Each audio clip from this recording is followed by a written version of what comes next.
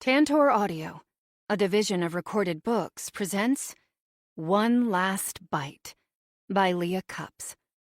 Narrated by Stephanie K. Prologue. I peer across the restaurant, my eyes catching on the glint of handcuffs. If those don't end up on my wrists by the end of the day, I'll be damn lucky. It isn't the first time the police have been called out to the barn-turned-restaurant, and it probably won't be the last. The dining room we're standing in is normally full of wealthy diners eager to taste the famed fare. But now, it's the backdrop for about a dozen police officers. I sigh. It was good while it lasted. I return my attention to the carefully folded linen napkin in front of me.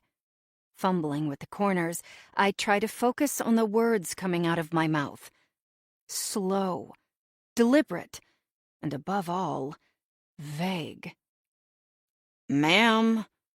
The detective rights himself in the chair across from me, trying to get my attention. "When did you say you found the blood?" About 2 hours ago.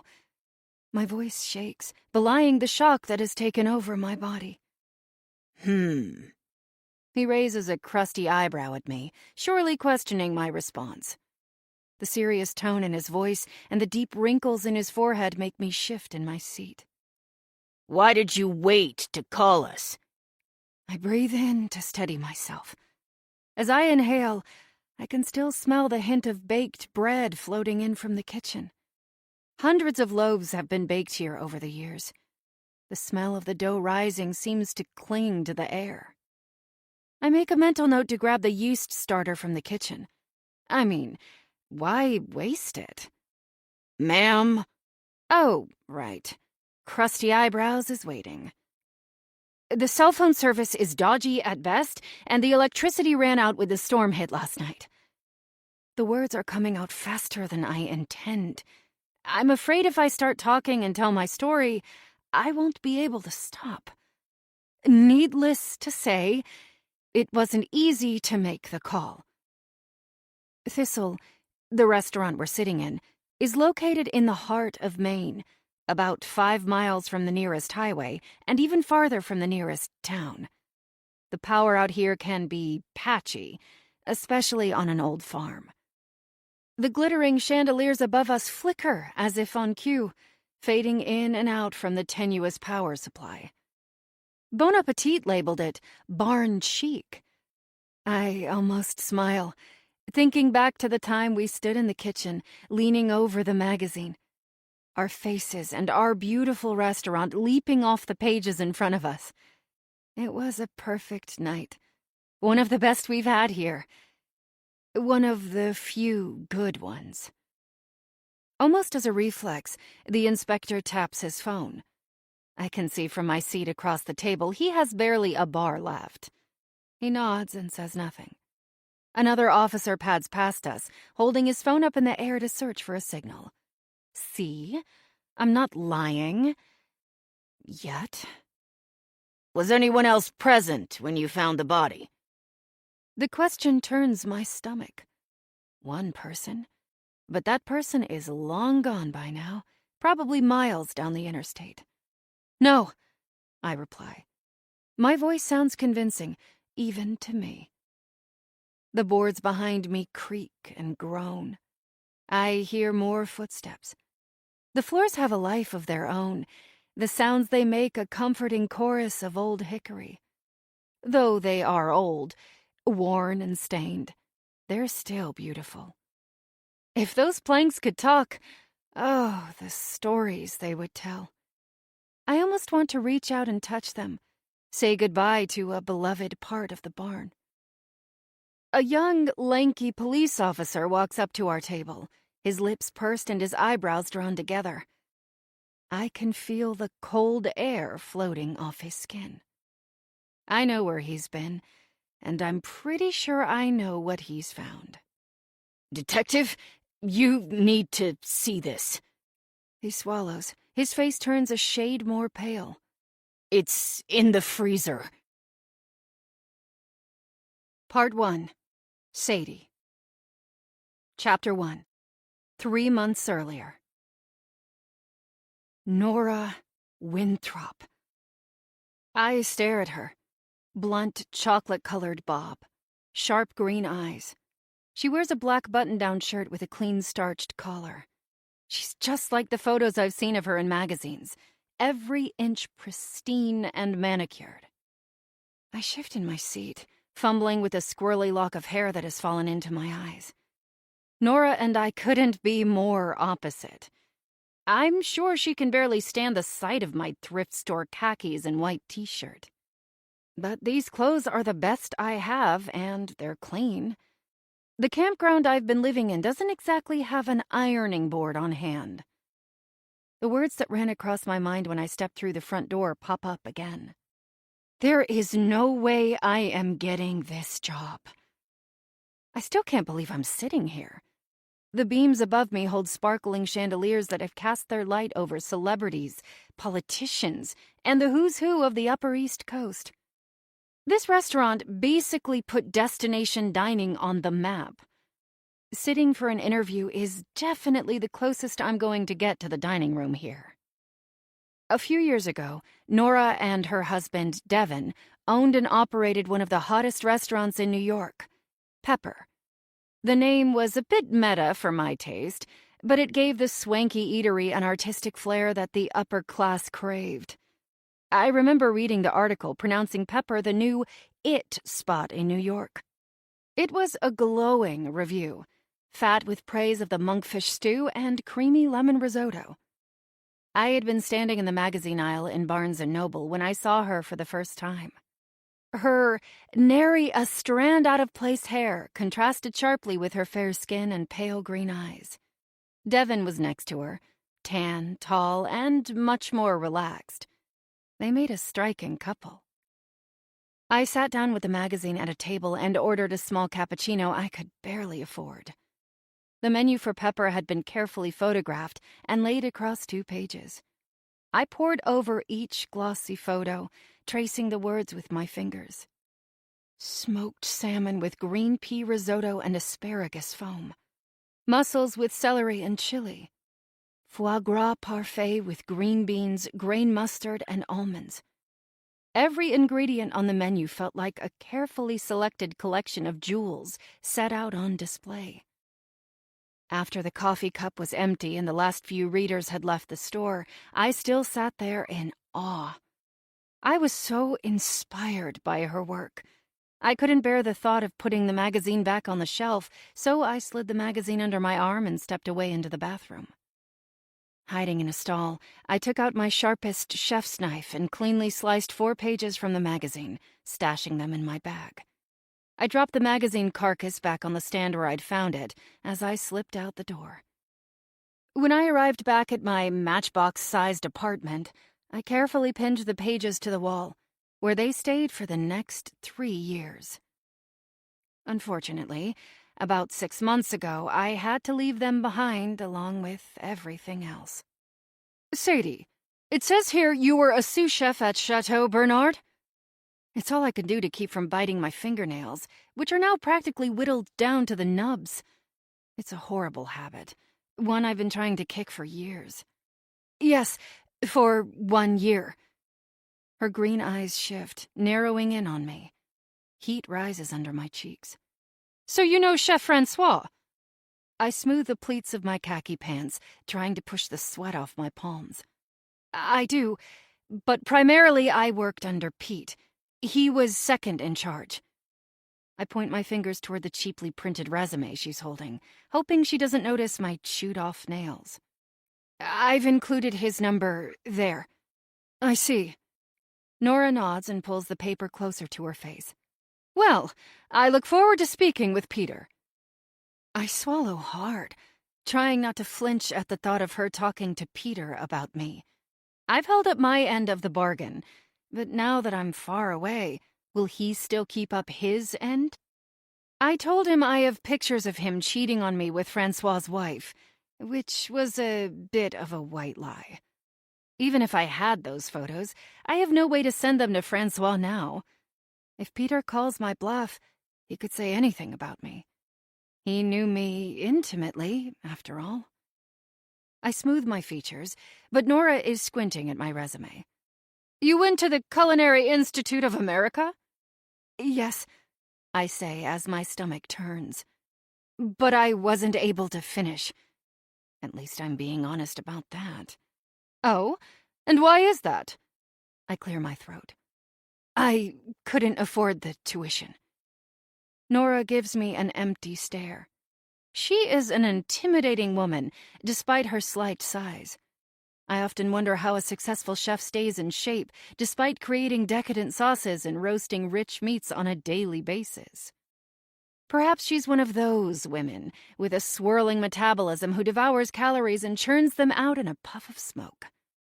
Me? I'm not so lucky. I frequently taste the goods I am preparing, and as a result, I keep a few more curves on my body than I would like. In fact, I feel downright frumpy in front of this sophisticated culinary icon, starched collar and all. I straighten my posture, remembering something my dad told me about faking it till you make it. But I've been saving money so I can go back and finish in a couple of years. I see. Nora suddenly straightens her back against the metal-framed bistro chair. It creaks in response. Well, Sadie, I have to say, your resume fits the bill. Of course, I need to make a few calls, but... She pauses, looking me in the eyes. I think we may have something for you here. When would you be able to start? I can feel the neurons firing in my brain, trying to make their way down to my lips. I open my mouth and close it. Wait, is she offering me a job? Sadie? She has to be kidding, right? Any time. I sit up in my seat, knocking the table setting in front of me in several different directions. I quickly put the fork, napkin, and plate back in their places. I mean, I'm available to start as soon as you need me. Nora leans back, touching her earlobe as she looks me up and down. Wonderful. I'll call you very soon. She slides her chair back to stand. Sounds perfect, I say as I leap to my feet and extend my hand to her, practically vibrating from head to toe. As Nora extends her hand in return, I notice a few spots on her arm. I think at first it's maybe a birthmark, but the coloring is a dark blue, like a bruise. I've seen these types of marks before. The pattern resembles the grip of a hand. She seems to notice my gaze on her arm and quickly pulls away. Nora, we need you! I hear a voice shouting from the kitchen behind her. Until then, she says, giving me one final once-over before turning her back on me. I open my mouth to speak, but she's already gone. Chapter 2. You might need to lower your expectations. That's what Sally Henshaw told me on my first day at Mike's Diner. It was right after I asked her where the table linens were located. The greasy roadside stop isn't exactly where I thought I'd be when I turned 22 years old. A one-story long rectangle with a few sagging boards on the outside and about 20 layers of paint inside. When diners pull open the front door, a tiny bell rings and a greasy breeze rolls out to them. Mike's Diner wasn't exactly my first choice of kitchen jobs, but it's been just over a week since I sat across from Nora in the dining room at Thistle. And so far, I've heard exactly nothing. No email, no phone call, and most definitely no offer for a job. I left a few messages with the hostess, a stone-cold woman who practically hung up on me as soon as she heard my voice. At this point, she probably thinks I'm stalking Nora. The last time I called, she suggested I give Nora some time and be patient so as not to bother her anymore. Basically, she told me not to call again. Sadie! Mike hollers from across the small kitchen. Table 5 is ready for their order. Right. Mike's pays what little bills I have, and at the very least, I'm cooking every day. The only catch? I have to wait tables, too. Now! His deep voice booms across the kitchen. I know better than to ignore his calls. A memory of a 6'3" and 300-pound frame squeezing into the kitchen to retrieve me this morning gets me hustling to the table. Coming! I smooth a sweaty curl from my cheek and brush it behind my ear. The chicken fried steak is still popping from its grease bath as I slide it onto the plate. I've created a nest of mashed potatoes that holds it securely in place as I spoon gravy over the top.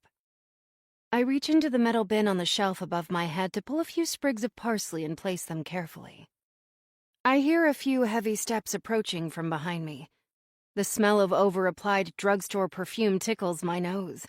I don't even have to look around to see who's standing behind me. It's beautiful, Sally says, touching my shoulder. But you know Joe, the semi-truck driver, doesn't give a damn what his chicken fried steak looks like, right? My shoulders fall. She's right. But it feels wrong to throw everything in a giant heap and dump it on the plate. Surely the cow who died for this meal deserves a more dignified delivery. I suppose you're right, I say, looking at the presentation. Where'd you get the green stuff? I bought it at a roadside stand. Oh, Sadie. Sally pats me on the shoulder. Sally, despite her husky voice and sleeve of tattoos, has a heart of gold. When I showed up here a few months ago desperate for work, she gave me the job even though I was very overqualified. We even shared a drink together after one particularly crazy shift, and I actually told her the real story about my past. She's the silver lining to an otherwise dire situation. What the heck is going on here? I hear Mike's gruff voice behind me. This is a truck stop, not a fine dining restaurant, damn it. Get your head out of your ass and feed my customers now. I straighten my back and feel my cheeks burn. Sorry, Mike. I grab the plate and head for the kitchen door. I can't afford to lose this job, even if I'll only be here for another week. The tips are fairly crappy, and the grease-filled diner is not what I imagined when I studied at culinary school, but it puts money in my pocket and also allows me to afford my car insurance and save for school. I place my back against the swinging kitchen door and push my way out into the diner. Mike's isn't going to make the hot list in Food magazine anytime soon, but man, is it busy. Truck drivers, cops, EMTs rolling off an 18-hour shift. They all crowd into the 20-table diner to enjoy a hot meal. Well, shoot, look at this.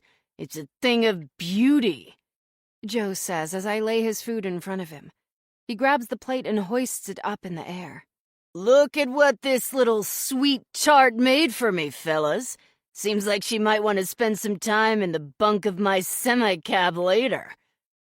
With this, he takes his finger and thrusts it in and out of the mashed potatoes. The whole diner erupts in laughter. I freeze in my spot for a few seconds, cheeks burning and tears stinging my eyes. Joe turns his face back toward me, but before he can say another word, I turn and hustle back toward the kitchen. When I'm safely out of sight, I take a deep breath and try to regain my composure. At least no one slapped me on the butt on my way back to the kitchen, but the day is still young.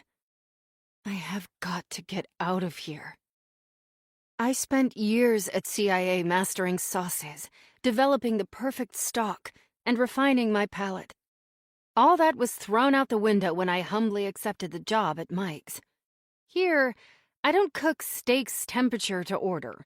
They're served on a white porcelain plate, chicken fried to perfection, with a side of canned gravy. When I first started here, I felt like a culinary angel fallen from the sky. Then again, I was never an angel to begin with. But my job here is temporary. Mike's niece, Rebecca, was on maternity leave when I got the job. Rebecca is a longtime employee of the diner. Everyone loves her, from the kitchen to the front door. She has regulars, fans of her cooking and her sassy one-liners. I am her temporary replacement. My work ethic has earned the respect of everyone at the diner except for Mike himself, who never seems to be satisfied with anything I do. As much as Sally says Mike wants to keep me, they just can't afford 2 cooks. I don't blame him. Rebecca is his niece, after all. So my days here are numbered. 7 days, to be exact. Part of me is elated at the idea of leaving this grease stack behind. The other part of me is wondering what the heck I'm going to do for money. If I lose my car, I'll be left with a tent, some clothes, and a few culinary school books. I will be officially homeless. When I didn't hear back from Nora, I started interviewing at other places. Pretty much anywhere within a 100-mile radius that's looking to hire a cook for their kitchen. The options are slim, but I wanted to stay close to Thistle just in case something opens up. I tighten the strings on my apron and get back to work. It's not like I want to stay here forever anyway, but with both my parents gone, I don't have a ton of options. Which reminds me, it's been a few hours since I checked my phone. I brush past the stainless steel sink to the small storage room in the back where I've hidden my purse behind a few sacks of flour. I pull out my phone and see several missed calls and texts. My pulse quickens with anticipation. Maybe I'll get some good news for once. The first message is from a small barbecue restaurant about 20 miles down the highway. I wipe the grease from my cheek and press the phone against my ear. Hi, Sadie. This is Derek from Bubba Buck's Belly Busting Barbecue. Unfortunately, we have decided to go with another... I don't even listen to the rest of the message before hitting delete. My heart sinks deeper into my stomach. The sounds of chatter and plates on steel grow louder outside the storage room door. I close it until the latch clicks so I can listen to the next message. Hello, Sadie. This is Nora Winthrop. Please give me a call back at your earliest convenience. My heartbeat picks back up. Finally! I twist the lock on the door and dial the number she left on my voicemail. After 4 rings, she picks up. This is Nora.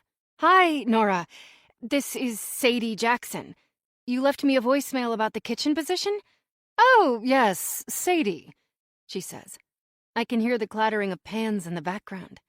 Let me step outside. Hold on for just a moment. Sure, I say.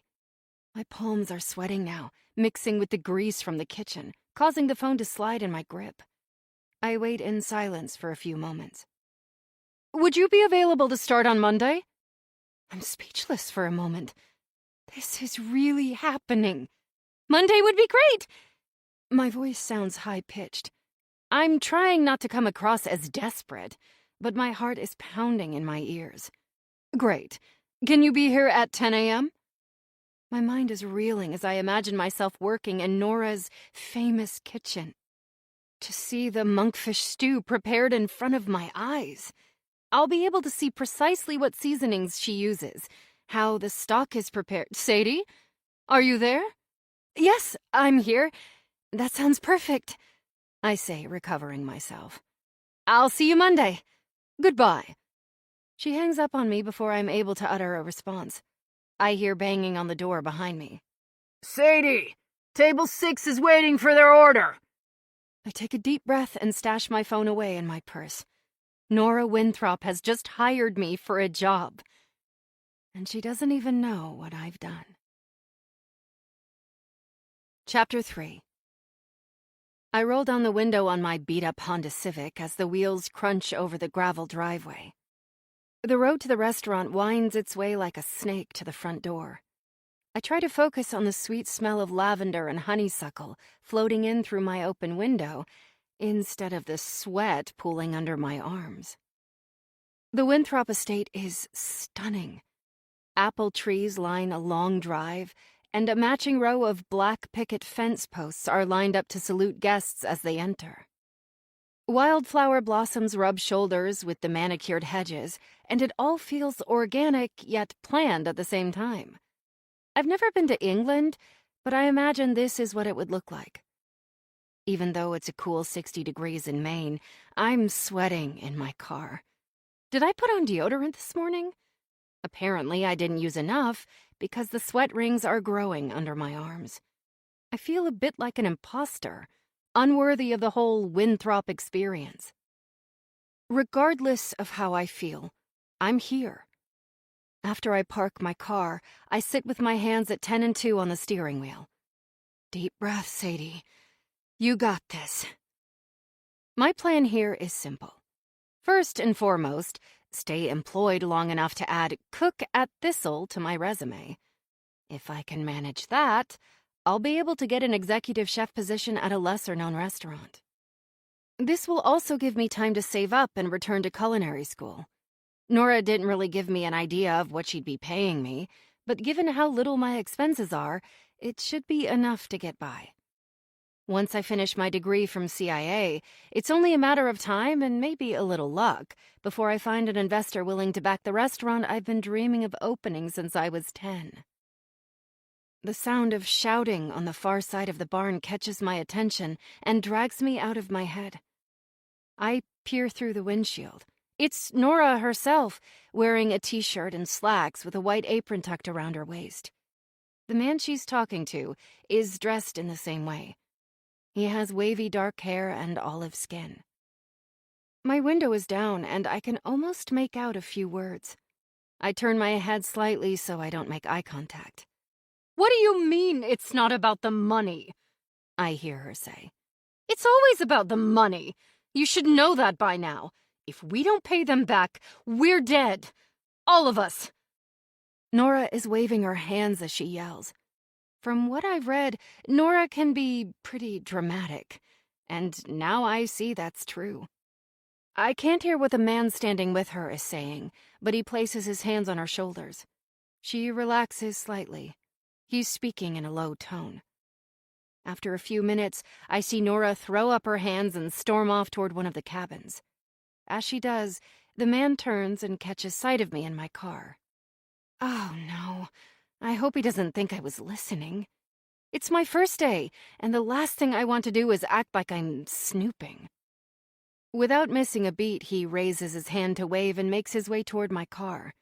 I pop open the door and step out to greet him. Here goes nothing. Hi, I'm Sadie, I say, reaching out my hand.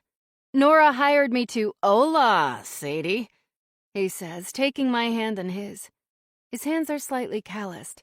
He has a strong grip and a slight accent. Nora told me you were coming. My name is Luis.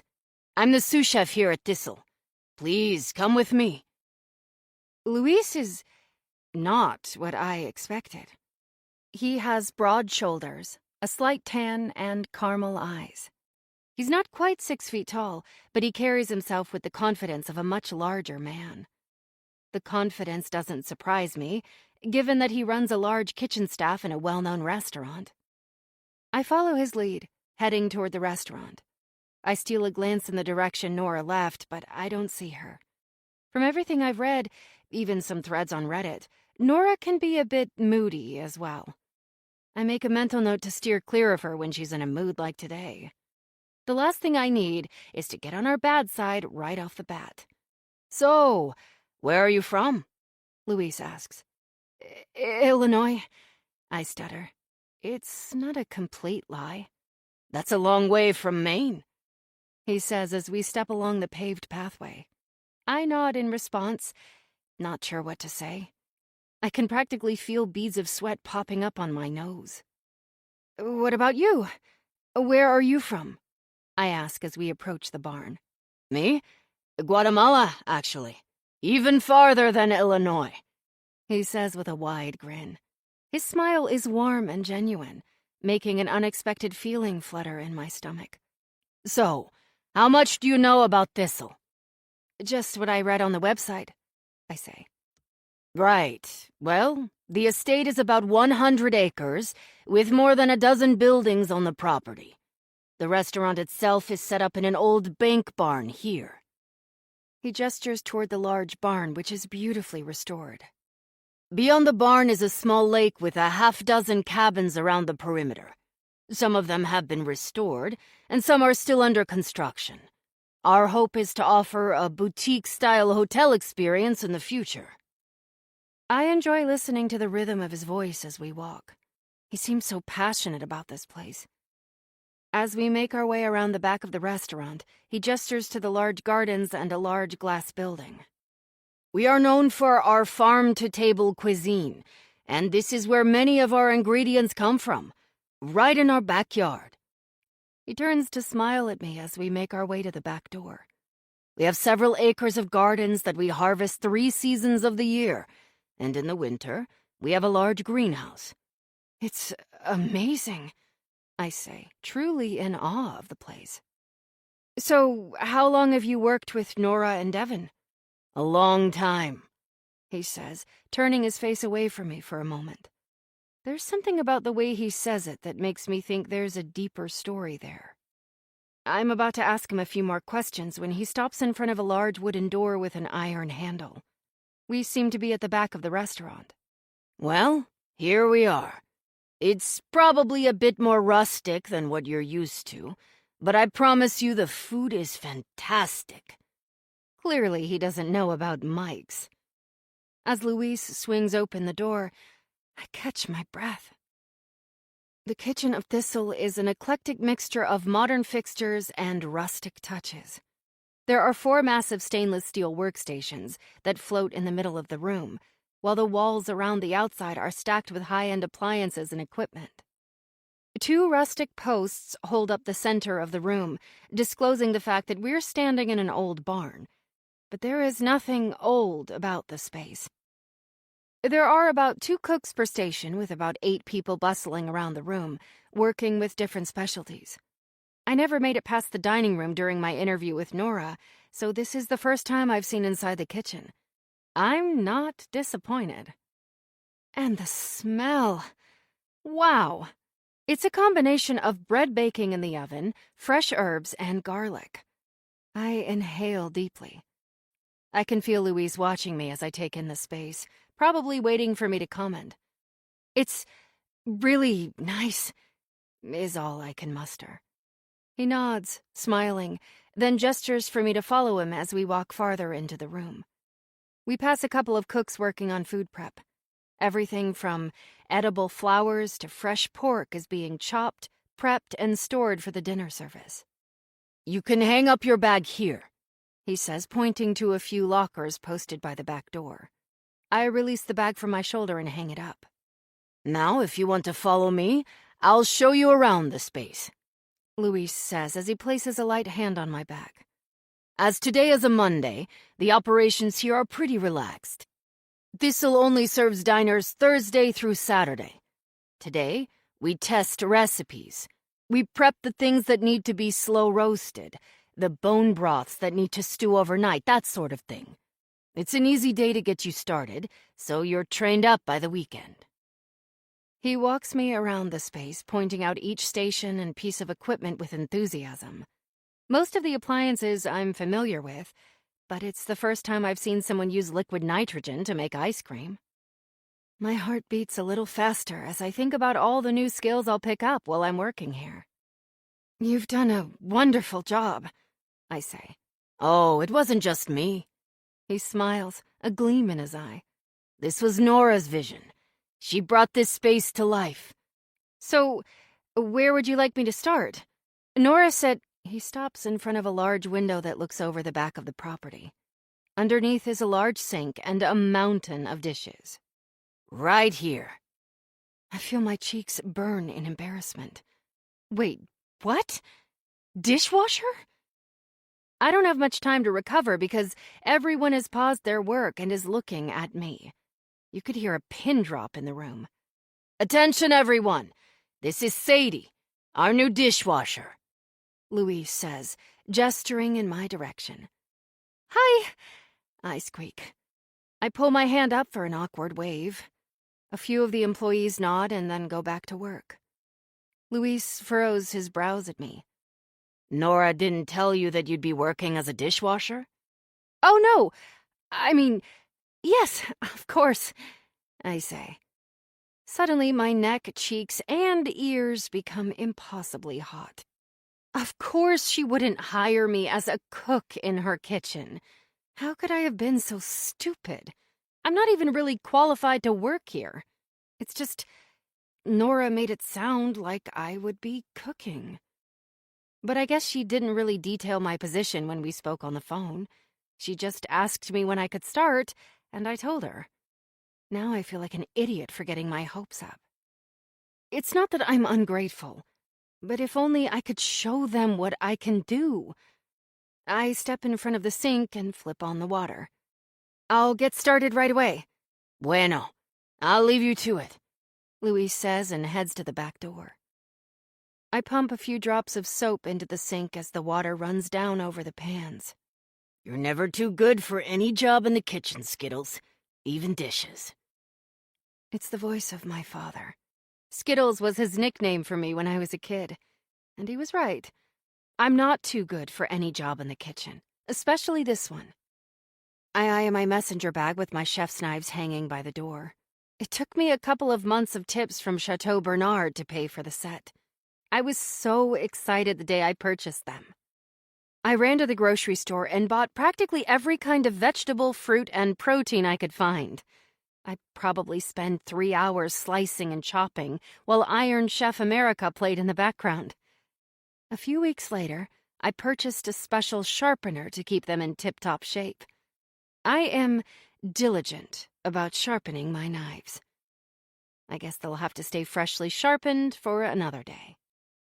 In the meantime, I tell myself I'll wash the dishes to pristine cleanliness until the right opportunity shows up. I just need one chance. Hello, everyone. A cheerful voice booms from the back door. I turn to see Devin Winthrop breeze into the room. I recognize him from the magazine spread in Taste. He looks taller in person, well over 6 feet. He's wearing jeans, a white V-neck t-shirt, and a blazer that fits snugly against his shoulders. As he approaches my station, I can smell fresh mint on his breath and a hint of cologne. You must be Sadie, he says, extending his hand. I'm Devin Winthrop. I scramble to wipe my hand off on my apron before offering it to him. His eyes sparkle slightly as he wraps his hand around mine. His grip is soft enough to not crush my fingers, but firm enough to let me know he's in charge. Nice to meet you, Mr. Winthrop. Thank you for the opportunity to work here, I say. To be honest, I am a bit starstruck. Not only is he very handsome, he's also the most famous restaurateur I've ever met. I don't know if I've ever actually swooned over someone I just met, but my knees feel like jelly. Please, call me Devin, he says, the corners of his mouth curling into a smile. Just as I let go of his hand, Nora appears behind him. Her cheeks are slightly flushed. Devin, I need to speak with you, now, she says. She glances in my direction with narrowing eyes, but doesn't address me by name. Devin whirls around to face her, taking a step back. Nora, darling, I missed you. He leans in to kiss her. Nora quickly turns her head so his lips land on her cheek. Wow, that was cold. Sure, me too, she says, turning her mouth into a tight smile. Can we talk outside? Of course. Devin turns back to me. Nice to meet you, Sadie. You too, I reply.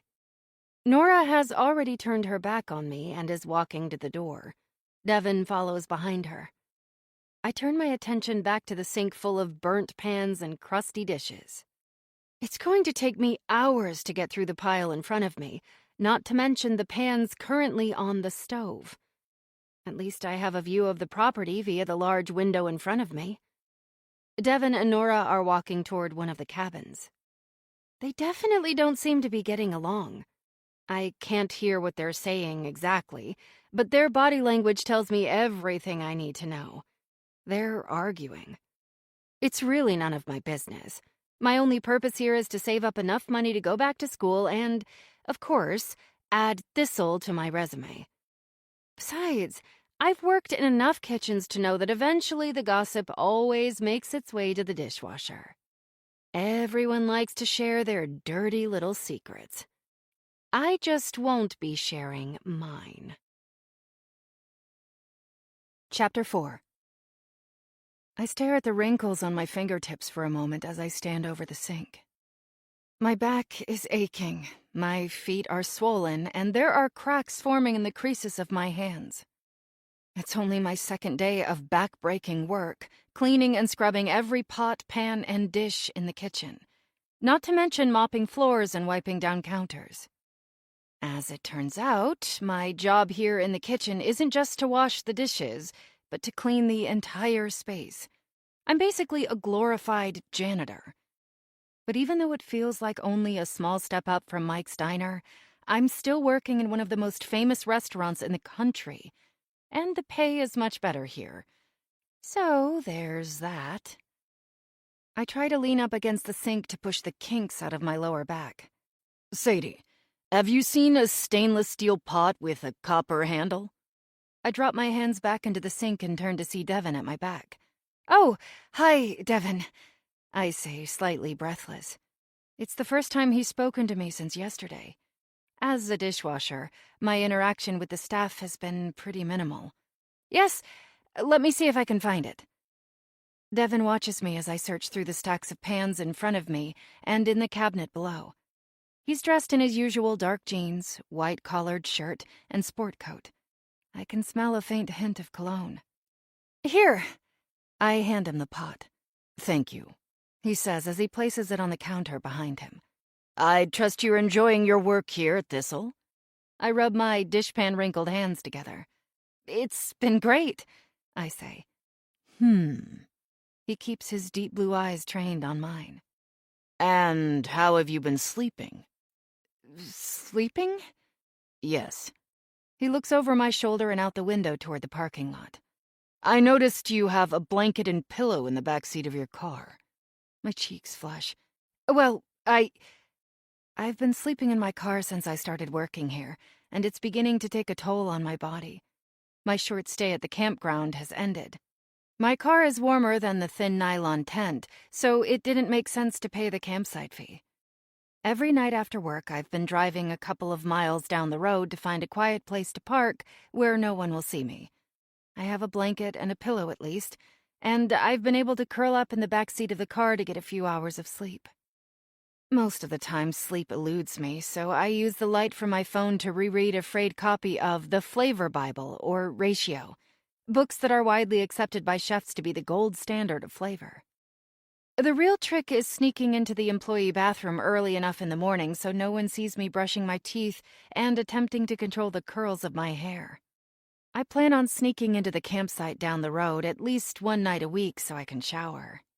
Are we not paying you enough to afford a place to stay? I swallow the last bit of saliva. I have no idea what to say in this moment other than to apologize. Yes, of course. It's just I've been trying to save as much money as I can, so I can go back to school. I wipe the dishwater off on my apron. My cheeks burn. I'm sorry. This is so embarrassing.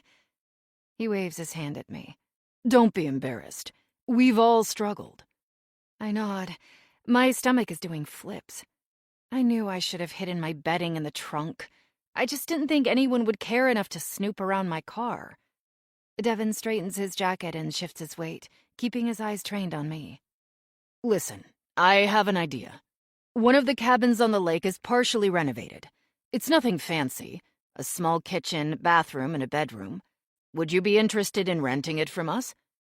Oh, wow. Devin, that's very generous of you, but My tongue gets tied up as I try to find the right words. But what? Nothing, I say. His eyes look so earnest. I can't say no. Are you sure? Yes, he says as he strokes his chin. I tell you what. Since you're trying to save money for school, what if I allow you to stay there in exchange for an extra day of work in the kitchen? Would that work for you? That would be wonderful. My voice sounds a little more desperate than I intend. It's a great offer. Even though I'm already working 6 days a week, what's one more? I pop a vertebra in my back. At this point, I'd do anything for a proper bed. Great. I'll have Louise bring you a key later today. He points his chin toward the dishes. Now it looks like you have a lot of work ahead of you today. Devin leaves the copper-handled pot on the counter and walks away to one of the other stations. I'm temporarily frozen as I watch him go. This whole situation is turning out better than I imagined. even if my hands have turned into shriveled prunes. I return to my sink full of pans and dishes with a renewed sense of determination. I was willing to sleep in my car for as long as it takes to work here, but this is an unexpected bonus. I can literally feel the knots in my neck muscles begin to dissipate just at the thought of a flat bed. Luis suddenly appears in the kitchen, his musical voice floating into the room. It's clear from the way the staff smile as he enters that everyone loves him. I've caught him on a few occasions gently tutoring a few of the cooks. He never raises his voice and always delivers criticism with a smile. I try to look busy as he walks toward me, holding 2 empty baskets. "Hola, Sadie," he says as a lock of auburn hair falls over his forehead. "Good morning." I nod in return. "I'm on my way out to the gardens to pick some fresh produce for dinner tomorrow. Care to join me?" He holds up one of the wooden baskets in his hands. "Oh, wow. Yes, I'd love to." I grab a dish towel and quickly dry my hands as he leads me into the garden. Yesterday, Luis gave me a brief tour of the gardens. And by tour, I mean that he pointed in the general direction of the massive manicured space, and I salivated over the idea of fresh tomatoes, basil, and anything else that might be growing there. Part of the charm of Thistle that brings in diners from all of the states is the fact that the ingredients of the food are local. So local, in fact, that they lie just a few hundred feet from the back door of the kitchen. "Here we are," Luis says triumphantly as we reach the garden. The garden is about an acre, filled with rows of carefully manicured plants, leaves waving in the wind. Luis walks me up and down the rows, pointing out radishes, carrots, potatoes, many other plants, and finally the strawberries. These are just like the ones I ate as a child. I grew up in a kitchen, and my father often brought me the local produce to savor, like juicy strawberries in the heat of summer. But because we were a diner, not a high-end restaurant, most of our produce was bought at the local food wholesaler or canned. I can remember distinctly the day he brought in the blanched, almost white strawberries from the food delivery truck. I snagged one of the strawberries from the top of the pile and popped it into my mouth. I'm not sure which was more shocked, my taste buds or my brain. "Dad, what is this?"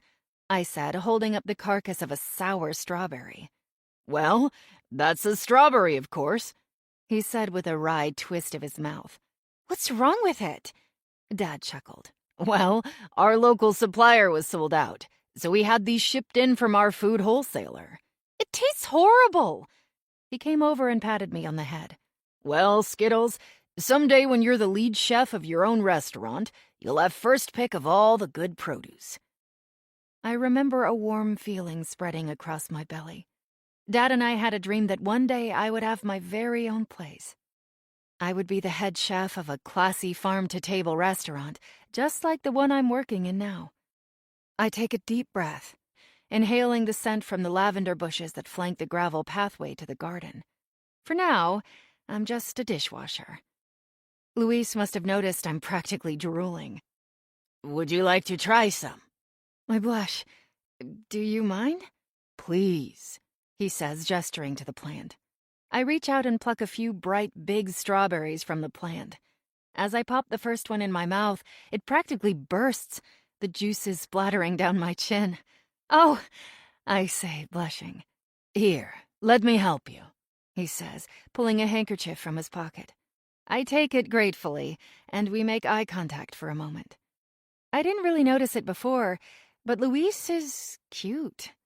Not in a chiseled cowboy sort of way, but he has warm almond eyes that sort of sparkle in the light. "Luis!" I turn on my heel to see Nora bounding toward us from the south side of the garden. "Where have you been? I've been looking for you. I need the appetizer list now, or Devin is going to murder me." Any warmth that Nora showed me during our interview and on the phone afterward is gone. She's barely spoken a word to me since I started here. She doesn't even acknowledge me as I stand next to Louise. "Calm down, Nora," Louise says gently. "I've got the list on my desk. Sadie and I were just pulling some fresh herbs and strawberries from the garden." Nora seems to suddenly become aware of my presence and turns a steely gaze in my direction. I notice a small gold locket hanging around her neck, which I recognize from the magazine photo I saw of her. "Are you eating strawberries? You know you are not allowed to—" Luis holds his hand up to stop Nora from continuing. "It was my idea, Nora. Please."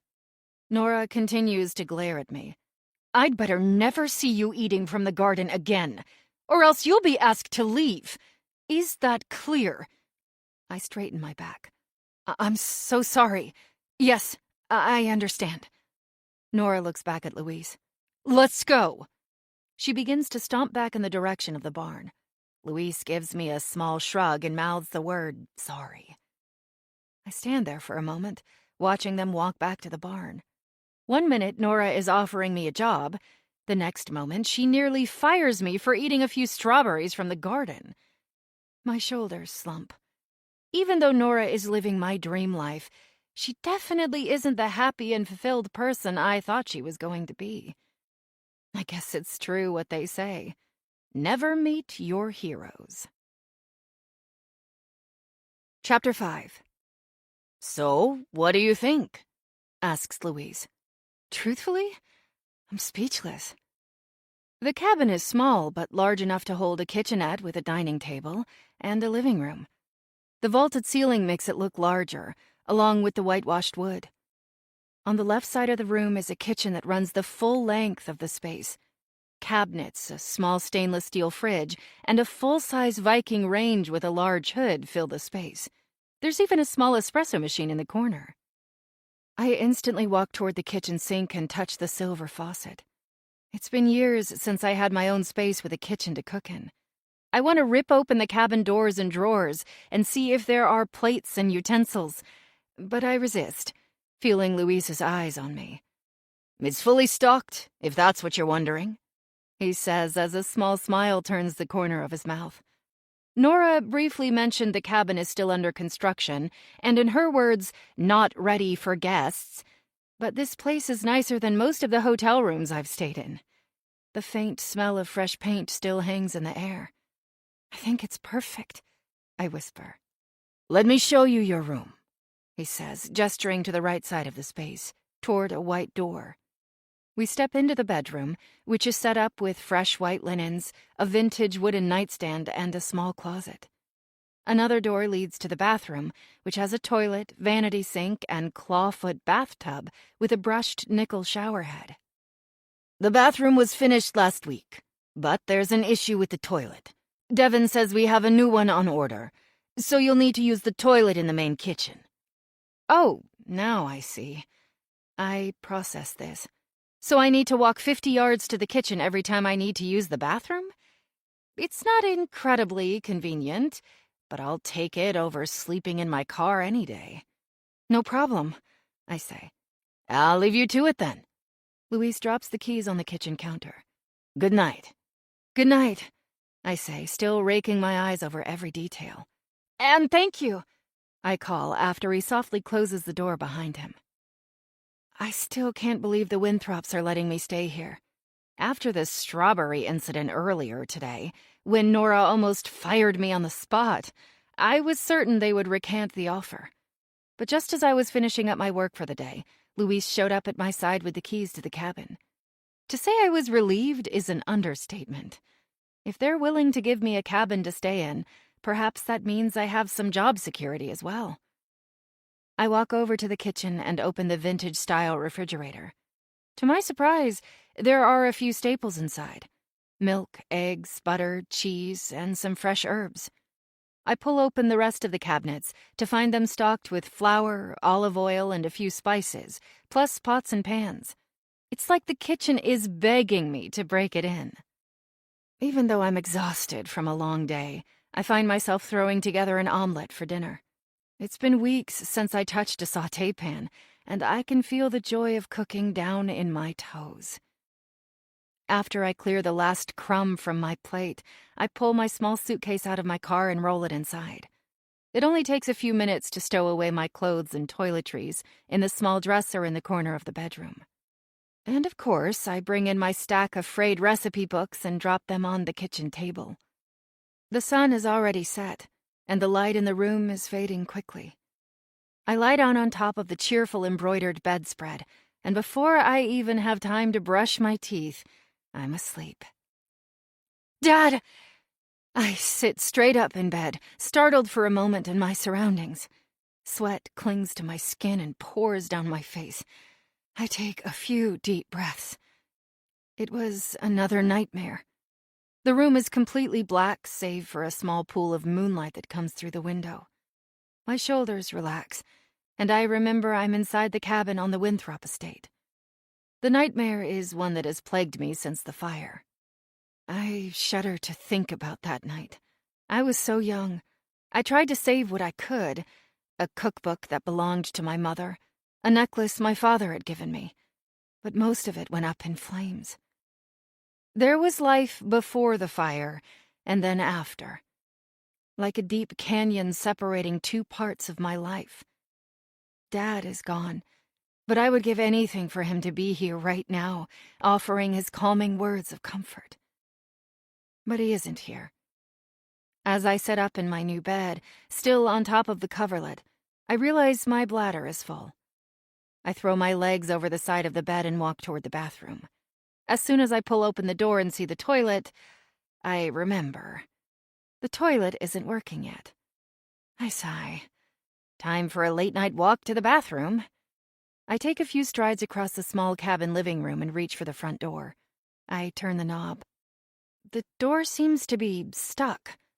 I turn the knob again, jiggle the handle. I even throw my weight up against the door. It doesn't budge. I try the key Louise gave me, but it doesn't seem to work. Great! Half asleep and still in need of the toilet, I make my way to the window. I flip the latch, tug on the window sash. To my relief, the window opens. It's small, but I'm able to wedge myself into the opening. After a few pushes, I fall onto the freshly mulched landscaping outside the cabin with a small thud. I quickly look around. I would be mortified if someone saw me crawling out my window. The window drops closed behind me with a snap. I say a little prayer that I can get back in as easily. Trudging across the dewy grass toward the kitchen, I feel a bit self-conscious, walking around the property in the middle of the night. But it's peaceful. The moon lights my path and casts a delicate reflection in the lake. I look a little farther across the pond and notice one of the other cabins has a light on. I stop for a moment, peering into the darkness. Shadows cross back and forth in front of the windows. I look at my watch. It's 2 a.m. Why are people walking around at this hour? A small breeze blows against my bare arms, and I shiver. A moment later, the light turns off, and the cabin is cast back into darkness. I hope whoever was up didn't see me and think I was snooping around. I hurry to the kitchen bathroom, and thankfully it's unlocked. I do my business, close the door, and head back to my cabin. To my relief, the window lifts open. I squeeze my body through the opening and fall back into the room. My heart is pounding from the experience, but after a few deep breaths, I fall back asleep. My last thought is to ask Louise to fix the door. Chapter 6. You okay? I fumble with the right words. Okay? Well, it's my third day here, and I'm standing staring at a colossal mess of burnt pans, clumps of dried and crusted sauces, and warped baking sheets. What in the world happened here last night? Oh, yeah, I'm fine, I say. I turn to see an older gray-haired man carrying a load of baking dishes. He drops them off by the sink. I'm Charlie. He extends his hand. Sadie, I say, wiping my hands before shaking his. Nice to meet you. Likewise. Are you the pastry chef? I am, he says. There's something about the crinkles in the corners of his eyes when he smiles that makes me instantly like him. What are you working on today? I ask. Ah, well, we have a fresh crop of rhubarb coming in from the garden today. So I'm making a strawberry and rhubarb tart topped with elderflower creme fraiche. My mouth is literally watering. Maybe you can stop by my station for a tasting later? What I want to say is, heck yes! Yes, that'd be great, I say with tempered enthusiasm. Charlie smiles and walks back to his section of the kitchen.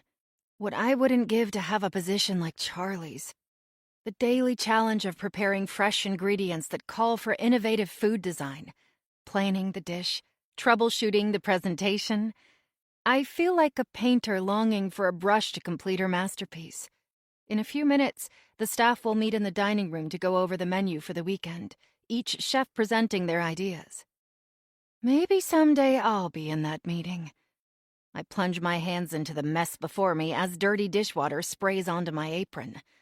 But not today. Because of my previous work in a professional kitchen, I find the burnt pans to be a bit unusual. Typically, the staff work together as a team, and that includes rinsing off dishes and placing them in the sink area, without letting the charred food set in the pots and pans overnight. It's as if someone made this mess for me on purpose. Starting as a dishwasher wasn't exactly a part of my plan, but it's a start. Eventually, I need to find a way to get my name in the roster of cooks. I'm guessing Luis will be my ticket in, since Nora barely looks at me, and Devin has barely been here. Luis seems to be the one who is truly running the restaurant. I take a deep breath. Maybe Nora is working on some fantastic new dish, and this is part of her process.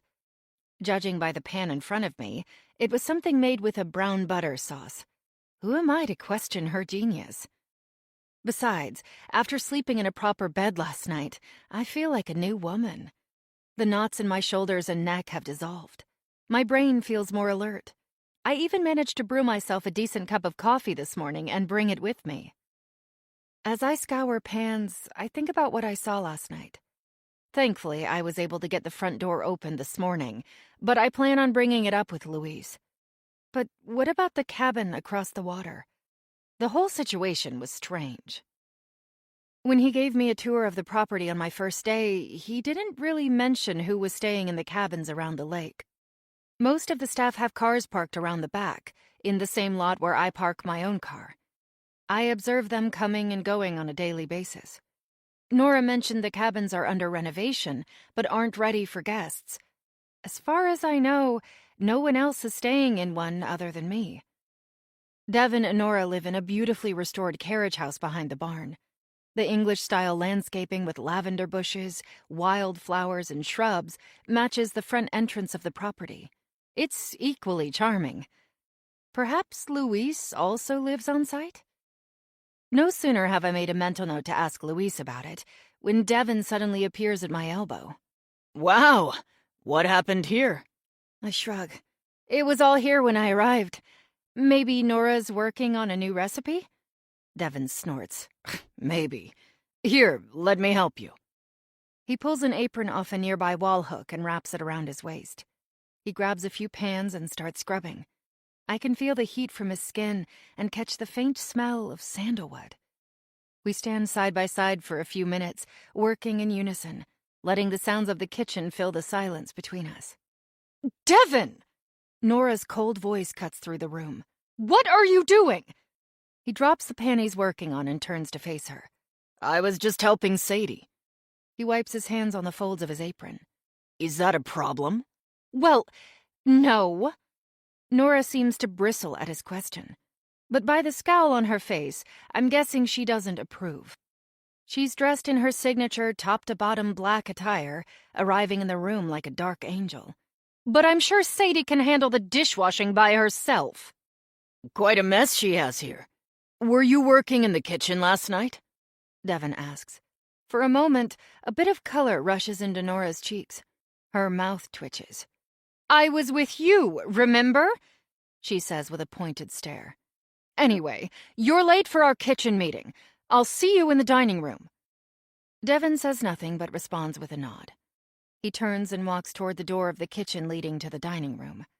As I pull my gaze back to the sink, I notice a folded slip of paper on the floor. I bend down to pick it up. I unfold it and see handwriting on the inside, instantly recognizing the structure of a recipe. Not wanting to draw attention to myself, I slip the paper into my pocket. I keep working for a few minutes and then take my bathroom break. In the bathroom stall, I lock the door and reach into my apron. The list of ingredients is simple: sweet potatoes, chives, butter, and a few other items. On the flip side of the paper is a note that reads, Nora's Best, November 2018. I chew the inside of my mouth. So this is a recipe from Pepper, from back when the place was at the peak of its success. I rub my fingers along the edge of the paper, which has a few food stains on it. Why is Devin carrying this around? A new idea bubbles up in my mind. What if I try to make this recipe? I have what I need equipment-wise in the cabin. I just need a few ingredients I can probably pull from leftovers in the kitchen. I picture myself creating a masterpiece and presenting it to Devin. I know he's the key to getting my own restaurant, and maybe I could impress him by one-upping one of Nora's best recipes. Or maybe not. I haven't even finished culinary school, after all. I make a mental note to copy the recipe down and give it back to Devin. I'm sure Nora will be missing it soon. The rest of the afternoon passes in a flurry of dishes and cleaning. The restaurant is full every night we're open, but after hearing the grumbles from the staff as they leave their meeting, I know we have an especially packed roster of guests. I plan to do my very best to help everyone. About halfway through the shift, I hear Nora yelling from across the room. "Where's the basil, Charlie? Are you completely incompetent? This dish is not complete without the basil. Didn't you see my notes?" I look up to see Charlie and Nora at his station. His face is bright red. Everyone in the room seems to be quietly watching. "I'm sorry. I must have run out," Charlie says. Nora continues to scream at him. "Then we need to get some! Now!" She looks around the room, and when her eyes land on me, my heart practically stops. "Sadie, go out to the garden and get me some basil now," she says, her eyes searing into me. "You do know what basil is, right?" "Yes," I say. "Of course. I'll go now." I put down the glassware I was polishing and start walking toward the door. "Everyone, back to work!" I hear Nora yell as I exit the kitchen. My heart beats wildly as I walk the dimly lit path toward the garden. I manage to pull some basil from the nearest section. I didn't have time to grab a pair of clippers, but this will have to do. I hurry back to the kitchen. When I return, everyone is quietly working, and Nora is nowhere in sight. I drop a large pile of basil at Charlie's station. "Are you okay?" I ask. "I'm fine," he says, although his hands shake slightly as he takes the basil and runs it under some water in a nearby sink. "Just another day with Nora." "Is she always like that?" I ask in a low whisper. Charlie pauses and looks me in the eyes. "Always." After that, he turns his back on me to start preparing the basil. I turn and walk back to my station, thankful I'm not yet under the kind of pressure Charlie is. Or Nora, for that matter. As I'm making my way through another stack of dishes, I feel my phone buzz in my pocket. And a few seconds later, it buzzes again. With no family and few friends, I don't get a lot of messages. Who would call me multiple times? I take out my phone and swipe it open. The message makes my heart sink. Brian LaGrange, my parole officer. Why is it that when you finally start to make progress on your future, the past shows up to haunt you? Chapter 7. I decide to take a bathroom break and find some privacy so I can respond to the message. I don't want anyone looking over my shoulder. It's not like the message is a complete surprise, but I've been so caught up in my work here that I forgot to check in with Brian. I'm on parole. A tiny little detail that I decided to omit from my resume when I applied for the position here at Thistle. A piece of information that prevented me from getting almost every kitchen job I applied for over the last 6 months. Except, of course, for Mike Steiner. And now here. I stare at the messages. "Where have you been, Sadie? We need to meet once a month, remember?" Sorry, I've been busy. New job. Since when? You're supposed to check in with me. It's the law. Ugh, I roll my eyes. Sorry. We'll talk about it tomorrow. Where would you like to meet? My mouth goes dry. Well, there is no way he's coming here. I can't let the Winthrops find out about my prison time. That would ruin everything. There's only one place I can think of, and the thought of it makes my stomach twist in a knot. Mike's? I watch as the text bubble appears and disappears. Sure. See you at 10 a.m. Don't be late. I text him back a thumbs up. Mike's became the regular meeting place for Brian and me over the last few months. Mike himself didn't seem to care as long as I was off my regular shift. When I tried to offer Sally an explanation as to who Brian was and why we were meeting, she put her hand up to silence me. Past is the past, kiddo. I don't need to know your business. Sometimes I miss Sally, but I don't miss the diner. I'll take washing dishes at Thistle over the butt-slapping waitressing job any day. Not to mention the grease that clung to my hair for 3 days after I quit. I leave the bathroom, make my way back to the mountain of pots and pans, and set to work again. As I pass the staff, I notice that everyone is quietly focused on their work. There isn't a lot of chatter in this kitchen. It's not that the kitchen staff aren't friendly, it just feels like the stakes are higher here. One wrong move could set Nora off in the wrong mood. And I had a first-row seat to one of those mood swings today. There are about a dozen cooks in total, plus myself, working in the kitchen on a daily basis. Dinners are served Thursday through Saturday, while the rest of the week is dedicated to preparing the ingredients. I have no doubt this place could be booked every night of the week. But now that I've been working here for a few weeks, I understand why they don't do it that way. Having an exclusive opening just a few nights a week allows for a truly unique experience for the guests. From the time their feet hit the gravel parking lot, which is part of the rural charm, I suppose, they are catered to. And it gives the place a sort of reverence for its exclusivity. Not to mention the remote location requires some diners to travel for miles before they arrive. Even though dinner service is only 3 nights a week, and because the staff here work all week to prepare, the dishes never stop coming in. After a few minutes, the back door bursts open, and Devin re-enters the room. His face looks rather flushed. He walks over to one of the bakers and asks him if he saw a piece of paper lying on the floor. The man shakes his head no. Devin makes his way to the next station. Before he can say another word, I feel I should speak up. "Devin?" He looks at me and walks over. I don't really want to give the recipe back, but I've stared at it long enough to have the gist of the recipe memorized. "Are you looking for this? You dropped it earlier." His shoulders fall. Yes! Thank you, Sadie. You saved me. I can't help but bask in his praise. "You're welcome." Ask him. I can hear some part of my brain screaming. I'd love to try to make it for you." He cocks his head to the side, looking so intently into my eyes I almost take a step back. Make the sweet potato souffle? "I could try," I say, taking a step back. Did I overstep? "I went to CIA and—" He holds up a hand to silence me. This is a complicated recipe. You must get the texture just right to make it work. But I appreciate your boldness. He thinks I'm an idiot. "Oh, of course. I just thought I'd tell you what. We're actually closed this Thursday. How about you cook for me then? I know you're staying in cabin 7, and there's a full kitchen there. 7 o'clock sound good?" "Yes, sir. That would be great. Thank you." Devin chuckles. You don't need to call me sir. Devin is just fine. He shoves the recipe back in his pocket, and as he turns, he says, "See you then." As soon as he leaves the room, I exhale deeply. My heart is pounding, and my palms are sweating. I am going to be cooking for one of the most famous restaurant investors in the Northeast. I can't believe it.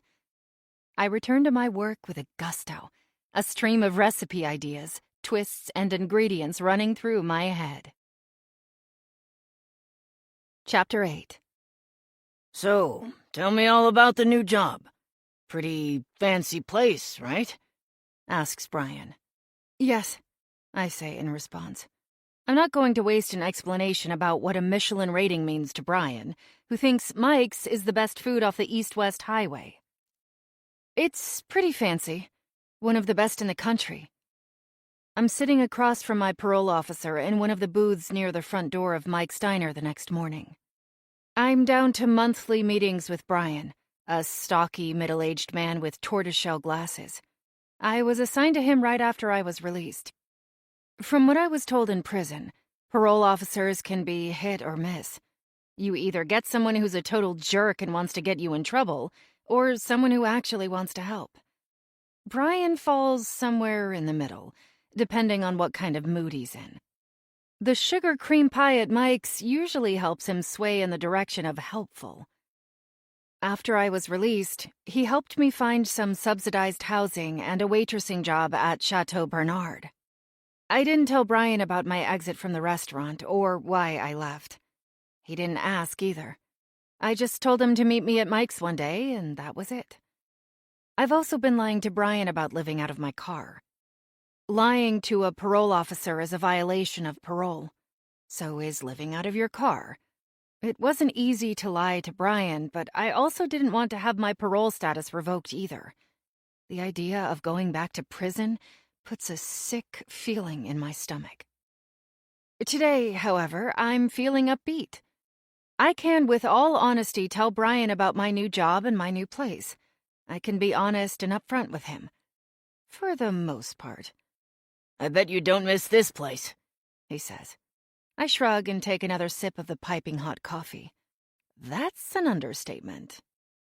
Just last week, I was slinging biscuits and gravy to the customers. Now I'm working in the kitchen of one of the best restaurants in the country. As long as Nora doesn't fire me for looking at her the wrong way. I was lucky to get this job. But yes, Thistle is great. The work there has been satisfying. What exactly are you doing there? Well, right now, I'm washing dishes. I'm not sure why I'm embarrassed to say this out loud. I'm sure Brian doesn't care what I'm doing at Thistle. But there is room to move up to a cook position if I work hard. As long as you're working, he says between bites of his sugar cream pie. So, where are you living? I chew my lip. Occasionally, parole officers will do a site visit to verify the residence of the parolee. In all my excitement, I hadn't thought about telling him where I'm staying. The last thing I need is Brian showing up at the cabin. I'm renting a cabin from the owner, Devin Winthrop. Brian raises an eyebrow at me. He sits back deeper in the vinyl booth. I'm going to need an address and a receipt for rent that verifies you live there. My heart sinks. This is just what I was afraid of. Sure, I can get that for you. I took a strand of hair behind my ear. But I'm new there, so it may take me a few days. He cocks his head to the side, as if trying to read me. As a parole officer, I'm sure Brian is pretty good at reading people. And I'm sure he can tell when they're lying. He stares at me for what feels like an eternity as I squirm in my seat. Okay, I'm going to hold you to that, he finally says. Great, I say, letting out a small breath. At least I've bought myself some time. I'm actually cooking for Devin tonight, I blurt out. A funny look crosses his face. Just the two of you? I think so. Be careful around men like that, Sadie. I sit up in my seat. What do you mean? Listen, I wasn't going to say anything, but I had a client who worked at Pepper. He puts his fork down next to his plate and pushes it away. And I looked into the Winthrops as well. There are rumors. My stomach twists in a knot. Rumors about what? It would be unprofessional of me to discuss another client, he says, leaning forward. But do you know why Pepper closed? It was a fire, right? Yes. A fire that destroyed the restaurant and half the building. Supposedly no one was injured, but the Winthrops lost everything. The staff went unpaid, the building was condemned, and they never reopened. I listen intently. I knew there was a fire, and then the Winthrops sort of disappeared from the culinary world for a while, but I never really thought much of it. Thistle opened up with a splash of news, and the fire was kind of forgotten. Maybe they just took the insurance money and needed a break. Restaurants are hard work. Or maybe there was no insurance money. I purse my lips together. Where is he going with this? I'm sure it was insured. Otherwise, how were they able to open Thistle? Brian sits back in his seat and shrugs. That's all I'm going to say. I'm just warning you to tread carefully. Don't get too close to the Winthrops. He presses a napkin to his lips. You have more to lose than they do. My stomach knots up at his words. Of course, I would do anything to avoid going back to prison. But I can't see how working for the Winthrops could get me in any kind of trouble. I'm working at one of the most famous restaurants in the country, and they've given me a place to sleep on top of it. It's more than I ever hoped for when I got out of the pen. Hey, Brian, you two finished up here? Sally walks up to our table. She looks more tired than usual, her hair slightly oily from lack of washing. One of the other servers mentioned she'd been covering my shifts since Mike's niece took over the kitchen. Apparently, Rebecca can only cook now that she has a baby in tow. Yep, I need to head out. You serve the best pie here, Sally. Well, thanks, sugar. I stack our plates together for Sally to take them away. Stop by and say hi on your way out, Sadie. I need to talk to you. Okay, sure, I reply. Brian is already on his feet. I'll need your address and a receipt for rent next week, or else we'll need to set up a site visit so I can verify residence. I'll get it to you as soon as possible, I say, rising to my feet. I promise. Brian gives me a look that makes me feel like he can see right through to my soul. I'm sure you will. Bye, Sadie. Bye, I manage. My guts feel like spaghetti. I mean, technically, I have nothing to hide from him. It's just the fact that the Winthrops still don't know about my prison time, and I need to keep that a secret for as long as possible. I watch him walk out, the bell clanging against the metal door as he steps into the sunshine. What is he not telling me about Thistle? I hadn't given much thought to the 3-year gap between the closing of Pepper and the opening of Thistle. And why wouldn't the Winthrops have insurance? It's really none of my business. But part of me is curious. What if Devon offers me a more permanent position at Thistle? I thought the Winthrops had loads of money. I look back toward the kitchen and see Sally bounding out the swinging door, her arms full of dishes. I could see if she wants some help, but in truth, I am exhausted. I want to have enough time to stop by the farmer's stand on Highway 24 so I can pick up some ingredients to cook for Devon. Not to mention, I need to be back at work. Sadie! I hear a voice belt my name from across the room. I turn on my heel to see Joe, the semi-truck driver who humiliated me a few weeks ago. He's waving at me from one of the corner booths. I pretend not to see him. It's definitely time to get out of here. I catch Sally's attention and mouth the words, "I have to go. See you soon." "Call me," she calls back as she lays down 4 full plates in front of her customers. I push my way out the door and walk to my car. Questions from my conversation with Brian float through my head. No insurance money? How did they cover their losses from the fire? I take a deep breath and shake my head. It's really none of my business. Besides, I only have one question I need an answer for right now. How am I going to top Nora's best soufflé? Chapter 9. Come on in, I say, opening the door. Devon Winthrop crosses the threshold into the cabin. I'm still pinching myself. I'm also sweating through my shirt. Our dinner is purely professional, but I find myself biting my lip as the fresh hint of sandalwood floats off his skin and into the room. I tried to clean myself up after feverishly working for the last 2 hours on the sweet potato soufflé I found in Nora's recipe. It was a little tricky, but I managed. I pulled my hair back at the sides and put on a clean sweater and slacks a few minutes before he arrived. I even put on some perfume to mask the sweat. "It smells amazing in here," Devon says as he walks into the kitchen. There's a small table in the room with 4 chairs. I lit a few candles to give it the ambiance the meal hopefully deserves, but the effect feels a little too intimate. Beads of sweat pop up on my nose. "Thank you," I say. I tuck a strand of curly hair behind my ears and rearrange the candles I set on the table. Devin pulls out a chair and seats himself. He's brought a bottle of wine. "I hope you don't mind. It's been a long day," he says, nodding his head at the bottle. "No, it's fine," I say, grabbing the bottle from the table. "Here, let me open that for you." I turn my back to him as I take a few steps to the kitchen. He sits in silence as I fumble through the drawers, looking for a bottle opener. Bottle in hand, I turn around to face him while I pry it open. He's on his phone, a frown on his face. "Is Nora going to join us?" I ask timidly. He says, obviously immersed in some important business on his phone. He looks up at me and gives me a tight smile. "Oh, Nora is with Luis, chasing down some mussels from a supplier. They had to drive to the coast, so she'll be back tomorrow." I pull a glass from the cabinet and set it in front of Devin. He looks up from his phone. "Please, pour yourself a glass," he says, eyes on the bottle in front of him. He gives me a crooked smile. "It might help calm your nerves." I feel a bit of heat rush to my cheeks. Since this is my first time cooking for Devin, I wasn't quite sure what the protocol would be. Are we eating together? Do I simply serve him? I turn away to pull another glass from the cabinet.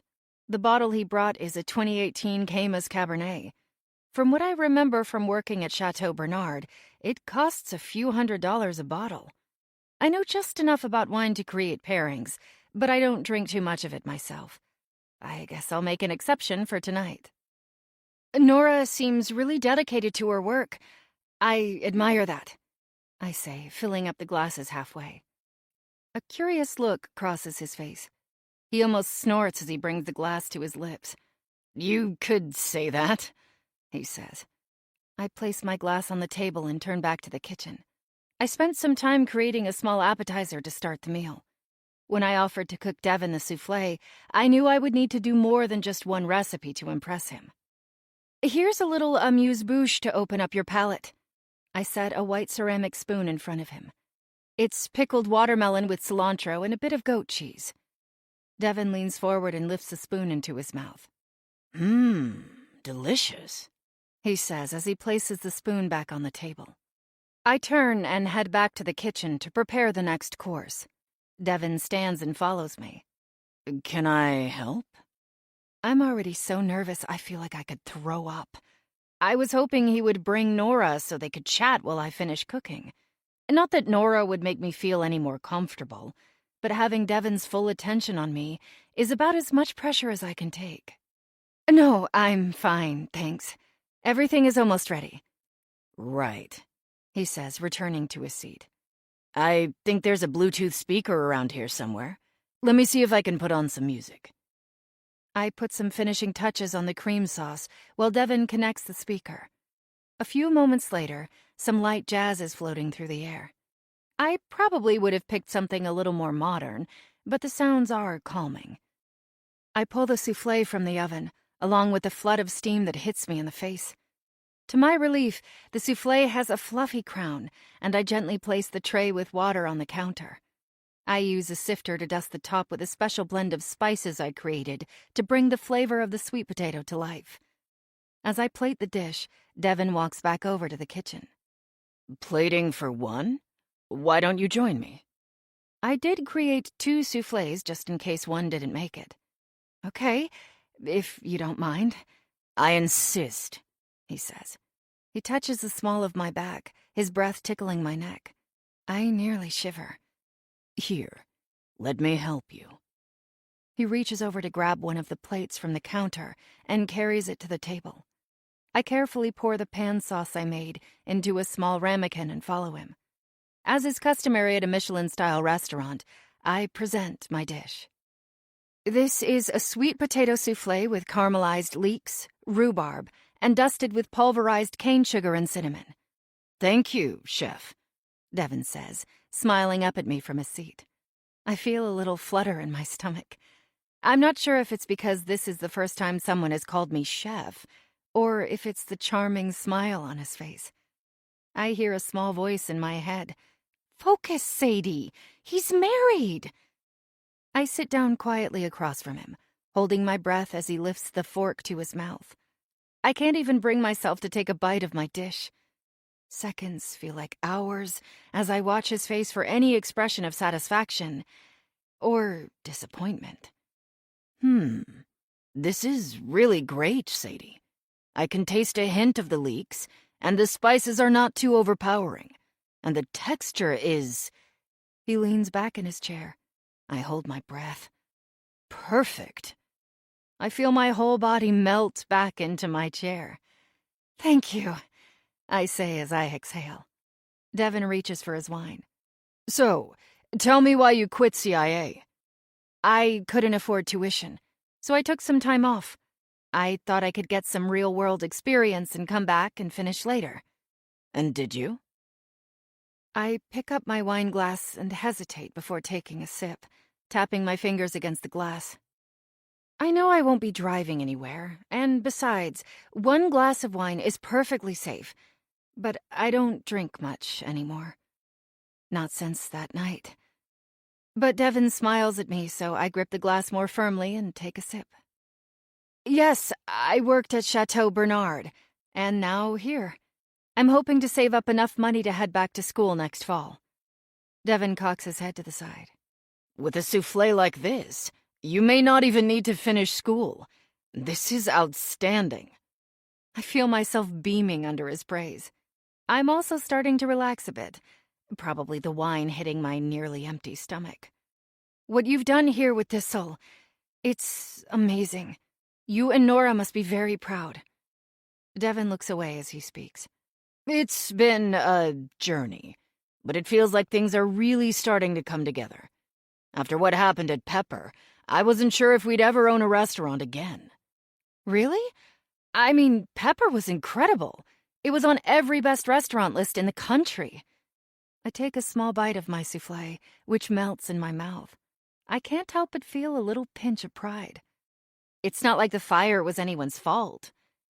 When he turns his face back toward me, his expression looks troubled.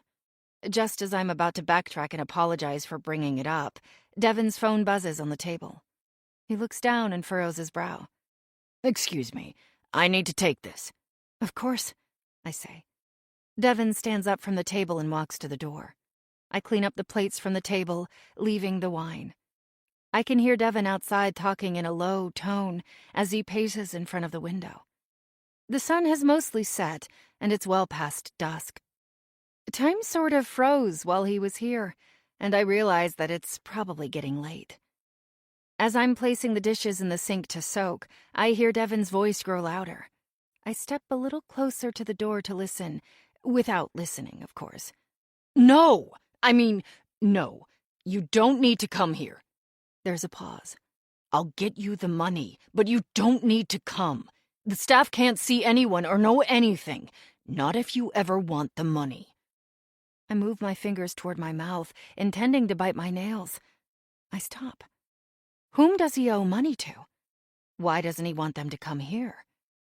It's really none of my business. I just have to put up with this for 2 years. I just need to survive and gain experience until my background check clears. Then I can move on without having to lie on my resume.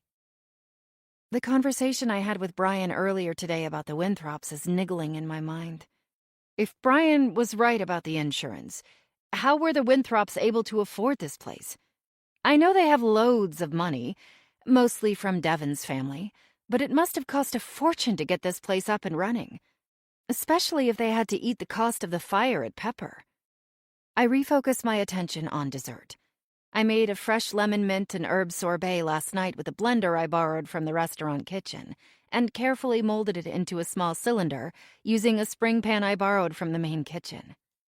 But I'm not sure how long Devin's conversation will take, so I'm hesitant to pull it from the freezer.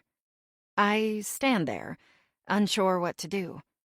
The dinner seems to be going well, but I can feel my anxiety rising with each passing minute Devin is still pacing outside my door. Just as I'm about to sit down and have another sip of wine, he walks back into the room. His expression is harder than when he left. "Everything okay?" I ask gingerly. He combs his hand through his hair. "Fine," he says as he walks toward the small table. "I may need another glass of wine." I watch as he sits down and pours himself a full glass. It's definitely more than the 5-ounce pour we were instructed to give to our guests at Chateau Bernard. I hesitate for a moment. "I made a lemon herb sorbet for dessert. Would you like to try some?" Devin picks up his glass of wine and practically guzzles it down. Any sommelier worth their salt would be horrified at the sight of him not savoring every sip. I finger the sleeve of my sweater as I watch him, waiting for a response.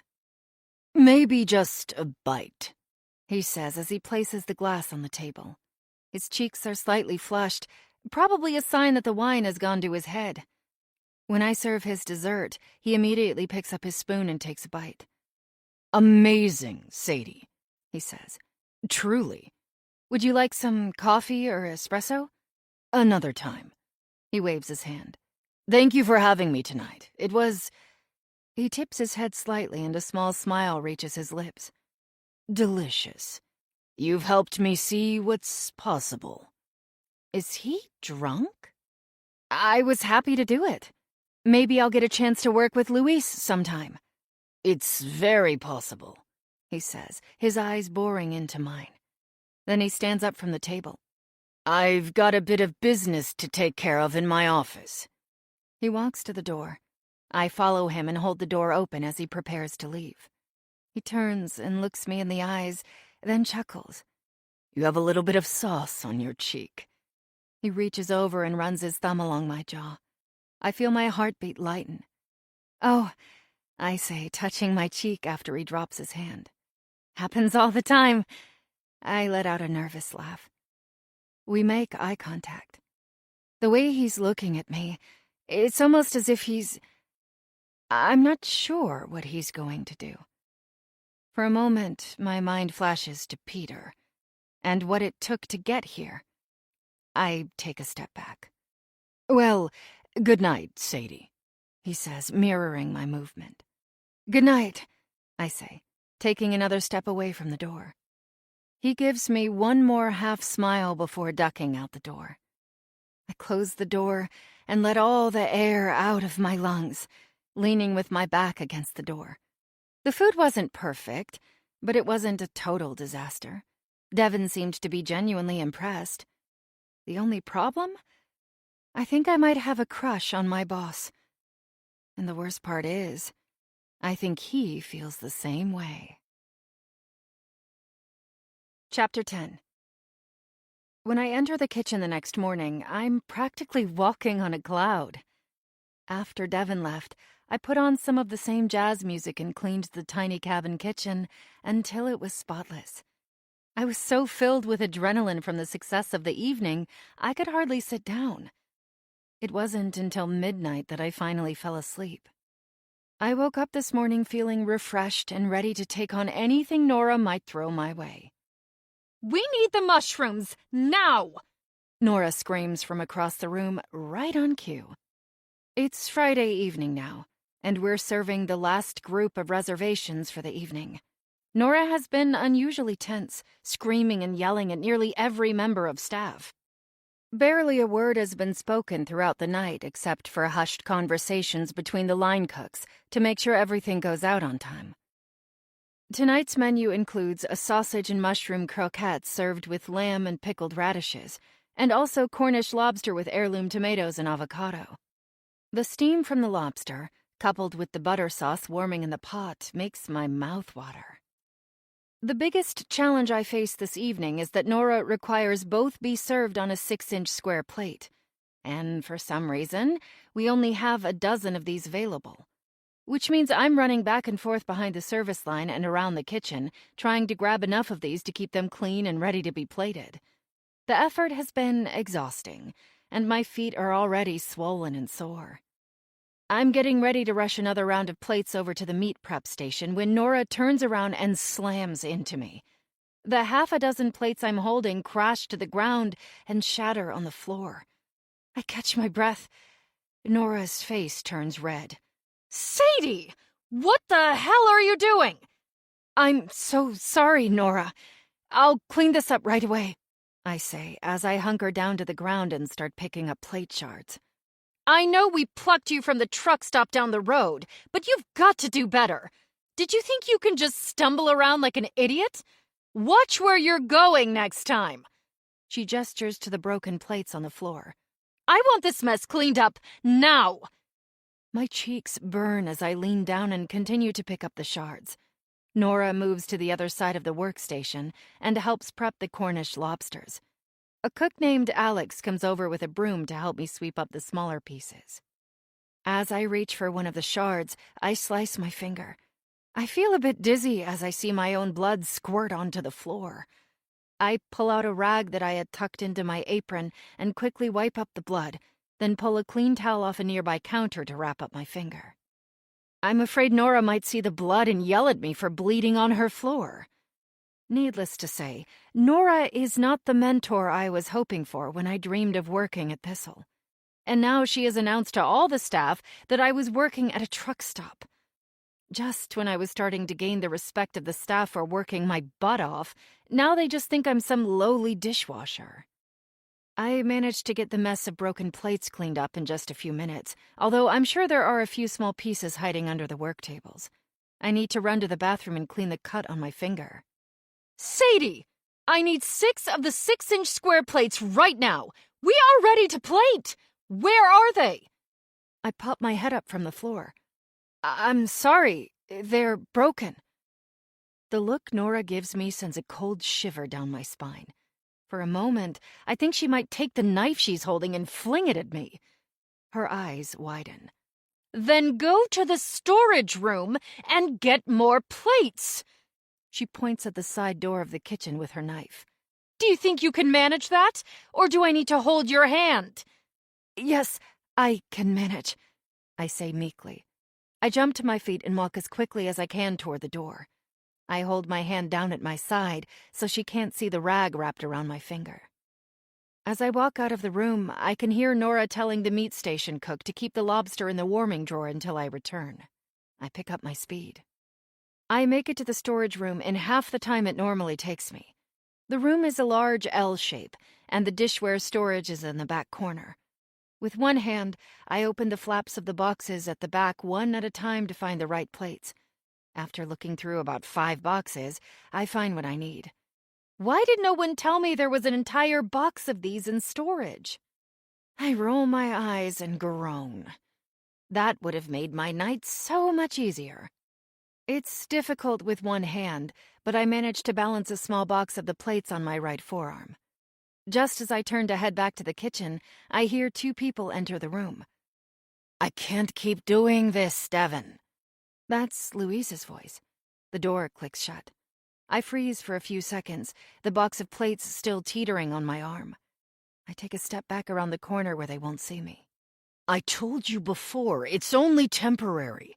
Once we pay off the debt... I can hear Devon's voice, but I can't see his face. I take another step deeper into the corner of the room. Pay off the debt? How can we pay off the debt when we keep spending more money? We added the greenhouse, and now the cabin renovations. When does it stop? Listen, Louise, you let me worry about how to run the business. All you have to do is keep the kitchen running smoothly.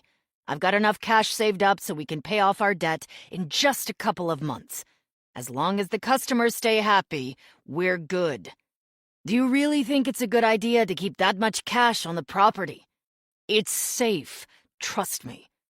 I hear Louise let out a huffed breath. But we're lying to everyone, he says in a low voice. I hate lying. It feels wrong. Is that right? You didn't seem to have a problem lying about your green card, did you? You were supposed to help me with that. I did my best. Immigration laws are tricky. Remember that. You're a sharp knock at the door cuts Louise off. My heart beats a little faster. Yes, Devon says. We have a problem with one of the customers at table 12. Can you help? I hear one of the members of staff ask. I'll be right there, Devon says. I hear the door click shut again. Don't mess this up, Louise. I don't think either of us will enjoy the food they serve in prison. Prison? I nearly dropped the box of plates. My hand is throbbing at this point, but I'm afraid to move. There's a beat of silence as I hear footsteps exit the room and the door close. I let out a long breath and make my way around the corner. To my relief, they're both gone. I hurry down the hall and back into the kitchen. Nora is nowhere to be seen. Another exhale. I drop off the plates at the prep station and scurry back to the dishwashing station. There's a first aid kit next to the sink. I pull out a few bandages and wrap my finger, then place a plastic glove over it and wince as it pulls on the cut. After a few minutes, the adrenaline has worked its way out of my system. I feel exhausted and stare out the window as my hands move mechanically over the dishes. The sun is just a few seconds from dropping below the horizon. The cabin in the far distance is illuminated against the failing light. Inside, there's a small lamp glowing through the window. After drying my hands, I absently finger my collarbone, watching the sunset. The Winthrops are hiding something big. It turns out I'm not the only one keeping secrets. Chapter 11. Today, I'm determined to impress Nora, whatever it takes. I've filled up on espresso and pulled my hair back in a tight bun, so it's a bit shocking when I walk up to my cleaning station to find someone else cleaning the dishes. A young man wearing a white apron, jeans, and Adidas sneakers. The bounce in my step goes flat, and I take a few slow steps toward him, then tap on his shoulder. Excuse me, I'm Sadie. This is my workstation, I say with a forced smile. He tips his head to the side as if trying to understand what I'm saying. Sorry, no English. I bite my lip. Great. Luis? I say, hoping he knows where he is. Si porada, he replies, nodding to the far corner of the kitchen. I turn in that direction, and to my relief, Luis is speaking with one of the cooks. I make a beeline for him, my heart pounding in my chest. It's obvious I have been replaced. But have I been fired? I tap him on the shoulder. Luis, can you help me? There's someone at my station. Luis turns around and looks at me with a warm expression. He has a warm glow on his cheeks. There's something different about him, but I can't quite put my finger on it. Oh, Sadie, I'm so glad you're here, he says, touching my arm. Listen, you've been sort of promoted. This is it, I think. I'm finally going to cook in the Thistle kitchen. Devin thought it would be good for you to learn more about our menu, and 2 of our servers have called in sick, so you'll be waiting on our guests this evening. My cheeks flush with heat. What? I'm going to wait tables? Waiting tables? The last job I want is to serve food to the guests. I didn't go to culinary school so I could bounce around from one waitressing job to another. Not to mention, waiting tables makes me feel self-conscious. Not that the guests at Thistle will be anything like the slobs at Mike's Diner. I doubt anyone will be smacking me on the butt on the way back to the kitchen. But still, I'd prefer to be creating food, not serving it. Listen, Luis says, lowering his voice. This is a good thing. You'll get to know the menu like the back of your hand, and you can get direct feedback from our guests on what they like and don't like. Okay, I say, still uncertain as to why I'm going to be serving tables. Did I not just wow Devin with my cooking skills? I thought I was on my way to line cook. Now I'm going to wait tables? Ingrid is our front of house manager. She'll get you up to speed. The staff are meeting in 15 minutes. There are uniforms in the hall closet. You can go and find one in your size before the pre-shift meeting. He turns his attention back to the cook, signaling the end of the conversation. My eyes sting with disappointment, but I swallow my pride and head to the uniform closet. I keep my head down as I walk down the hallway. All the excitement from the success of the other night has been swept down the drain. I try to tell myself to be patient, but working at the front of the restaurant rather than back in the kitchen feels like a huge step back. What is Devin thinking? Just as I'm about to open the door to pick out one of the fitted denim uniforms, a voice stops me in my tracks. Sadie! I turn around to see Nora looking me up and down with her glaring green eyes. Hi, Nora, I say, forcing a smile. I'm glad I caught you. I think it's wonderful you'll be working as a server with us for a while. It will really give you a chance to get to know our menu, she says with a forced, cheerful voice. I think her goal is to sound positive, but it just comes across as fake. Right, I say, not even trying to hide my disappointment. It's just, I thought maybe I was going to cook. Cook! Like you cooked for my husband? Nora raises her eyebrows at me. I feel my cheeks burn for the second time today. Well, I think serving our guests is the best place for you right now. Besides, with your serving experience, I'm sure you'll do great, she says. Serving experience. What did she mean by that? She knows I was working at Mike's when she hired me. Maybe it was just another dig at my crappy diner job. Or maybe she found out the truth. That I wasn't working in the Chateau Bernard kitchen. I was actually waiting tables. And sleeping with my boss, Peter. The restaurant world can be painfully small, and people love to gossip. Now, she says, her smile sickly sweet, is there something we can do about your appearance? Maybe a little blush and mascara? We want you to look your best for our guests, right? Right, I say, touching the bun on my head. Of course. Good. She pats me on the arm as she walks past, back toward the kitchen. Nora seems to have a way of humiliating me every time I turn around. And why is she so worried about my appearance? I quickly go through the uniform closet to find a uniform. I'm going to have to run back to the cabin to put on some makeup before the pre-shift meeting. As I enter the storage room, I see 4 or 5 other waiters thumbing through the rows of plastic-wrapped uniforms hanging neatly against the wall. I awkwardly search for a size medium, side by side with the rest of the staff. I pull out my size, rip off the plastic wrapping, and toss it in the trash on my way out the door. As I run back to the cabin, Nora's words tumble through my mind like clothes in a washing machine. I rip open the door to the cabin and make my way to the bathroom, where I've stashed my cosmetic bag.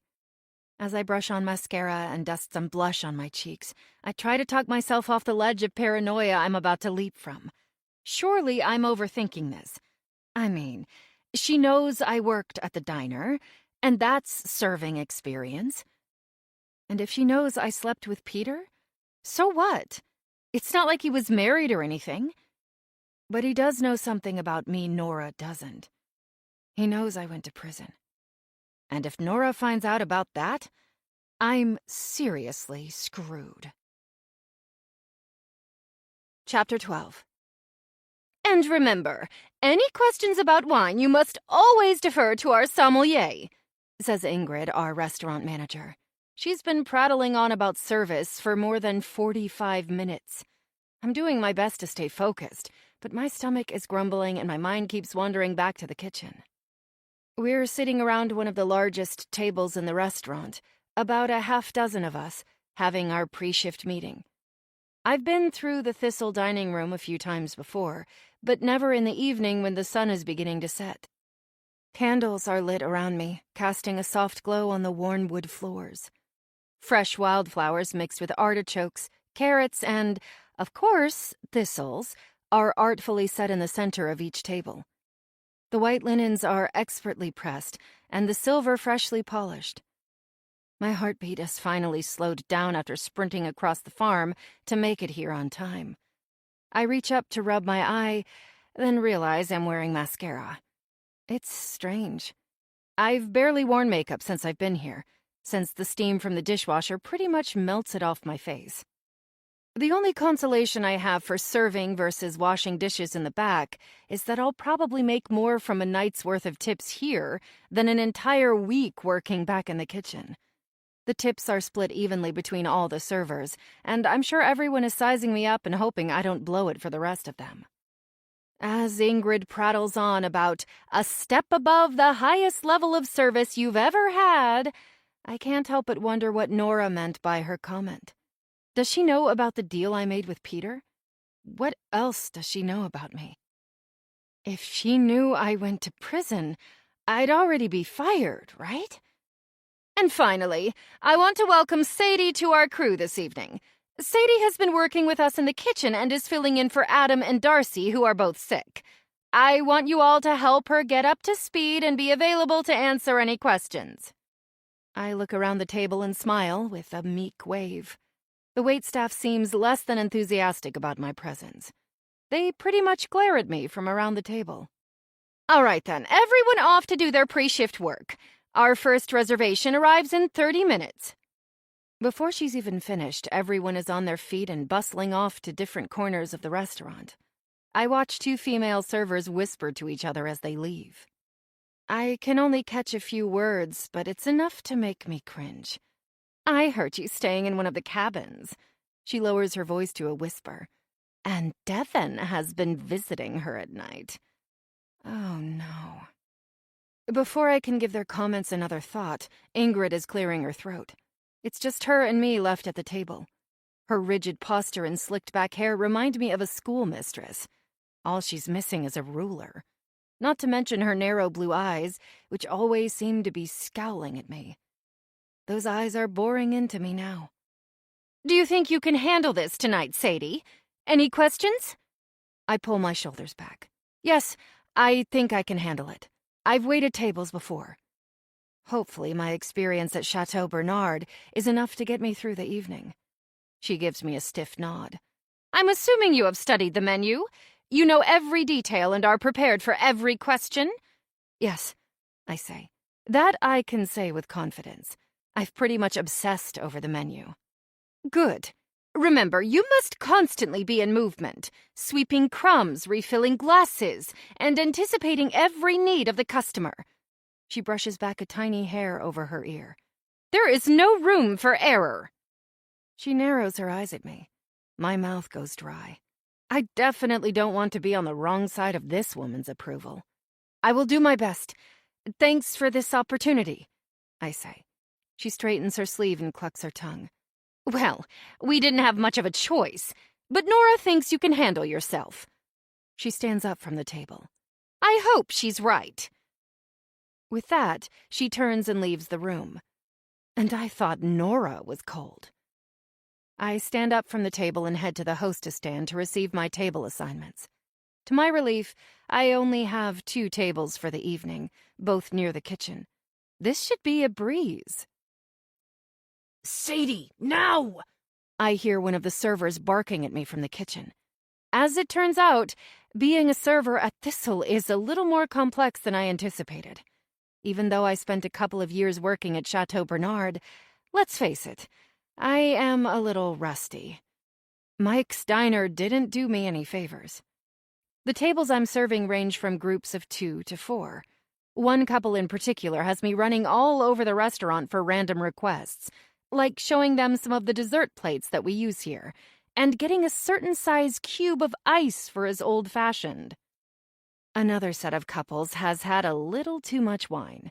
The women are laughing loudly, and one of the men is definitely flirting with me.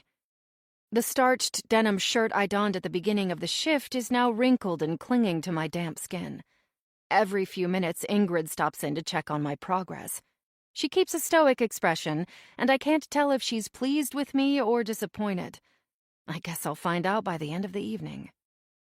It's nearly 9 o'clock when the restaurant finally starts winding down. Out of about 40 tables in the dimly lit room, only 4 remain occupied.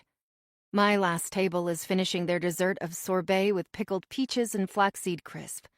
I stop by their table once more before I'm finally able to make a break for the restroom. I keep my gaze forward as I pass through the dining room toward the bathroom in the hallway. Just as I'm about to push open the door and leave the dining room, I catch the sound of a name I haven't heard in a very long time. Samantha. For a moment, I hesitate, my hand suspended in front of the swinging door. I hear the name again, then rush through the door, hoping that whoever it is, they haven't seen my face. My heartbeat speeds up as I walk toward the bathroom. I bust through a stall door and close it securely behind me. Did I really just hear that? Am I imagining things? I hurry through my business, but as I'm washing my hands, I freeze at the sight of my own reflection. Samantha. I could have sworn someone called me by that name. Then I realize I've been standing in front of the mirror with water just running over my hands for who knows how long. The door to the bathroom swings open. I recognize one of the servers. She's taller than me, with long legs and a perfectly sculpted bun that sits at the base of her skull. I think her name is Jessica, but I'm not 100% sure. Her eyes go slightly wide when she sees me. "Are you okay?" she says. "You look like you've seen a ghost." If you only knew. "I'm feeling a little sick," I say as I turn off the water. "Oh," she says, staring at me. There are a few seconds of awkward silence. "I'm Sadie." "Right, I remember. I'm Jessica." I get the distinct feeling that Jessica does not like me, but I have no other options at this point. "Listen, I know I'm new, but is there any chance you could pick up the check at table 19? They're finished, but I'm afraid—" I touch my stomach to emphasize my predicament. She narrows her eyes and studies me for a moment. "Sure," she says, tipping her chin at me. "But you owe me. No one gets a free ride around here just because the boss likes us." She looks me up and down. "Some of us worked years to get a job like this." Wow, that was harsh. I straighten up. "Of course, I promise I'll pay you back," I say. "Let me just use the restroom first," she says as she passes me to enter the stall. I splash some water on my cheeks. Now I see why everyone at the pre-shift meeting was staring at me. They think I just walked into this job because I'm the boss's favorite. But which boss? Nora's made it clear she's not too fond of me, even though she hired me. They must all think I'm sleeping with Devon. Which isn't true, of course. Not that I haven't thought about it. He's quite handsome. And the way he looks at me sometimes... No. I push those thoughts to the back of my mind. I've got bigger problems to worry about. Jessica comes out, washes her hands, and heads out the door. As she leaves, she says over her shoulder, "Hope you feel better." Her words couldn't be less sincere. I don't miss much about Mike's Diner, but I could use a little bit of Sally right now. I take a few minutes to collect myself before heading back to the kitchen to do my post-shift work. I try to dismiss the Samantha incident from earlier. Surely I'm imagining things. There's absolutely no one from my past who would ever have the chance to eat at a place like Thistle. I think the pressure I've put myself under is starting to take a toll on my brain. I finish the server tasks for the evening on autopilot. Ingrid tells me that I've done well and gives me a few pointers for my next shift. I consider this a win, since I doubt Ingrid gives out many compliments. So I still have a job, which is good. I'm beyond exhausted when I finally arrive back at the cabin. My phone is plugged into the wall on the nightstand. I tap the screen half-heartedly before falling into bed. I see a few missed calls from Sally. Why would Sally be calling me? I know I should call her back right away, but I decide to close my eyes for just a few minutes first. Before I know it, I'm fast asleep with the phone lying on my chest. Chapter 13. I sit straight up in my bed and clasp my chest. A sound from outside broke me out of a light sleep. I look around and realize it's still dark outside. My phone blinks at me, stating it's 2 a.m. I take 2 deep breaths in and let them out slowly. Why am I so cold? I look down and realize I fell asleep on top of the sheet. It's slightly chilly in the cabin, which would explain why I couldn't go into a deep slumber. I stand up to pull the sheets and bed cover back. As I do, a small light catches my eye outside the window. That must be the source of the sound that woke me. I had the wherewithal to draw the curtains closed before I fell asleep, but they never quite shut all the way. I take a few steps toward the window and peer into the darkness. It's not completely dark. The moon is sparkling like a shiny nickel in the night sky, gently reflected on the small lake on the property. The lone cabin in the distance the one that had the light on the first night I stayed here, has its lights on again. I still haven't had a chance to ask Devin who's staying there. Every time we're together, it sort of slips my mind. But I'm drawn to it regardless. I take a step closer to peer through the window. As my eyes adjust to the darkness, I can make out two dark figures near the barn on the far side of the lake. I assume it's Nora and Devin, maybe out for a walk. But in the middle of the night? I catch the faint sounds of their raised voices, but it's too far for me to hear clearly with the window closed. I squint my eyes. Nora seems to point toward the cabin in the back with the light on. Devin throws his hands up in the air. He takes a step forward, and she takes a step back. Moonlight hits his face, and I realize it's not Devin in the dark with Nora. It's Louise. What are the two of them fighting about at 2 a.m.? I watch for a few more seconds, wrestling with the idea of shutting the curtain and going back to bed. I know I shouldn't be snooping on them, but I can't stop watching. Just as I'm about to grab the curtains and pull them totally closed, I see Louise touch Nora's face. And suddenly, the two of them are kissing. I feel my mouth drop open. What is going on? The two figures have now merged into one as they make out in the moonlight. I rub my eyes, thinking maybe I'm still in some sort of dream state. But no, it's definitely real. Louise and Nora are having an affair. I take a self-conscious step back into the cabin, away from the window. I don't want to be involved in this, and I definitely don't want to know what's going on between them. I take one last look out the window and see the two of them making their way into the barn. If their body language is any indication, I know what's going to happen next. I lie back down on the bed, this time under the sheets. Nora and Louise. I didn't see that coming. Does Devin know? I feel bad for him, thinking back to when he went to kiss her in the kitchen, but she turned away. Now I know why. As I will myself back to sleep, a few new ideas float around in my head. But this time, I'm not thinking about soufflés or how I might use the batch of fresh truffles we're receiving on Thursday for a new recipe. I'm thinking of how I might use this secret to my advantage. Chapter 14. A sharp knock on the door wakes me the next morning. I pull the sheets off me and stumble out of the bedroom, making my way to the front door. There's another soft knock this time.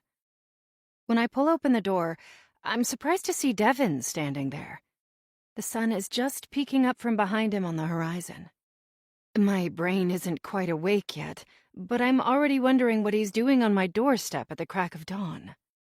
Good morning, Sadie, he says, raising his eyebrows at me. I take a small step back as I realize how wild my hair must look. I'm sorry to wake you. I tried your cell phone, but you didn't answer. Oh, no worries, I say, gesturing into the small space. Come on in. Instinctively, I cover my mouth just in case I have morning breath. As he walks in, I notice he's wearing a pair of fitted jeans, a white V-neck t-shirt, and a gray sweater. He looks great, as usual. I was actually wondering if you'd like to join me today. I have to drive to the coast to meet with one of our oyster suppliers. Really? I perk up. I've always wanted to visit an oyster farm to see how the oysters are grown and harvested. It's like one of those Food Network episodes where viewers follow along at some fancy chef shops for exclusive ingredients. Really? Can you be ready in a few minutes? His eyes flit toward the espresso machine in the corner of the kitchen. I'll make us some coffee.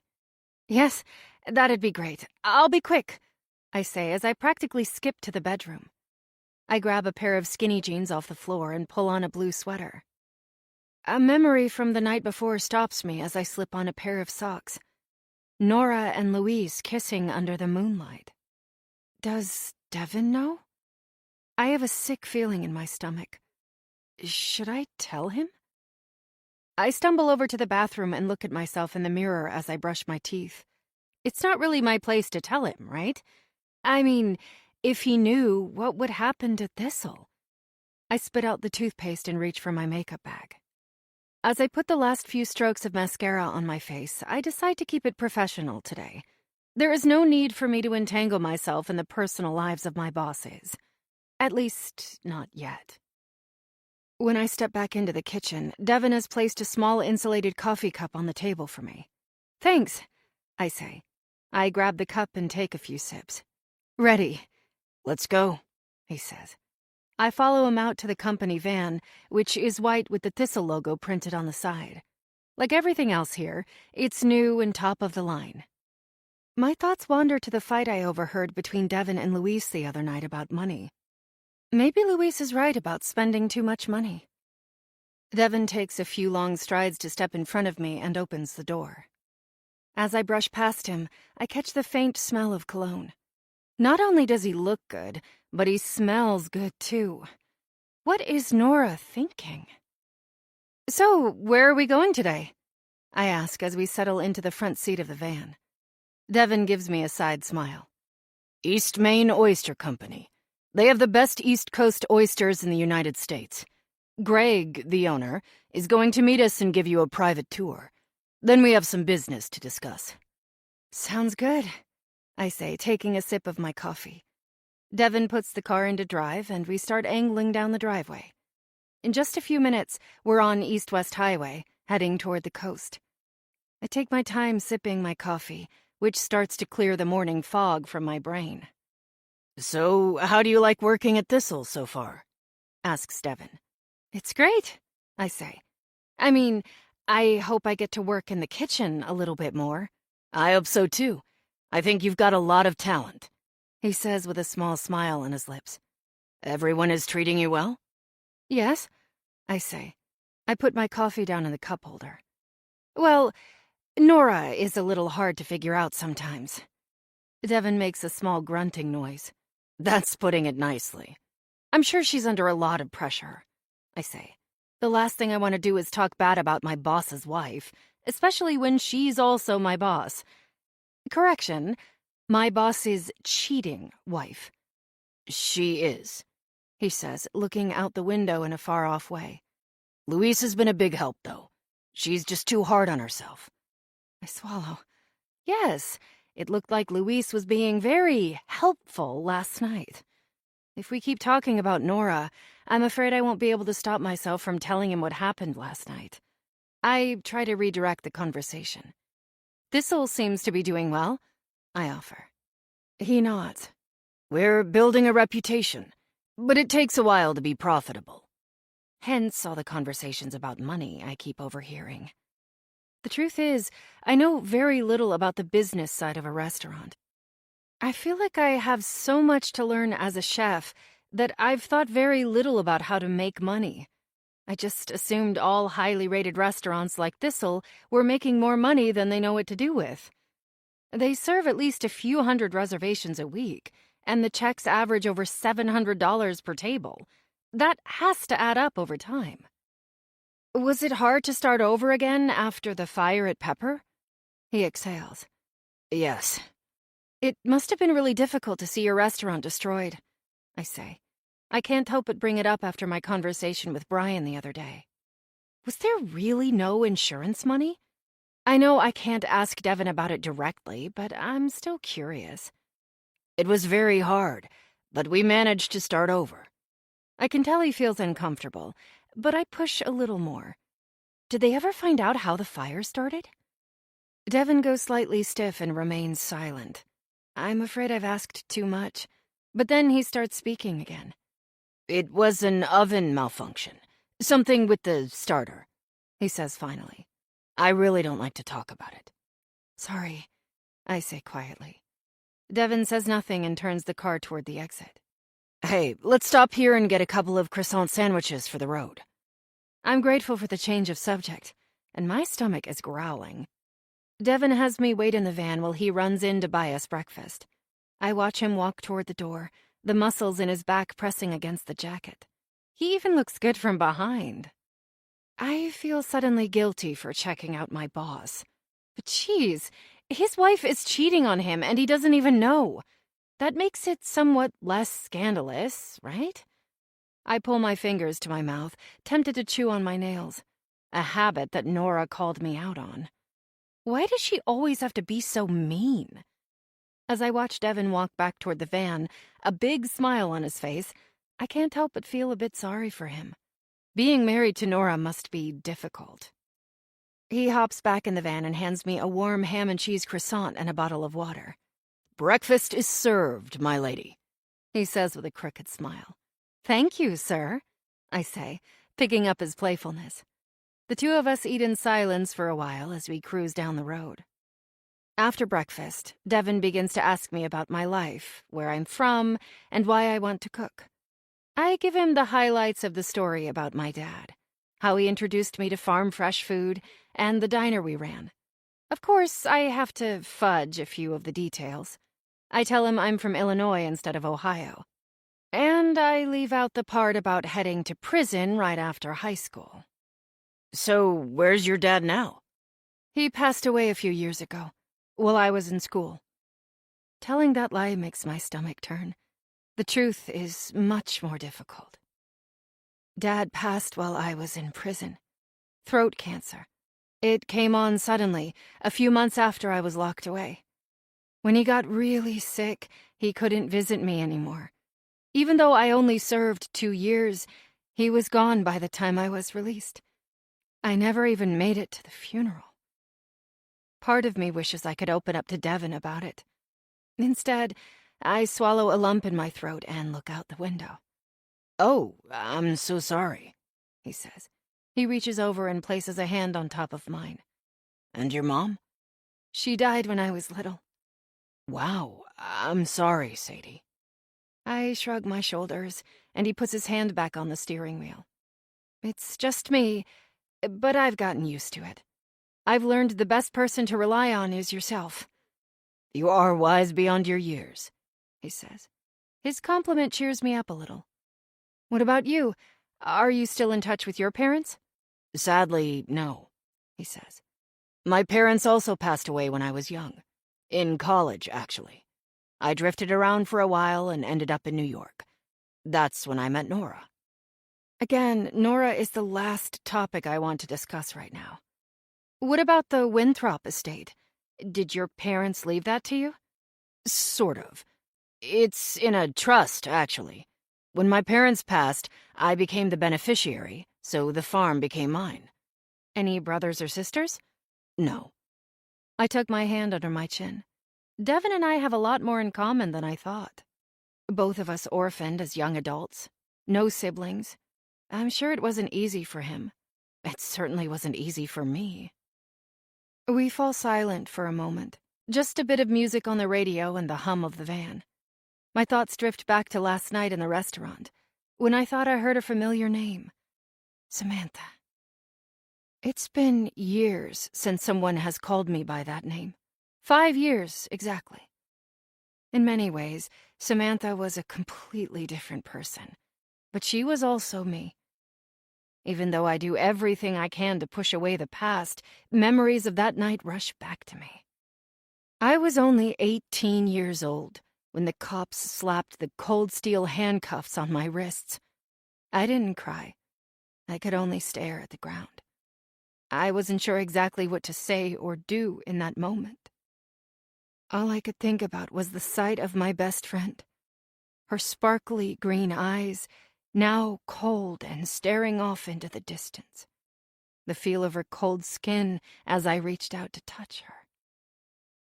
I take a few deep breaths, trying to exhale the past. I push the thoughts back down into my brain, telling myself I'll deal with those things later. I spent plenty of time thinking about that night in prison. The only thing I need to think about now is the future. I see a sign along the highway for East Main Oyster Company, which snaps me out of my thoughts of the past. Devin turns off the road. "We're here," he says. "You ready to do some fresh oyster tasting?" "Absolutely," I say. The time in the car has allowed me to get to know Devin a little bit more. And so far, I really like what I know. And the more time I spend with him, the more guilty I feel for not telling him about Nora and Louise. But if there's one thing I've learned about revealing secrets, it's this. Timing is everything. Chapter 15. Devin rolls down the window, and the smell of the ocean drifts into the car. The road changes from pavement to gravel, and I can hear the crunch of the tires underneath as we make our way to the coastline. We climb out of the car and walk toward a charming clapboard building with a well-manicured yard and a large sign out front. Greg is waiting for us by the edge of the gravel parking lot. He's a large man, probably 6'2", with a full beard and a deep voice. "Devin," he says with a nod. "Greg," Devin says, stopping a few feet in front of him. "Thanks for seeing me on short notice." Greg gives him a tight smile. "You didn't give me much of a choice." Devin gestures toward me. "This is Sadie. She's a new member of our kitchen staff. I was hoping you could show her the oyster cages and teach her a little bit about how your farm works." Greg eyes me up and down. I step forward and offer my hand. "Nice to meet you, Greg." He doesn't take my hand, so for a few seconds it stays suspended in the air between us. I finally drop my hand. Awkward. "Likewise," he says. His posture is stiff, like he feels uncomfortable around us. "I've got the boat ready in the back. I can take the two of you out, and then Devin and I can discuss some business." "Sounds perfect," Devin says. Greg turns and heads down toward the dock. I was expecting some friendly banter between the two men, but instead we walk in silence. When we arrive at the docks behind the building, Greg hands me a pair of waders and a thick life jacket, which I slip into immediately. I'm not a huge fan of water. The three of us step onto a long aluminum boat. Greg is up front in the cabin, while Devin and I sit on the bench in the back. The oyster cages are spread out across the water in a large loop. We make our way around them while Greg explains the types of oysters they produce. Devin asks him questions about the flavor profile, size, and acidity. I chide myself for not bringing my notebook. Otherwise, I would be feverishly taking notes. I breathe in the crisp fall air, letting it settle into my lungs, and relax my body as we motor around the water. Just as we're making our way around the last few oyster cages, I feel my phone buzz in my pocket. I ignore the message and lean in to listen to Greg explain something about spring cleaning the oysters. My phone buzzes again. Devin gets up from his seat next to me to stand with Greg at the front of the boat. I reluctantly pull out my phone and swipe it open. I find a series of text messages from Sally. Suddenly, I remember her message from last night. I was so exhausted that I forgot to call her back. I read her messages. "Sadie, you need to call me. There's a man who keeps coming into the diner looking for you." And the last message she wrote makes the floor drop out of my stomach. He's asking for Samantha. "Is everything okay?" Devin is standing over me. I quickly stash my phone back in my bag. "It's fine," I say, brushing some of the curls out of my face. "Just an old friend I used to work with." "Oh," he says, a slight frown crinkling his brow. "Well, come up to the front of the boat. Greg wants to show us the current crop." "Right," I say. I try to listen as Greg points out which oysters are in their second year and which are ready for harvest, but all I can think of is Sally's message. Who would be looking for Samantha? I know I made some mistakes, but I've served my time for what I did. Prison wasn't easy. Erratic sleep mixed with either extreme stress or extreme boredom. And just thinking about the bland food makes my stomach flip. I thought I put all of that behind me. I served my time, and I don't owe anything to anyone. I listen politely as Greg guides us back to the oyster farm headquarters, but I'm itching to text Sally back. As soon as we pull into the dock, I hop off the boat and excuse myself to go to the bathroom. I pull out my phone and type a message. "I can't talk right now. Can I come by the diner tomorrow morning?" I wait a few minutes, which feels like an eternity. Then I see the message bubbles appear. "Yep, I'll be here. Thanks." I stash my phone back in my bag and wash my hands. As I step out of the bathroom, I peer around the corner. Devin and Greg are outside the building talking. They don't look happy, and something tells me not to interrupt. You promised me, Greg, Devin says. Greg raises his hands. Hey, man, I've got other customers, he says. Is this about Naomi? Did she call you? I step closer to the window, keeping my back up against the wall so they can't see me. Who's Naomi? No, Greg says. And whatever you two are doing over there at Thistle, I want no part of it. I know who loaned you the money, Devin, and I want nothing to do with them. Too late. You're already involved. It only takes one phone call, and you'll have some not-so-friendly visitors at your door. Greg takes a step toward Devin, towering over him. Are you threatening me? I can't believe what I'm hearing. Is this how Devin does business with all his vendors? Fearing that the two of them might actually get into a fistfight, I decide to step in. I take a few strides and rip open the door. Hey guys, thanks for waiting on me. The two of them take a step back from each other. There's a brief moment of awkward silence as the three of us stand in a semicircle. It's time for us to get back to the restaurant. Devin breaks the silence, looking at me and then Greg. Would you like to help us load up the van? Greg glares at Devin. For a moment, I think he might say no. He scrapes his beard with his fingers. Sure, he says. I help Greg and Devin load a half a dozen cases of oysters into the van. The cases are heavy with ice, and the three of us work in a tense silence. Once we're packed up and on the road, I breathe a small sigh of relief. I definitely didn't get the feeling we were welcome at East Main Oyster Company. So what did you think, Sadie? Pretty cool, right? Devin seems pretty upbeat for a guy who just about got into a fistfight with his supplier. Very cool, I say. Have you worked with Greg for long? He nods. He used to supply oysters for us back at Pepper. In fact, I put his oyster company on the map. Now every high-end restaurant from here to California wants to work with him. Sometimes it's hard to stay first in line for the best oysters on the East Coast. I can see that. I guess I can't blame Devin for threatening him. They seem to have known each other for a while. But why would Greg not want to work with Devin? Who is Devin in business with that seems to make Greg not want to supply oysters for Thistle? So tell me, Sadie, if Thistle were your restaurant, how would you do the menu? Me? All thoughts of the oyster farm suddenly vanish, replaced with the flood of ideas I've been dying to share. Well, I'd start with an amuse-bouche of... I walk Devin through an entire menu. There have been many nights, whether I was sleeping in my car or sitting in the cabin kitchen after a long shift, where I've sat down and made notes on my dream menu. We banter back and forth about food ingredients the rest of the way home. He asks me questions like, what if we had a delivery of lamb? Or pork? What if you run out of something we have on the menu? For me, it's a fun what-if type of conversation, but it also feels like an interview. After he drops me off at the cabin, the high of discussing my fictional menu falls away, and I'm left with a bit of dread. Not only do I have to meet Sally tomorrow at the diner, but I also have the uncomfortable sensation that I might be getting too close to something that's going on at Thistle. Something that might get me sent back to jail. Chapter 16. The next morning, I make my way to Mike's diner. Not able to find a spot beside the semis and work trucks, I pull my car onto the grass lot next to the highway.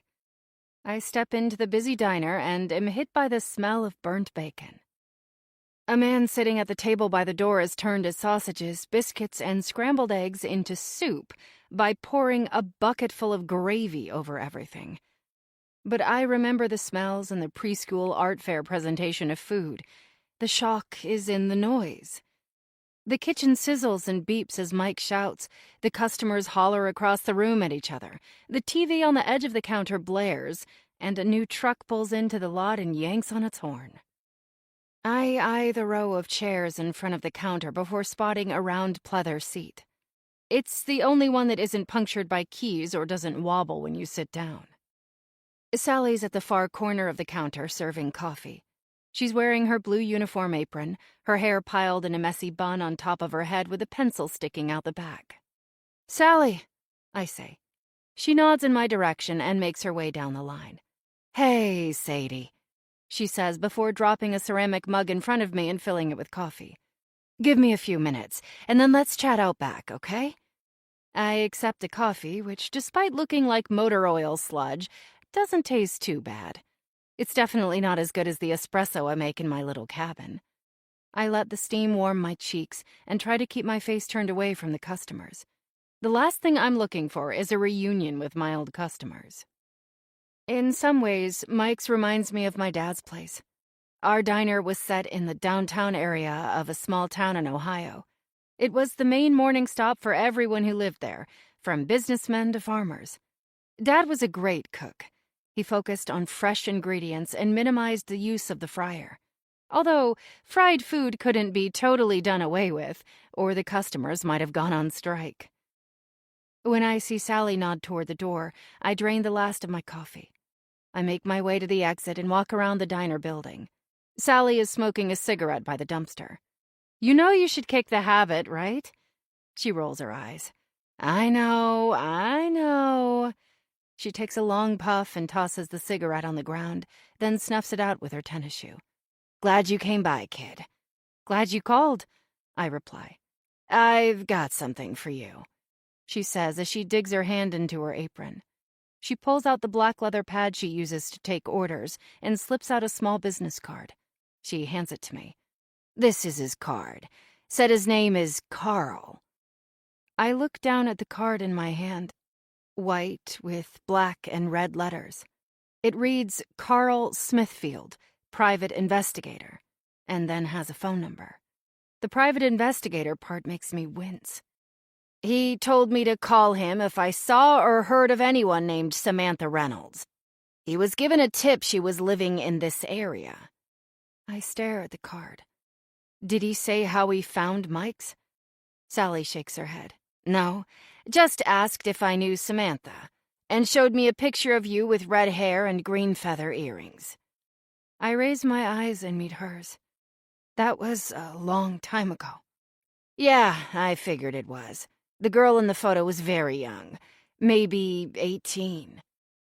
I think of the day that photo was taken. I remember because my best friend, Erica, spent the night at my house the night before. We bought a box of hair dye at the local pharmacy, and the result was a copper style that I wore for my senior picture. We planned to get up early to do our makeup and hair together. But it didn't exactly happen that way. We stayed up way too late doing a scary movie marathon, from Scream to Saw, and neither of us could sleep. I remember laughing until I practically peed my pants the next morning when she suggested we dunk our heads in ice water to get rid of the bags under our eyes, which actually worked. We both looked fresh and awake for the photos despite our severe lack of sleep. She insisted I wear her new feather earrings. That was all before the accident. "What did you tell him?" I ask. "Nothing," she says. "Absolutely nothing. You served your time, kiddo. You don't owe anybody anything." Sally's words bring back the memories of that night. I try to push them away, but as I blink, I see the deer, the shattered glass, and the blood.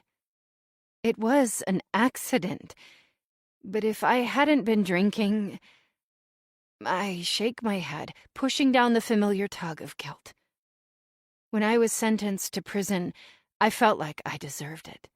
The guilt is something I will have to live with for the rest of my life. I thought maybe serving time in prison would alleviate some of that dull, anxious feeling, but it continues to follow me like a dark cloud chasing my every last step. And now someone is looking for me.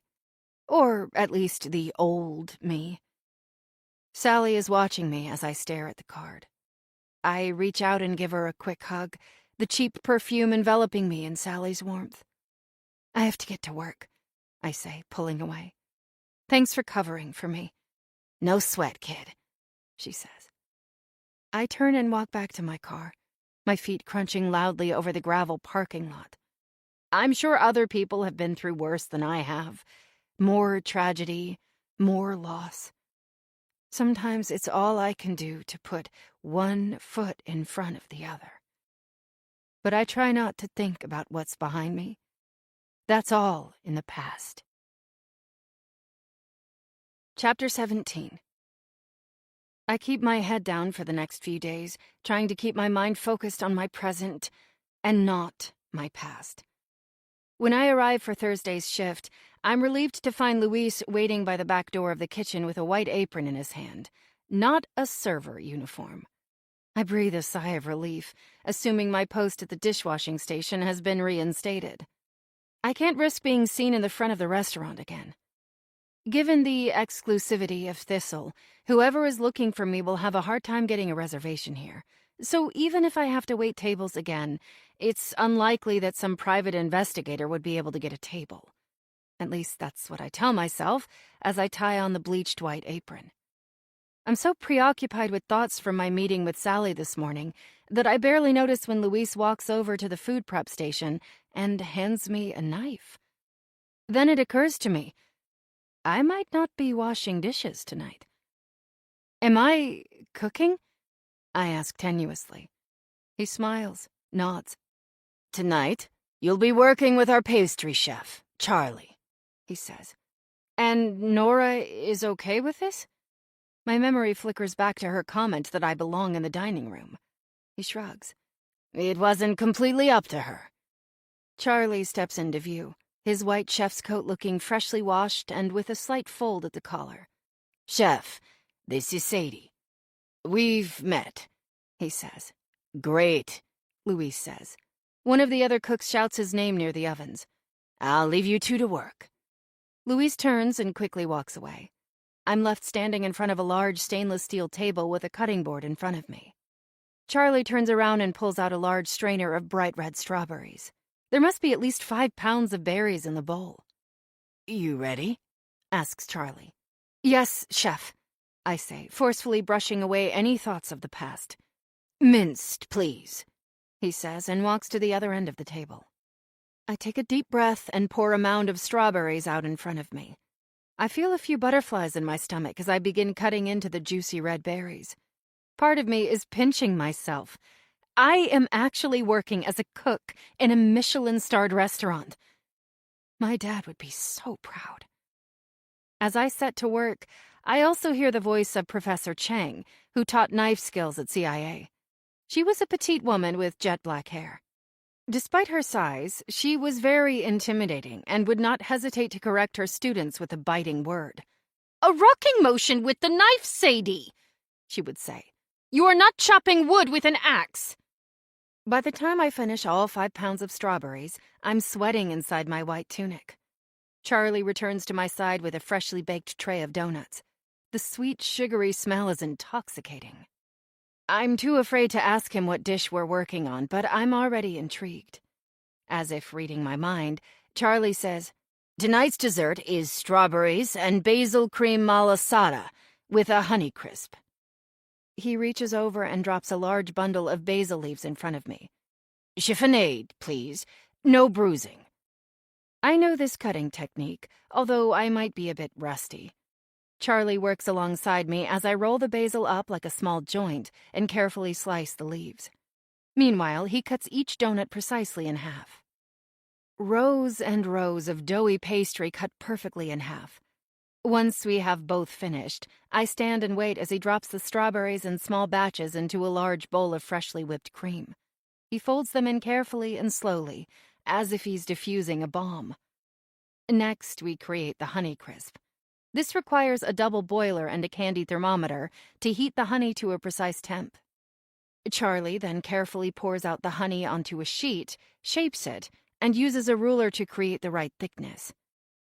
Sadie, come, he says, pointing to the empty space next to him. Now we will plate this dish. Place the plates in rows.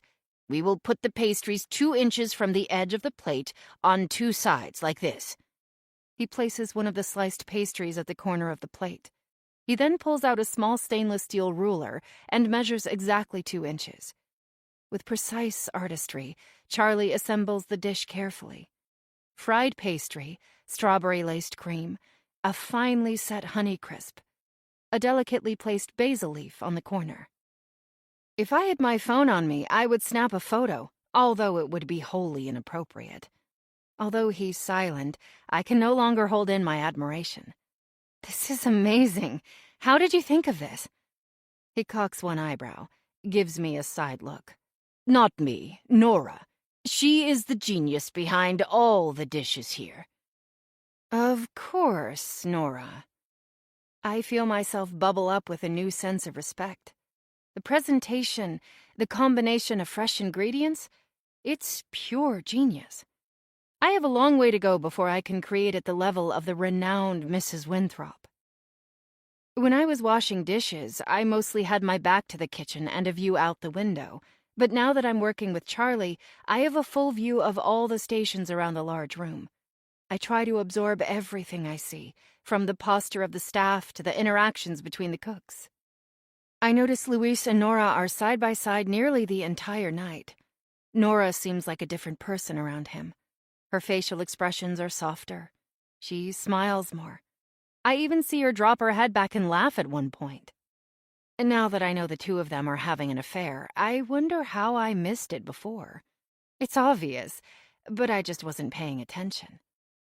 I've never seen her smile at Devon, not once. As soon as he walks into the room, she stiffens and makes herself busy. I bite my lip as I continue working. What happened between the two of them? I shake my head. It's really none of my business. As if on cue, I see Nora approaching from the back of the kitchen. She tips her chin at Charlie's creation, taking a moment to adjust a few of the Honey Crisps. "Adjust the angle of the crisps, like this," she says, moving the corner slightly. "And where is the strawberry caviar?" "Oh, I'm sorry," Charlie says. "Just a moment, and I'll pull them from the refrigerator." Charlie steps over to the large glass-front refrigerator and pulls out a bowl of water with tiny red caviar beads inside. "I made these this morning," he says. With a large pair of tweezers, Nora plucks a few beads of red caviar and places them on the dish. I watch her intently, standing back far enough to not be noticed. As she stretches her arm across the table, her sleeve slides back. I notice a few marks that look like bruises. They're in the same pattern as the ones she had the day we met. I steal a glance at Charlie. He looks away, not making eye contact. I know he saw them as well. Nora pulls her sleeve back down. "Wonderful work, Chef. Thank you," Nora says. Just as she's about to walk away, she turns in my direction. I give a quick smile and nod. She looks me up and down in response and walks away. I wonder if she even wanted me to work in the kitchen at all. She seems happier when I'm scrubbing burnt pans in the sink, a job that's been thankfully taken over by a new hire. Nora's difficult to read, but from what I can tell so far, she's hard to impress. Charlie finishes his work, perfectly replicating the composition she created. As I watch food runners retrieve the plates and carry them out to the dining room, I feel a renewed sense of purpose. There's just so much for me to learn here at Thistle. I must find a way to stay longer. And let's face it, if I leave now, my prospects for a new job are pretty slim. There's a 7-year look-back period for felonies in Maine, so I'm just 2 years away from a clean record. After that, my options are wide open. "We'll load the rest of the malasada into the cooler until the servers need them," Charlie says as he picks up one of the trays. I follow suit, carefully picking up a tray and walking behind him. We're just a few steps from the large walk-in cooler when one of the hostesses approaches me. "Sadie, I'm glad I found you," she says, walking alongside me. "One of the guests has requested you stop by the table." I feel my stomach drop, and at the same time, I stumble, nearly dropping 6 plates of the carefully designed malasada. "Sorry," I say. Charlie drops off his tray at one of the nearby stations, turns to me and pulls the tray from my hands. "More careful next time," he says with a stern look. "This way, Sadie," says the hostess. I feel my cheeks burn as I follow her, and my mind spins.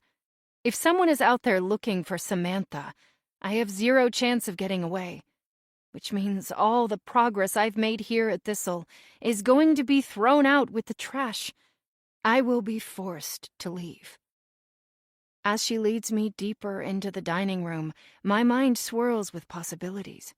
Should I pretend to be sick? Make a run for the bathroom? The customers are king at Thistle. Not following this hostess could mean my job regardless. But why is someone looking for me? Both my parents are gone. What could someone want from Samantha Reynolds? To me, she's as good as dead. Chapter 18. Leaving the kitchen and entering the dining room is like passing from one world to another. The sounds of pots and pans banging around, the sharp click of knives against cutting boards, and the hiss of the steam from the ovens give way to the conversational rhythm of a Friday night dinner service. I search the room for any type of familiar face while trying not to appear like I am eavesdropping on people. The hostess charges ahead without looking back at me as she makes her way to the corner of the room. I can figure out a way to save my job with the Winthrops later. The hostess arrives at a table, and I instantly let out the breath I've been holding. It's the couple from the other night who ordered the 2-inch ice cubes. The woman's eyes light up as she sees me. What were their names? Grisel? Griswold? Goris? Sadie! We were hoping you might help us. You know that ice you found for us the other night? Come on, remember. Oh, yes. Mr. and Mrs. Grissom, of course I can help, I say, feeling a wave of relief hit my body. The beaming expressions on their faces confirm I remembered their name correctly. Oh, Sadie, that's wonderful. You see, my husband likes his old-fashioned with a 2-inch ice cube. I assure them I can help, and after a quick scan around the room, I realize no one else is looking for me. The hostess who pulled me out of the kitchen has already left the table. I finally exhale, feeling all the tension leave my body. After I have helped the Grissoms with their ice request, I march back to the kitchen. I'm not sure who was serving their table tonight, not to mention how they got a second reservation, but I am grateful it was them and not someone else. I bounce back to the dessert station with a renewed sense of hope. Maybe this will work out after all. When I see who's waiting for me, I stop cold. Sadie, where have you been? Nora asks. A guest requested me at their table. For ice, I say. Surely she'll understand. You are not to leave your station. It is not your job to serve ice to the guests. I've been working with Charlie to pick up the slack, she says as she dices some pears. Charlie keeps his head down, setting out plates with a small collection of chocolates on them. I'm sorry, I offer. I want you to finish dicing these pears, clean the entire station top to bottom, and then help Oscar polish the silverware. She glares at me again. I'm sorry, She holds her palm up in my face, then raises her voice. Another mistake like this, and you'll be back at Mike's diner. She turns on her heel and walks to the other side of the room. The words, Mike's diner, practically echo off the wall. A few cooks look up from their stations in my direction. I feel my cheeks burn. Not only was her scolding over the top, but she's made it a point to embarrass me in front of all the kitchen staff. A knot forms in my throat, which I swallow. Why did she have to bring that up? My cheeks continue to burn as I get back to work. Why do I let her get under my skin? I've been to prison for goodness sake. I can handle a little scolding from Nora. But it still hurts a little. I mean, she practically made a formal announcement that my last job was working at a diner. I feel like I need to shout out how many credits I've already earned from CIA. But I never finished, so what would be the point? I turn my focus to chopping pears, not daring to look up for a moment. A few minutes later, Devin appears in the kitchen. I dare a glance in his direction when I hear him greet the staff. He looks dashing, wearing a black suit with a white button-down and no tie. The slight opening at the collar shows off the top of his tan chest. He scans the room and sets his eyes on Nora. I watch as he approaches her. She's speaking with one of the cooks at the meat station. He taps her lightly on the arm. She spins around. He leans in and speaks softly in her ear. Her eyes go wide. Then she slams her hand on the table. "What do you mean they don't like it?" she screams. All the sound of cooking in the room stops for a moment. It's as if a giant vacuum has sucked the air out of the room. "Nora, keep your voice down," he says. "Keep my voice down! I am so sick of you telling me what to do, Devon." She begins pulling at the strings on her apron. "This just isn't going to work anymore. I can't be something I'm not." Devon reaches for Nora's bicep and squeezes. "Not here." Nora takes a step back. "Don't touch me." She finishes taking off her apron and shoves it into his chest, then turns and storms across the room and out the back door. Luis, who was working at a station nearby, calls after her. She doesn't look back. He follows her out the door. Devon stands for a moment in silence, watching her walk out of the room. His face turns bright red. Now it's his turn to be humiliated by Nora. The apron sticks to his chest for a few seconds, then falls to the floor. Everyone seems frozen at their stations, wondering what to do next. Thistle is Nora's brainchild, her culinary genius at work. If she's gone, what are the rest of us supposed to do? Devon straightens the front of his jacket and shifts his jaw. "Back to work, everyone," he says as he looks around, a tight smile on his lips. It looks like he might follow Nora and Luis out the back door for a moment, but instead, he turns and walks back into the dining room. I finish dicing the pears and offer them to Charlie. He doesn't speak much for the rest of the night. After I've polished and scrubbed every surface of our workstation, I head to the storage room to polish silverware with Oscar. When I arrive, Ingrid informs me that Oscar was sent home early. By Nora, I'm sure, and I'm left polishing over 100 pieces of silverware by myself. By the time I arrive back at my cabin, it's past midnight. I peel off my clothes, turn out the lights, and crawl into bed. I lie there thinking about what happened in the kitchen tonight. Nora seems to be fed up with Devon. She seems to be on the verge of quitting her position as head chef. And if she does leave, what does that mean for Thistle? I mean, Nora is difficult to work with, yes, but I was just starting to make my way up the kitchen ladder. I'm finally getting the kitchen experience I need to move my career forward. Devon doesn't seem like someone who would give up so easily, but from what I know, it's always been the two of them working together. I'm not sure how Devon would pull this off on his own. This is one of those times I desperately wish I could call my dad for advice. The two of us cooking in the kitchen together is the last thing I think of before falling asleep. Chapter 19. The next morning, I report to the kitchen at my normal hour. I'm not sure what to expect when I walk in, given that Nora charged out of the kitchen last night without looking back. So I'm a bit surprised to see everyone at their usual stations, prepping for tonight's reservations. It's as if the whole scene Nora made last night about quitting didn't even happen. I guess, given her volatile personality, it wouldn't surprise me if she's done this before. I make my way to the dessert station. Charlie hasn't arrived yet, but I see a couple of piles of fresh fruit lying on the stainless steel workstation. Without knowing what's on the menu for this evening, I'm not sure where to start. "Good morning, Sadie." I turn to see Devon walking up to my station. He looks a bit bedraggled. His normal 5 o'clock shadow has almost grown into a beard overnight. He's wearing the same clothes as last night. "Hi, Devon. What's up?" I ask, trying to sound casual. Like I didn't see Nora humiliate him in front of all the kitchen staff last night. "Can we talk?" he asks. "In my office." "Sure." I've never been to his office before, but I know it's out the side entrance of the building, down the path. The building was an old milk house and, as part of the renovations of the property, was converted into an office. He opens the door for me and we walk inside. The office is one large room with a collection of windows wrapping around the sides. Cherry wood paneling covers the floor, walls, and ceiling.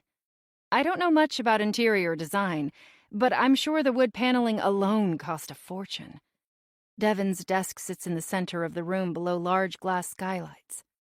"Have a seat," he says, gesturing to one of the leather chairs across from his desk. Everything okay? I say as he takes a seat across from me. He looks up at me, his blue eyes slightly cloudy. No, it's not. He takes a deep breath.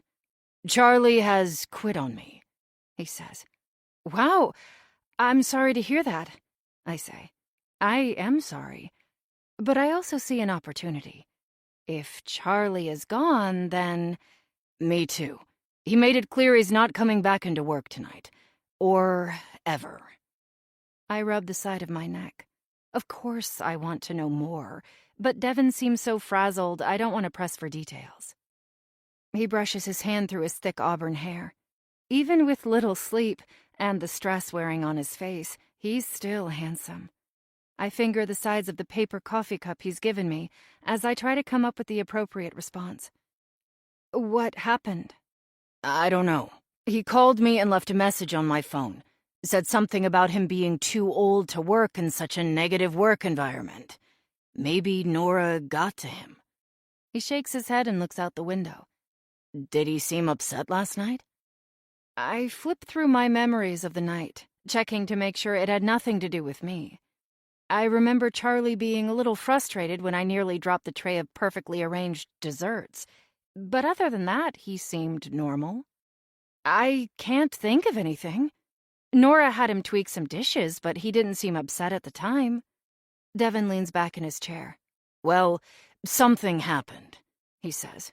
And Nora can be difficult. I'm afraid to say anything, but of course I agree. I'm sure she's under a lot of pressure. She wasn't always like this. He sighs. And now I'm one cook short in the kitchen. The timing can't be worse. Why is that? He looks at me with an intense look in his eyes. I've heard rumors we're up for a second Michelin star. They never formally announce anything until the review is complete. But one of my former colleagues informed me a Michelin inspector was here last week. Ripples of excitement spread through my stomach. A second Michelin star. Just the idea of having a hand in a restaurant that has earned the coveted honor makes my stomach flip-flop. That's amazing, Devin. I'm sure you'll get the star. The menu and service at Thistle is top-notch. He takes a small sip of his coffee and shifts in his seat. I hope so. And it's why I'm here. I need your help. Me? I mean, yeah, of course. What can I help with? He turns and his eyes latch onto me so deeply I'm afraid to blink. I need you to take his place, as lead on the pastry station. I feel my heart skip at least 3 beats. As pastry chef? Yes, says Devin. I take a sip of coffee. Is this too good to be true? Are you sure? I mean, I only worked with Charlie one night, and I haven't even finished CIA. After the way you cooked for me the other night, you've got the talent, Sadie. It's the same kind of it factor that Nora had when she first started out. You've got something I haven't seen another chef possess in years. The creativity with the dishes, the flavor profiles. And that's just the one time you cooked for me. I can only imagine what else you're capable of. I know you can do this. I feel myself blush. This is definitely not how I expected my morning to go. I'm trying to catch my bearings. Devin has just made me an incredible offer. But I can't help but feel like I don't deserve it. Does he really think I have that kind of talent? Regardless, it's an offer that every classmate at CIA would have literally salivated at. I take a deep breath. I can help you, I say, training my eye on Devin's facial expressions. But I'd like to create at least one of my own dishes. A caramel apple tart, maybe? And I want it on the menu, next to Nora's. He looks at me, a touch of surprise in his expression. Okay, but Nora, you'll have to convince her, I say, trying to sound firm. He rubs the stubble on his chin, studying my face. Then he shrugs. Done, he says. Anything else? Should I have asked for more? I feel a twist in my stomach. My brain spins. Yes, and promise, I say, folding my lips into my mouth and back. That you'll back me with a referral when I open my own restaurant. I watch carefully as Devin responds to my request. He leans back in his chair and brushes the back of his fingers along his face. I'll let you create your own dishes, he says. But you'll have to earn a referral if you want in on my investor network. A little smile plays at the edge of his lips. And you have to finish the year here at Thistle. I mirror his smile. Finish the year? I would stay 2 years if I'm able to head the pastry station. A tingling sensation spreads through my chest. There's so much I can learn from this, and it's just the experience I've been looking for. Even if I'm not ready to start my own restaurant, Devin's referral could get me a job anywhere I want, as long as they don't dig too far into my past. It's a deal. I hold out my hand. He grasps my hand in his. For a moment, our eyes meet. I feel a little spark run up my arm. We suspend our hands over the desk for a moment before Devin pulls his hand away and reaches down to his briefcase. Well, Sadie, you have some work to do, he says. He pulls out a stack of laminated cards. There are recipes and photos on each card. I'm guessing this is Nora's handiwork, and I know it will be my job to bring each dish to life. As he places them on the table, I reach eagerly across the table to retrieve them. My heart is beating so fast it may well burst out of my chest. This is it. I've been waiting for this moment since the day I sliced the pages from the magazine in Barnes & Noble. I lose track of time for a moment, my fingers grazing across each laminated sheet, studying the recipes. My eyes soak in each ingredient and dish. Sheep's milk mousse, steamed chocolate sponge with baked white chocolate, and sugar snap salad. They all sound incredible. As I salivate over each dish, I can feel Devin's eyes on me. These look incredible, I say, feeling my brain light up with ideas. We make eye contact for a moment. I want to tell him he's just made all my dreams come true, but I'm afraid if I do, he might recant his offer. So I just smile. Thank you, I say. No, thank you, Sadie, he says. He reaches down and gathers up his leather briefcase and coffee. I'll see you tonight. Have fun learning from Nora. I swallow hard, already picturing the disappointment on her face. All I can do is nod. I get up and head for the door, grasping the glossy photos of food close to my chest as I walk back to the kitchen.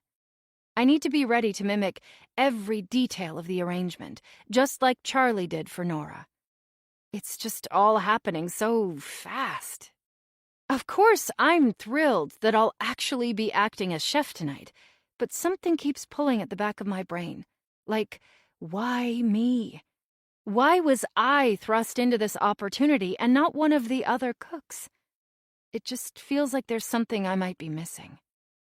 At this point, it doesn't matter. I know that things at Thistle aren't perfect, but I don't need them to be perfect to take what experience I need and move forward. Devin seems to be impressed with my work so far, but Nora is going to be much harder to please. And if she isn't happy, I have some ideas that might change her mind. Chapter 20. I arrive back in the kitchen with a renewed sense of purpose. I weave my way through people carrying crates and boxes full of food.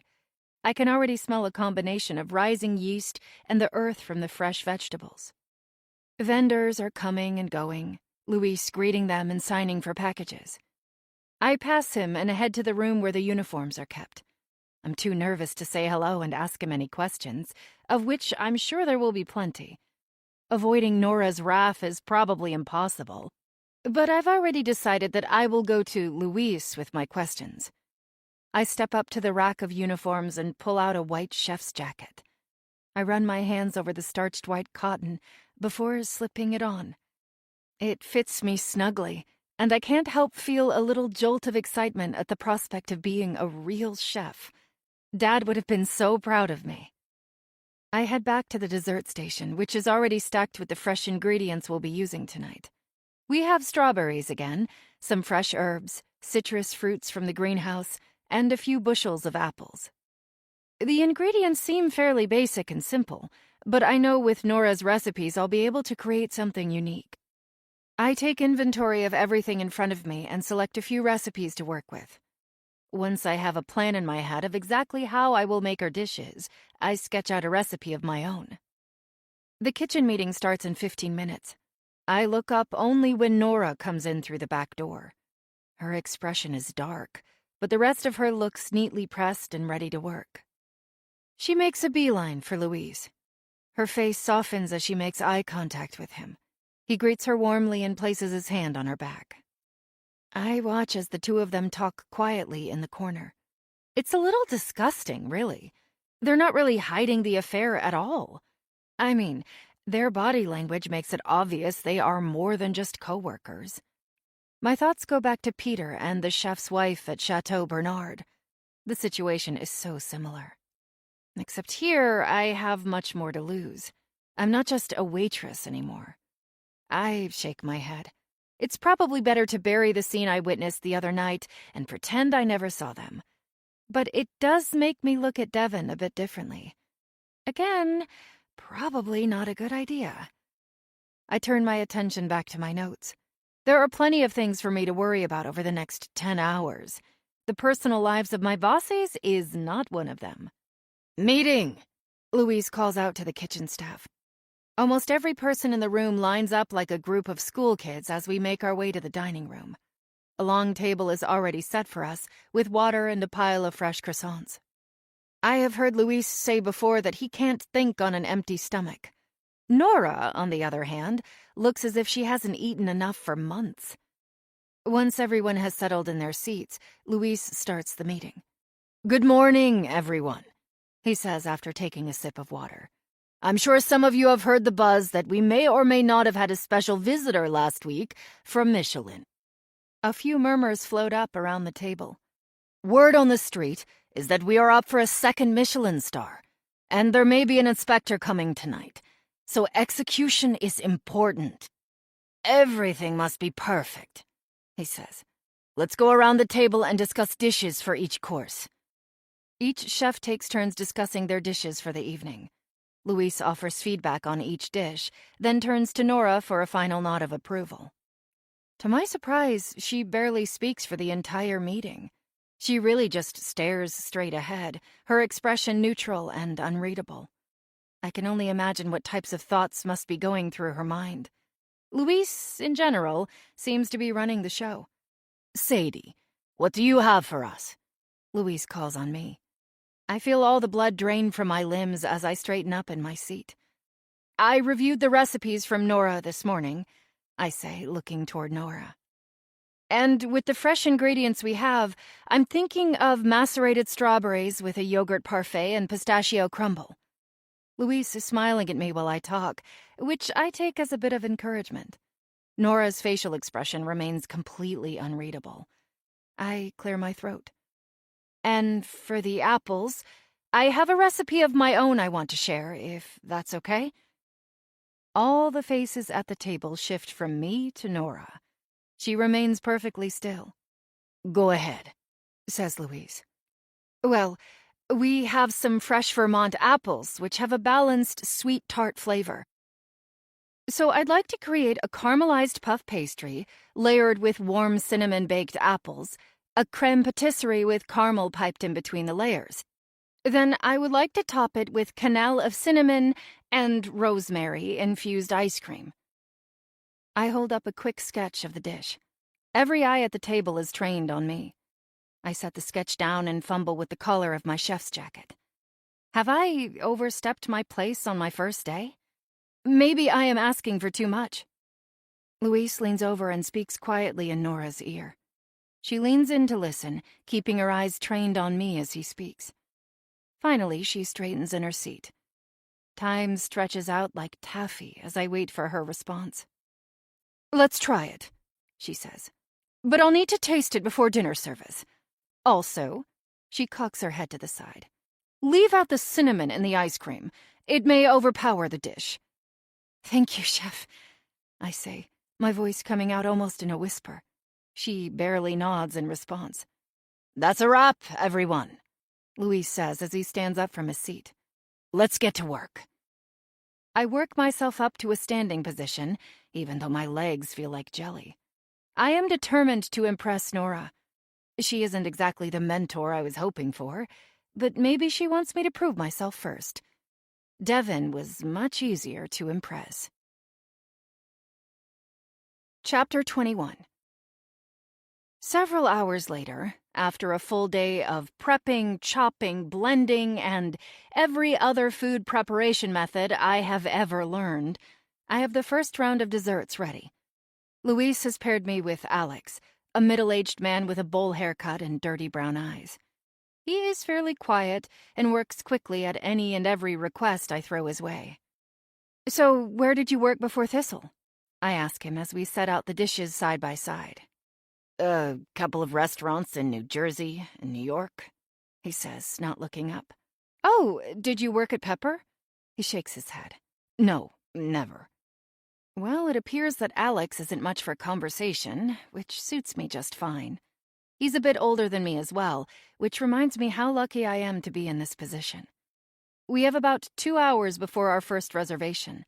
As Alex and I keep busy, I can't help but wonder why there aren't more people here who worked at Pepper. I mean, it was such a popular restaurant, and surely they had a top-tier kitchen staff. Maybe they just didn't want to move out here to the middle of nowhere. I look up at the clock. It's 4 o'clock, the time when Nora and Luis walk around the room, tasting and reviewing every dish prior to dinner. I have prepared 2 of Nora's recipes, the macerated strawberries with cream and a yogurt parfait with pistachio crumbles, with precise detail. She may notice tweaks here and there, but I can't imagine she will consider my work a failure in any way.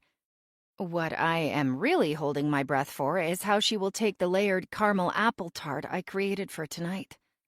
Alex and I worked diligently, plating and preparing the desserts, right up until the moment Nora and Luis are standing in front of our station. "Chef Sadie, what have you prepared for us today?" says Luis with a Spanish accent. Nora remains quiet, standing just behind his right shoulder. I walk them through the preparation of Nora's dishes. The 2 of them listen intently as I gesture toward each dish, revealing nothing of their opinion. Nora leans over one of the desserts and picks up a fork. She carefully lifts a small bite to her mouth. Alex and I stand with our backs straight, holding our breath. When she nods her approval, we both let out a small exhale. On to the next dish. Nora and Luis both taste this dish, taking their time to ponder over every morsel. Another nod. Finally, it's time for them to taste my caramel apple tart. I have artfully plated the dish on one of the long rectangular white plates so that I can add a long line of caramel sauce and a dusting of cinnamon for visual texture. It's practically a Picasso at this point. Here we have a caramel apple tart. I start to describe the exact dish that I presented in this morning's meeting. Neither Luis nor Nora make eye contact with me as they study the dish. Luis stands with one arm holding one elbow while he rests his chin in his hand. Nora watches with her arms pulled behind her back. After I finish my description, they both reach for a fresh fork and take turns slicing off a bite to taste. At first, Luis raises his eyebrows, then drops them thoughtfully. Nora's expression is completely stoic. Luis holds his fork and looks over at Nora. Pretty good, right? My heart beats faster. Nora sets her fork down. "It needs more vanilla in the ice cream. And make sure you wait to add the quenelle of cream until right before the dish is served. None of this sloppy melted cream on the plate." I swallow. That wasn't so bad. And she didn't say no. She turns and leaves the 3 of us, Luis, myself, and Alex, standing around the long steel table. Luis smiles at me. "Relax, Sadie. You did great. She liked it. Trust me, if she didn't like it, it would probably be on the floor by now." I let out an audible breath now. "So we can serve it on the menu tonight?" "We'll add it as an option," he says. "Just make the adjustments Nora suggested, and we'll see what happens, okay?" "Okay," I say, feeling a bit of a flutter in my stomach. "Thank you so much." He nods and follows Nora to the ovens at the other end of the kitchen. I turn to Alex. I want to hug him. I want to jump up and down. I want to scream. Be professional, I tell myself. Oh my gosh, she liked it, I say in a barely contained whisper. Alex gives me a half smile. Good work, he says. I remember when my first dish made it on the menu. What a feeling, right? Incredible, I say. I hope everyone likes it. If Nora and Luis approve, I'm sure they will. The next couple of hours move by in a blur. At one point, I need to take a bathroom break. While I'm walking down the hall, I bump into Nora. Sadie, I'm glad I ran into you, she says. Oh? The apple tart is off the menu, she says with a smirk. Why? I feel like someone has punched me in the stomach. Suddenly, all the air seems forced out of the room. I'm just not sure if it's the right fit for the menu tonight, she says. She begins to walk away. The punch in the gut turns into a fire in my belly. I follow her. Wait, I say. As she turns, I falter in my stance. We make eye contact. She arches an eyebrow at me, waiting for me to speak. I know about you and Luis, I say. Now it's her turn to have the wind knocked out of her. She narrows her eyes at me. Keep your voice down, she says in a loud whisper. I take a step closer to her until our faces are just 6 inches apart. Put the tart back on the menu, I say as my hands begin to shake, or else I'll tell Devin. I expect her to get angry, maybe even slap me. Instead, she laughs. Tell Devin? Why, Sadie, be my guest. She takes a step back, turns, and continues down the hall, disappearing into the dining room. My heart is beating so fast, I think it might explode. What does she mean by, be my guest? I rush into the bathroom, do my business, and then stare in the mirror. My cheeks are still flushed. That did not go how I thought it would. I take one last deep breath, open the door, and return to my workstation. You okay? You're shaking, Alex says. Yeah, I say, trying to steady myself. Just nerves. Alex and I finish all 3 dishes up to the point where they're ready to serve. I watch the clock as the first reservations arrive, counting down the minutes until it's time for the desserts to go out. Minutes stretch on for what feels like hours. A food expo periodically shows up at our station and asks for one of Nora's dishes. Alex and I work quickly to put on the final preparations to make them ready. This happens again and again. Each time a food runner shows up and asks for Nora's dish, we make haste. The hours pass, and no one has ordered the apple tart. Not one. I feel deflated. Maybe it just didn't sound good to anyone? How did they write it up on the menu? A dozen different reasons pop up in my head as to why someone wouldn't order my dish. Sadie, how's it going so far? I look up to see Devin standing in front of my station, looking subtly hot in a fitted black suit and an unbuttoned collared shirt. The disheveled hair and dark circles under his eyes from this morning are gone. Good, I think. It's been steady, I say. And your dish, the apple tart, did you get any feedback from the servers? I shift in my stance. Did Nora even put it on the menu? I honestly don't know. I decided on the simplest answer. No one has ordered it yet. A look passes across his face. I see, he says. He looks around the room.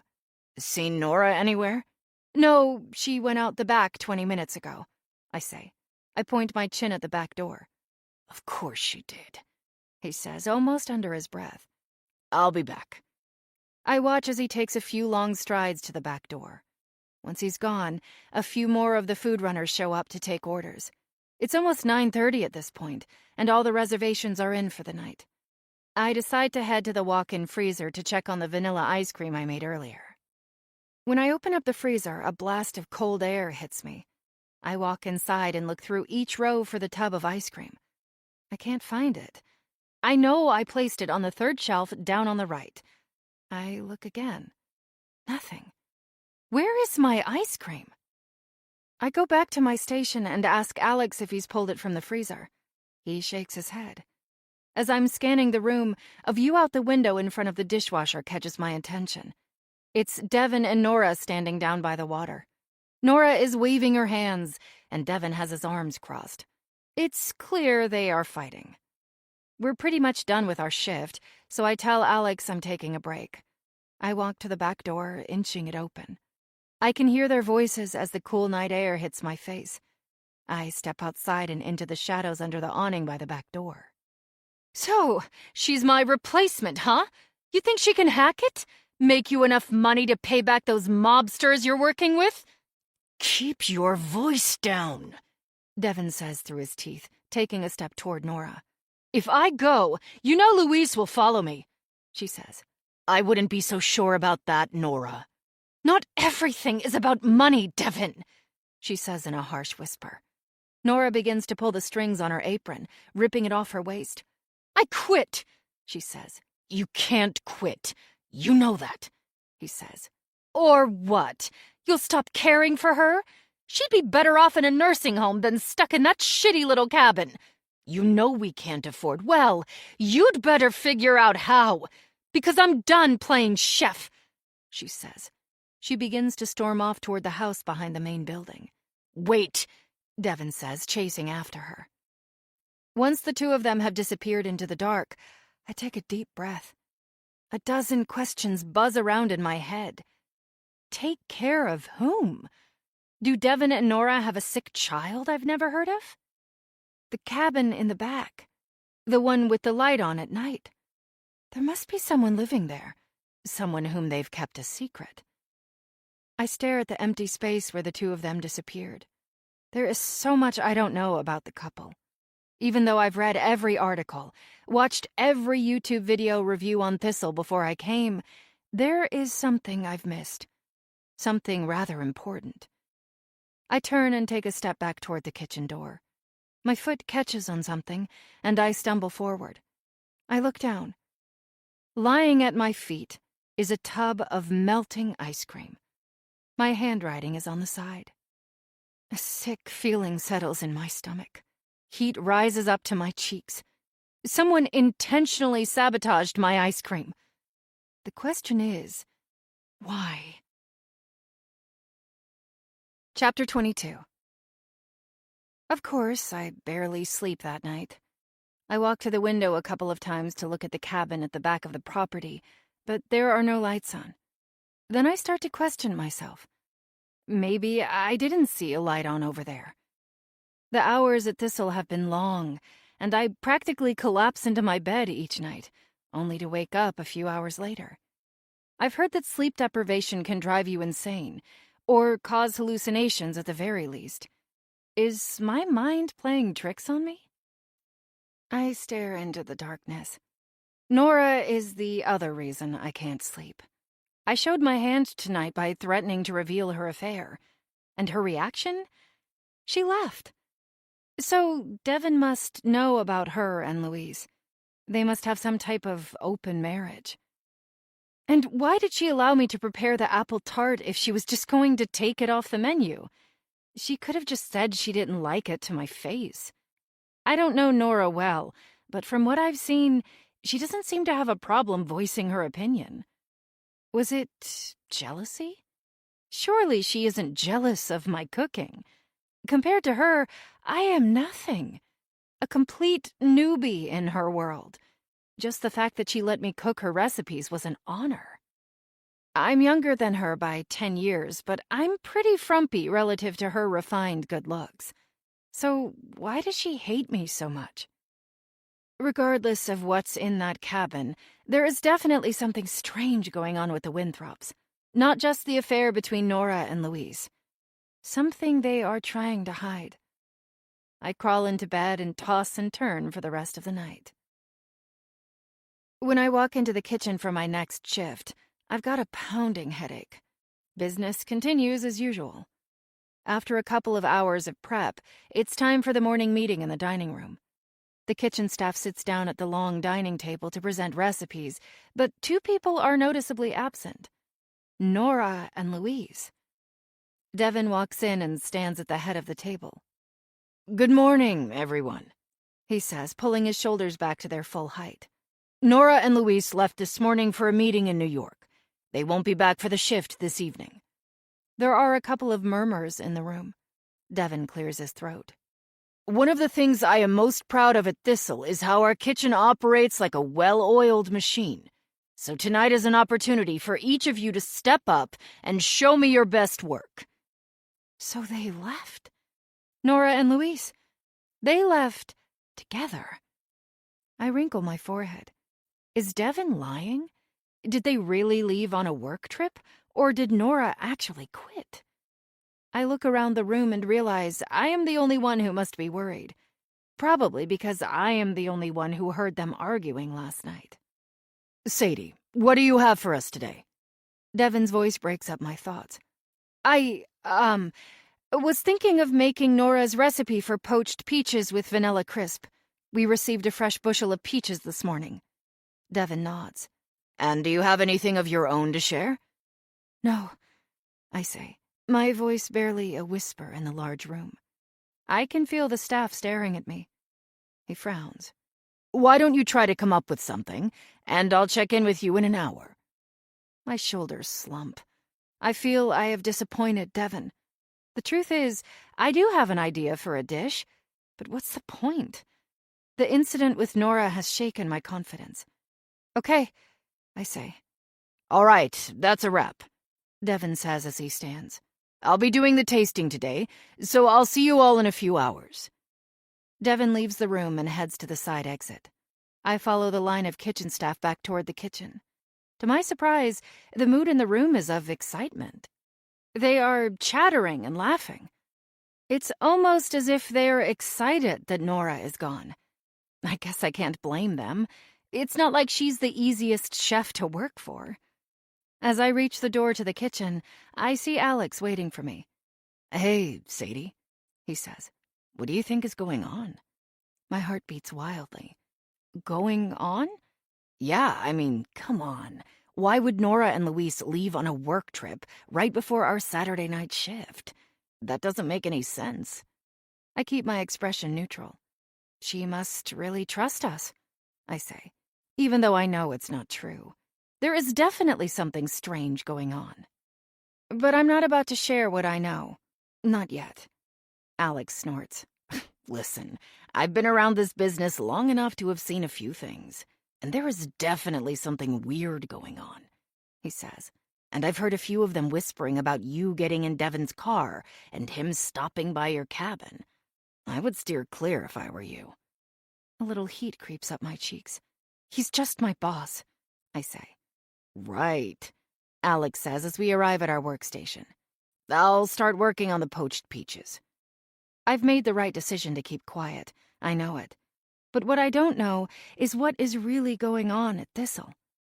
And it's time for me to find out. Chapter 23. Dinner that night goes rather smoothly, even without Nora and Louise there. Devin was right about the well-oiled machine. I just wonder how long the machine can last without Nora. It's only my second night as Charlie's replacement, but I feel like I've hit my rhythm.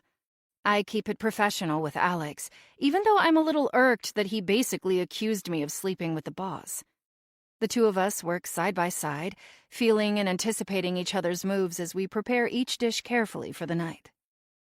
My thoughts for the rest of the shift are strictly of slicing, baking, preparing, and composition. But not far from those thoughts are all the strange things that keep happening around me at Thistle. Every restaurant has its secrets, but this isn't what I expected when I started working here. It's certainly not what I dreamed of.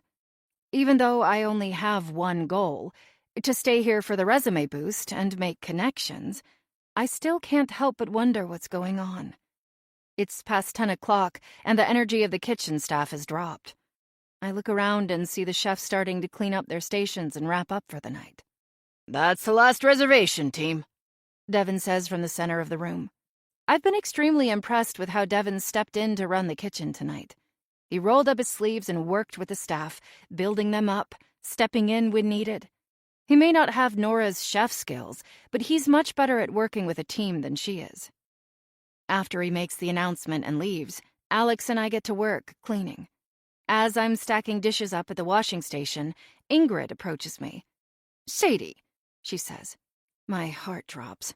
Surely it's not the Grissom family again. "Devin would like to see you in his office." "Oh, okay," I say. I make eye contact with Alex. He raises his eyebrows at me. I want to tell him that just because the boss wants to talk to me, it doesn't mean we're sleeping together. Alex speaks up before I can say anything. "Go," he says. "I can finish up." Thanks. I can't shake the comment he made earlier, that he heard whispers of Devin coming to my cabin. The same whispers I heard from the waitstaff. I shake my head. Let them talk. I haven't done anything. I pull off my apron and drop it in the laundry bin as I walk down the hall. I'm still warm from working in the kitchen, so when the cool night air hits my skin, it feels refreshing. But after a few seconds, I'm rubbing my arms. I wish I had grabbed my sweater. I knock twice on the door when I reach the milk house. "Come in," says Devin from inside. I nudge the door open and step inside. I can't help but look up as I walk into the room. You can actually see the stars through the large skylights overhead. "Pretty cool, isn't it? I can see the Little Dipper from my desk," he says. Yes, really cool, I manage. I return my gaze to Devin. His jacket is slung over the back of his chair, and his shirt is unbuttoned down to his chest. There's a bottle of open bourbon on the table and a couple of glasses. "Ingrid said you wanted to see me?" "Yes, have a seat," he says. "Drink?" "No, I'm good," I say. "Come on, this is Pappy's 12-year. Legendary stuff," he says. I push my mouth to one side. Nothing sounds better than a stiff drink right now. I'm just not sure I trust myself drinking around my boss. But as Devin looks at me, I realize I can't say no either. "Okay, sure," I say. He pours me a glass, neat. I'm not much of a bourbon drinker, but we did a few tastings when I was working at Chateau Bernard, and it's not so bad. Devin places the glass in front of me and raises his. "Cheers," he says, "to a successful night." "Cheers," I say. I take a sip of the bourbon, which burns my throat, but in a good way. Devin downs his drink in one gulp, then pours himself another. I can't help but think of Alex right now, judging me as he cleans our station. "So, what did you want to see me about?" I ask. He takes another swig of his bourbon and sets it down on the desk. "Can you keep a secret?" I almost laugh despite myself. He has no idea. "Of course," I say. "Nora and Luis are not on a work trip," he says. "They left." I knew it. Left? As in for good? "Yes." He nods, finishes his drink, and pours himself another. I grip my glass in my hand, barely taking a sip. "With my blessing." I feel my jaw drop to the floor. So he knows about the affair. I try to come up with something to say, but instead take a drink. "But aren't you married?" He shrugs. "For now. Nora and I have been together for a long time, and our marriage has become more of a business relationship than a marriage. After a while, we just fell out of love with each other. But we still wanted the same things. We still had the same dream." He leans back in his leather armchair, which creaks under the pressure of his body. "But things have changed. Nora wants to be with Louise. She's burnt out on the restaurant industry, so we've decided to get a divorce." My brain spins. This is so much more information than I expected. Why are you telling me this? "Because I think you're ready to take things to the next level." Next level? Devin sighs and shifts in his seat. He looks me directly in the eyes. "How would you like to prepare a winter menu for Thistle? 5 courses, just like the menu you described to me on the way back from the oyster farm." My heart flutters. He's talking about the what-if menu, the one I've been working on since I got here. "I will supply the main ingredient list," he continues, "and you can make recommendations on what else you might need. If I like what I see, we can do a test run next weekend." I set my glass down on the table. He wants me To design a menu for Thistle? I want to scream, yes! But I'm too stunned to say anything. Why me? As I have told you before, Sadie, you have a talent. That menu you came up with in the van? That was perfect. The type of creativity I haven't seen in years. Not to mention the press will eat you up. You know you're very attractive, right? I blush. Nora is pretty, but she's not relatable. It was the food that brought people in, but you have both the talent and the personality. I rub the tops of my legs, trying to process his offer. Are you sure the kitchen staff will be okay with this? I mean, Nora had this great reputation. Isn't that why they're all here? Devin shakes his head. Do you remember the other night when we had rumors of a Michelin inspector at the restaurant? I nod. Well, they did come, but we didn't get the star. Why? Normally you never find out why, but I know some people. He spins the glass in his hands and then leans forward. And it turns out the reason we didn't get the star is because of Nora. Her recipes have become repetitive and stale. I need a new chef with new ideas. A chef like you, Sadie. Devin's blue eyes bore into mine. He's probably wondering why I haven't said yes yet. I mean, this is the opportunity I've been dreaming of my whole career. It's beyond anything I could have dreamed when Nora hired me. But something in my gut, something is making me hesitate, even if it's just for a split second. So what do you think? Need a few days to think it over? I reach for the glass on the table and take the final sip. No, I say, placing it back. I'll do it. Great, he says, getting up from his seat. I'll have the list over to you in the morning. I stand as well, not sure what to do next. I'm still in shock from his offer. He walks to the door and opens it for me. I walk a few steps to follow him, looking around the room for what feels like the first time. There are large wooden bookshelves on both walls. There are awards, pictures of a few restaurants, and a row of law books. I read somewhere that Devin was a lawyer for a few years before teaming up with Nora to start their restaurant. A small framed photograph catches my attention. I take a step toward it on my way to the door. I pause long enough to see younger versions of Devin and Nora, plus another woman who looks just like her. They're practically twins. Does Nora have a sister? Oh, well, yes. She's a few years older. Lives in Seattle with her family, he says with a dismissive wave of his hands. Oh, I say, continuing toward the door. There's something about Nora's sister that looks familiar. I'm not sure why. I keep walking toward the door. As I pass Devin in the doorway, I pause for a moment and look at him. A mix of bourbon and sandalwood is emanating from his body. For a moment, I lose myself. He's so close. Thank you, I say, standing just a few inches from him, for giving me this opportunity. We lock eyes for a moment, and I forget that he's married. Well, separated, I guess. But he's still my boss. Then, to my surprise, Devin leans down and kisses me on the cheek. I feel a jolt of pleasure course through my body. You're welcome, Sadie, he whispers, so close to my face it tickles my cheek. Good night. I hurry past him and out the door. I'm afraid if I stand there a second longer, we might cross the line between professional and personal. The bourbon has warmed me to my core, but I'm afraid to let my guard down. The starry sky looms above me as I practically skip back to my cabin. A full 5-course menu for Thistle, designed by me. I couldn't have dreamed up a better offer to create a menu for a famous restaurant. I probably won't sleep for the next 3 nights, putting together the perfect menu. I know I don't deserve this opportunity, but I'm going to give it everything I have regardless. For a bittersweet moment, I wish I could call my dad and share the news. He would be so proud of me. That night, I'm so preoccupied with thoughts of my new menu that I don't even waste my time thinking about the light coming from the cabin in the back of the property. Chapter 24. Normally, the first part of the week is for food prep, but Devin has closed the kitchen Monday and Tuesday this week, giving all the staff a few extra days off.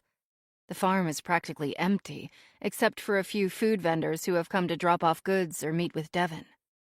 I've spent the last 2 days working in the kitchen. Devin loaned me a company laptop to work with, which is now sitting in front of me on a large stainless steel workstation.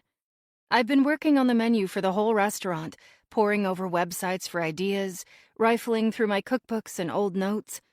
I have a dozen sketches of food, ingredients, and recipes scattered around the table. The kitchen is empty, which is unusual. The sun set at least an hour ago. I think it did anyway. I've lost track of time. One lamp in the kitchen hangs over the table, shedding light on my work. Devin has given me carte blanche, and to be honest, it's a little bit intimidating. I try to stick to simple ingredients with a few twists. We are expecting a large delivery of oysters this week, and I had an idea to do an oysters Rockefeller with bacon, shallots, arugula, white Stilton cheese, and then garnish it with an edible flower called nasturtium. I bite the tip of my finger. I'm hoping the flower is enough to elevate the dish, but I'm not certain. Part of me wishes I could get a little feedback from Nora right now. But then, judging by how she ditched my freshly made ice cream on the back porch, she'd probably burn down the whole idea. Nasturtium and oysters, huh? I like it. I hear a voice say behind me.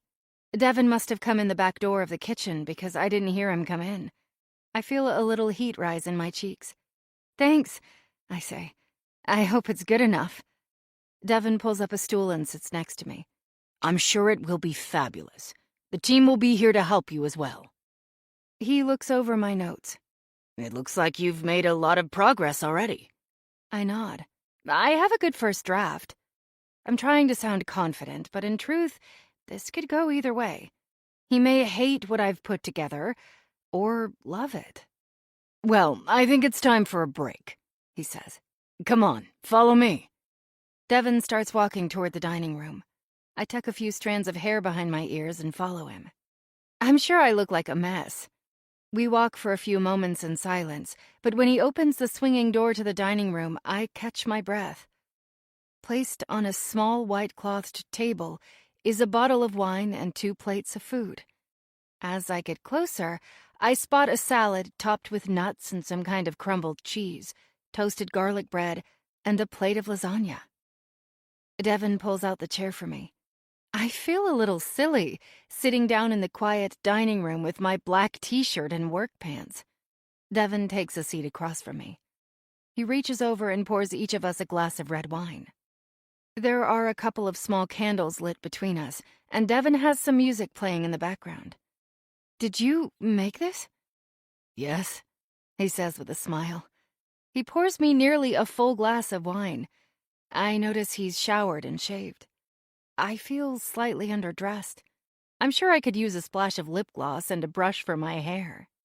I'm no chef, but my mother used to make me this lasagna when I was a kid. It was my favorite.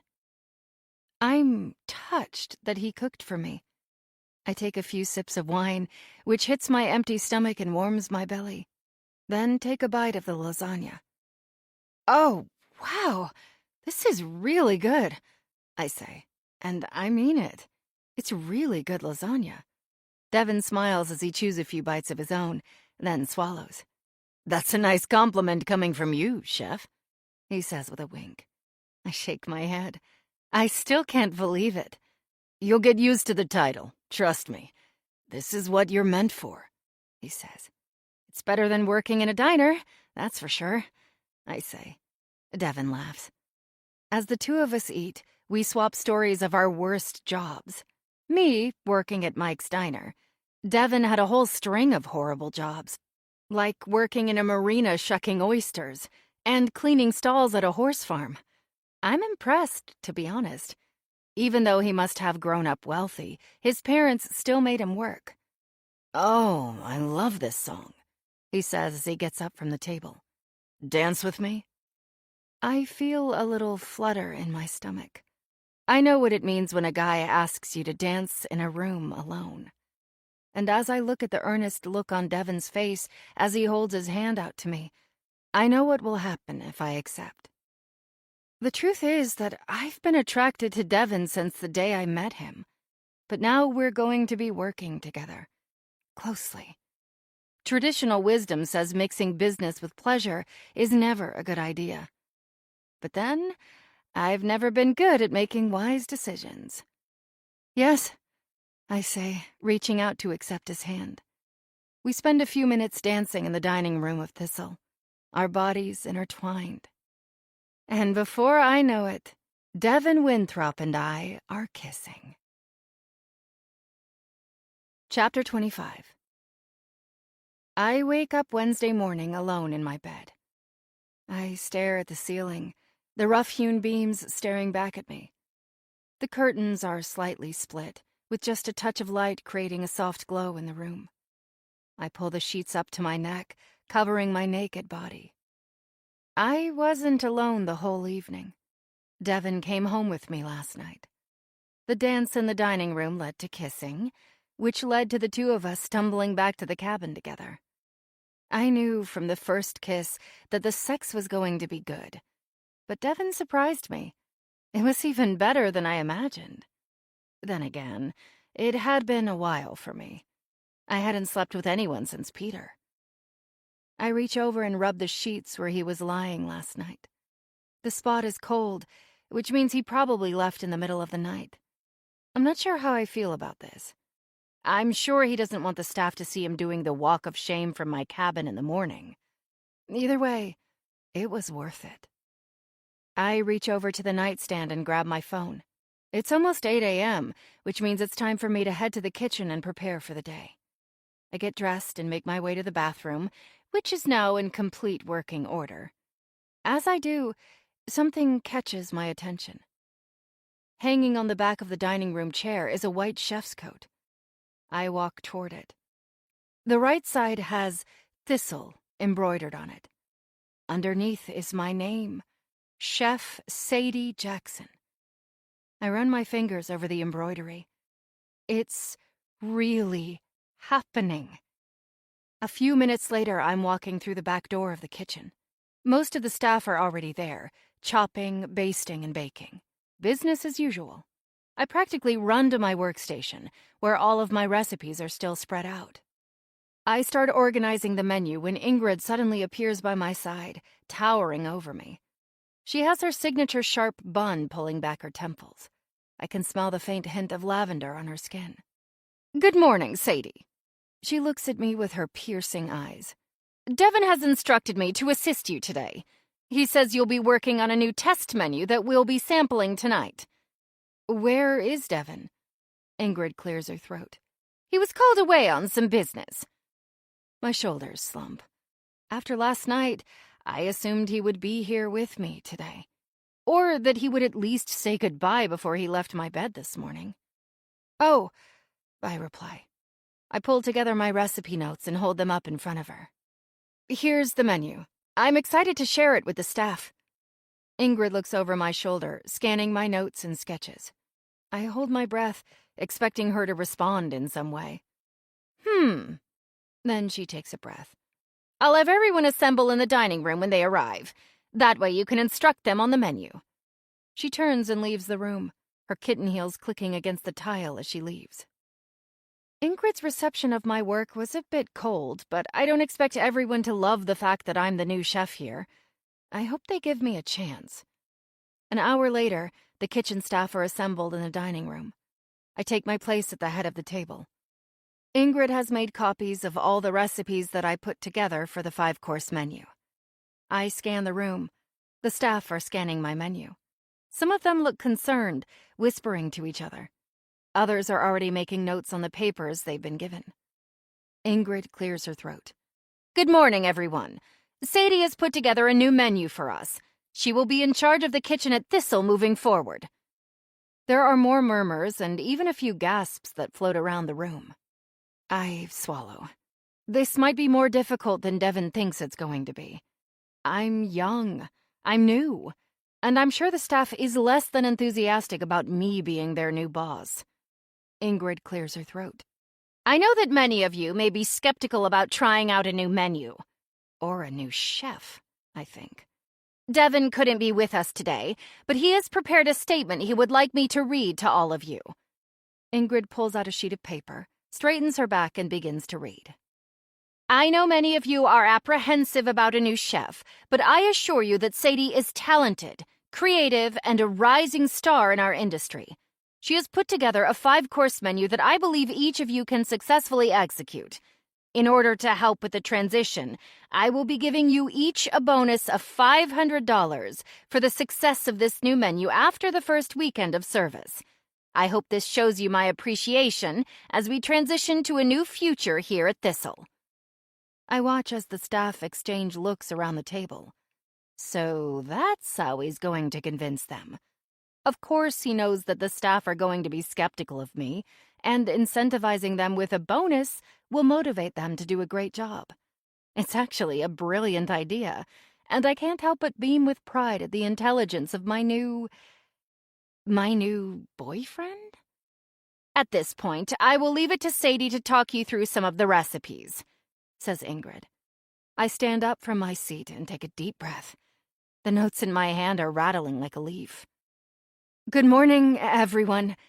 I want to thank you in advance for taking a chance on this menu, I say. My voice shakes. A dozen pairs of eyes narrow on me. I clear my throat. In this room, there are more years of combined experience than I have been alive. A ripple of chuckles floats around the table. So, I'm hoping that you will not only recreate the menu I've designed, but also give me your feedback on how we can make it better. I'm excited to learn something from each of you. The tone in the room shifts. My words seem to put everyone at ease. Or at the very least, they are willing to give me a chance. I start working my way through the menu. As each chef provides feedback on their dish, I feel my shoulders relax. I might actually be able to pull this off. A few hours later, the staff and I have assembled the first round of the new menu. The 5-course menu includes Russian acetra caviar, Maine oysters, a lobster and squash bisque, Wagyu filet mignon, and for dessert, a chocolate mousse served with rose petals. I pull out all the stops, hoping to make a great first impression. I feel a drumming in my chest as we put on the final touches. This is everything I've been working for since I left prison. The reason I've lugged around all of the frayed recipe books in my car for the last couple of years. The time I spent at CIA. The way I hustled at Chateau Bernard. All of that work has finally led me to this moment. I walk into the dining room. I'm relieved to see Devin is back. He's sitting across the table from Ingrid at a table set for 2. There's a white tablecloth, candlelight, and even flowers. Each of them has a flight of wine glasses sitting in front of them for the wine pairing I put together. I will be walking through each item of the menu as I serve them. When I see Devin, I feel a small tingle of excitement. Last night was amazing. He looks up, and our eyes meet. He gives me a knowing smile. For a moment, I'm distracted by this. Our time between the sheets last night flashes through my mind. I'm sure he wants us to be discreet about our relationship, and I have no problem with that. Although the way the staff have been treating me over the last couple of weeks, I'm pretty sure they'll figure it out soon enough. The first course, acetra caviar with lemon gelée, arrives at the table. I feel my heart about to beat out of my chest. I stand in front of the table in my chef's coat and walk them through the first menu item. The first item on our menu is a locally sourced... I begin. Over the next hour, I present each item in the menu in detail. I study the facial expressions of Devin and Ingrid with each bite of food. True to form, Ingrid reveals nothing of her opinion. Devin, on the other hand, seems impressed. He frequently compliments me on the food and even makes a few small suggestions. At the end of the meal, as they're taking the last few bites of mousse, Devin places his spoon on the table and leans back. He looks up at me with a wide smile. "Chef, that was fantastic. he says. My chest swells. I nod my thanks. Nice work, chef, says Ingrid. Her approval feels like a special victory, given she doesn't dole out a lot of compliments. The busser comes out and clears the table. I stand back. Devin and Ingrid lean together and speak quietly. Once the table is clear, Ingrid stands up. Good luck, she says. Thanks, I say as she leaves the room. Devin and I are alone in the dining room. He stands up and walks over to me, placing his hands on my shoulders. Congratulations, he says. Then he leans close to my ear and whispers, How about we celebrate later tonight at the cabin? I feel a tingle of excitement that starts in my toes and ends in my fingers. Sounds good to me, I say. He touches my hand for a brief moment, then walks out the side exit toward his office. I practically levitate my way back to the kitchen. I breathe in deep and let the air out of my lungs. The menu is a success. I can tell they were impressed. Even better, I have a celebration to look forward to later. Chapter 26. A few hours later, I'm lying naked in my bed with Devin's arms wrapped around me. The bed covers are hanging off the bed, our clothes scattered around the room. I think about what he just did to me and shiver with pleasure. Nora is crazy for letting this man get away. Devin must be having the same thoughts because he leans over to me and brushes the hair out of my face. You're amazing, Sadie. So are you, I say, touching his hand. I lean over and start kissing him again, but before things can get too heated, he pulls away. He props himself up on the bed and looks at me. I have some work to finish up in the office tonight. I've reached out to my PR team to share the news that we have a new chef at Thistle. He presses his thumb against my chin. I can't wait for everyone to try your menu. I cock my head to one side. Of course, I wish he were staying the night, but I understand. Are you sure you don't want to stay? I puff out my bottom lip. I wish I could, he says. He reaches over and kisses me again. For a moment, things get heated, and I think he's going to stay. But then he pulls away and slides out the side of the bed. I watch him get dressed, lying in bed with a sheet only covering the bottom half of my body. You make it hard to leave, he says, putting on his last shoe. Get some rest. You have a big day tomorrow. Goodbye, I say as he walks out the door. After staring at the ceiling for a few minutes, I get up to take a shower. The steam wraps around me, relaxing every muscle in my body. By the time I lie back down in bed, I'm so relaxed that I fall asleep after a few minutes. A faint noise wakes me up in the middle of the night. Probably a raccoon trying to get into one of the dumpsters out back.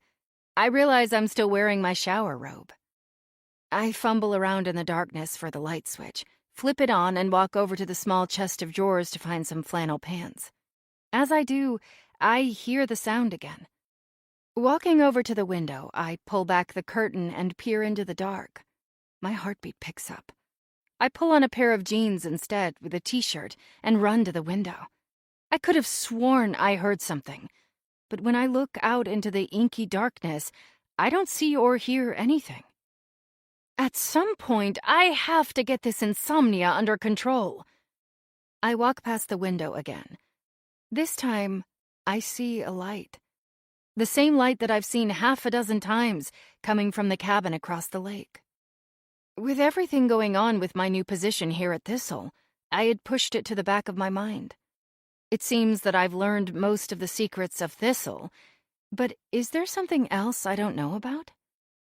At that point, my curiosity gets the best of me. It's time for me to find out what's happening back there once and for all. I find a sweater hanging off one of the small chairs in the room and pull it on. Stepping into the boots sitting by the door, I exit quietly into the night. It only takes me about 10 minutes to close the distance from my cabin around the lake to the cabin on the back of the property. It's strangely quiet this time of night. I can hear the sound of dead leaves crunching under my feet, only broken periodically by an owl in the distance. I pull the sleeves of my sweater over my hands. It's colder than I thought it would be. As I get closer to the cabin, I start to second-guess myself. What would Devin think if he found me walking around the property in the middle of the night? Well, I know that Devin doesn't sleep here. He stays at the large farmhouse on the other end of the property closest to the restaurant. I know it's not Louise, and it's definitely not Nora. I'm about 10 feet away now. The light is on in the window, but the curtains are closed. I can only see a few shadows inside. My palms begin to sweat. I try to peer through the curtains, but I can't make out anything in the room except for the dark shadows. I walk up to the front door. Again, I feel a little ridiculous out here, but I'm so close now I can't stop. I'm standing in front of the door. A cold chill passes up my spine. My hand pauses in the air, suspended over the doorknob. Something in my gut tells me this is a very bad idea. I take a deep breath. It's time to find out what is going on in this cabin. With a deep breath, I knock and, hearing no response, cautiously open the door and walk inside. The layout of the cabin is almost identical to mine. There's a kitchen with a coffee machine on the left side of the room, a dining table near the front. But instead of a sofa in the center of the room, there's a large blue recliner. A woman is sitting there, staring into space. The woman in the chair isn't moving, but I know she's seen me because she's staring right at me. I wave my hands in front of her. "Hello?" I say. "I'm Sadie." She doesn't move. She doesn't even blink. I wave again. Nothing. I step closer and look at her. The woman has shoulder-length dark brown hair and pale green eyes. And that's when I feel my heart explode. It's as if someone has taken a shard of glass and stabbed me in the heart. I stand there for a few seconds, letting recognition of the person in front of me sink in. Because the person sitting in the recliner is Nora Winthrop. In that moment, I realize I've made a very big mistake. Part 2. Naomi. Chapter 27. "This is it. We're free," Luis says as he reaches over the table and squeezes my hand. I quickly look over my shoulder. Free. I hope he's right. We're sitting outside at a cafe in New York. With the hustle of the city, we are pretty much invisible to everyone around us. Anonymity is easy to find when you're in a sea of millions. That's probably why so many people are intimidated by the city. But being unseen has never felt so welcome. A small sense of peace begins to unfold inside me. Part of it is because we've left Devin behind, finally. The other reason? I can actually see a future ahead of us.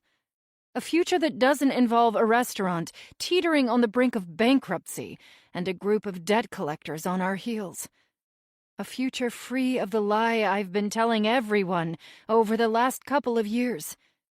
My name is not Nora. It's Naomi. And Nora Winthrop is my sister. 3 years earlier. Cheers to us! I repeat as the three of us, Devin, Nora, and myself, clink glasses. We're sitting around a small steel workstation in the back of our newly minted restaurant, Pepper. I can't believe we did it, Nora says. We pulled it off. "What was it the paper said?" Devin asks. He pulls the magazine in front of him and reads the article out loud. "The future hit restaurant of New York has just landed on West 15th Street. Get a reservation before the 6-month wait list arrives." We all laugh as he waves the magazine over our heads. It has been 6 months since we started dreaming up the restaurant, and by some miracle, the three of us have pulled it off. Devin and Nora have been dating for about a year. I always thought Devin was handsome, with his thick auburn hair, blue eyes, and movie star smile. Who wouldn't find him attractive? And Nora? She's slender with those big green eyes and dark hair. I've heard others describe her as striking. Two gorgeous, talented, and motivated Manhattanites in their 30s. I knew from day one that those two would end up together. And now, they run a successful business together. Along with me, of course. Here's to my incredibly smart boyfriend, who by some miracle got us a lease on this fantastic space, says Nora. Devin gives a satisfied smile. It really does feel like a miracle. He found us a terrific piece of real estate in Manhattan. It has about 3,300 square feet with a private mezzanine. I'm still not sure how he was able to afford it. With his Italian leather loafers and cashmere sweaters, he reeks of old money. But I've never gotten a clear picture of where the money comes from. Whatever the source, we had an eclectic space to work with that had exposed brick walls and a large fireplace in the center of the room. My sister practically cried when she saw it for the first time. And to my sister Naomi, for keeping everything running smoothly, she says. Stop it! You're making me blush! I reach over and give her a playful punch on the shoulder. We all laugh. But seriously, I know I didn't contribute the money that Devin did. I hold my glass out to him. His eyes shift sideways even as he smiles, and that familiar suspicion squeezes my stomach. It's old family money, I tell myself. And he's a lawyer. Lawyers make money. So I go on. And my sister, of course, who's the greatest chef the world has ever seen. I hold my glass up to her.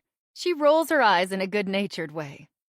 I point to myself with the glass as I say, but I'm just lucky to be here with you both. I have job-hopped for the last decade, and I finally feel like I'm doing something right. So thank you. And here's to Pepper. We clink our glasses together. While Nora and Devin met building their careers, I've always been a bit of a free spirit. I've worked in restaurants, in traveling carnivals, and I even had a stint at an auto body shop. But working with my sister at Pepper the last 3 months is the most at home I've ever felt. 2.5 years ago. Are you sure you want to do this? I ask Nora as we stand in the back pantry. I followed her here, knowing we would have a chance to speak alone, without prying ears listening in.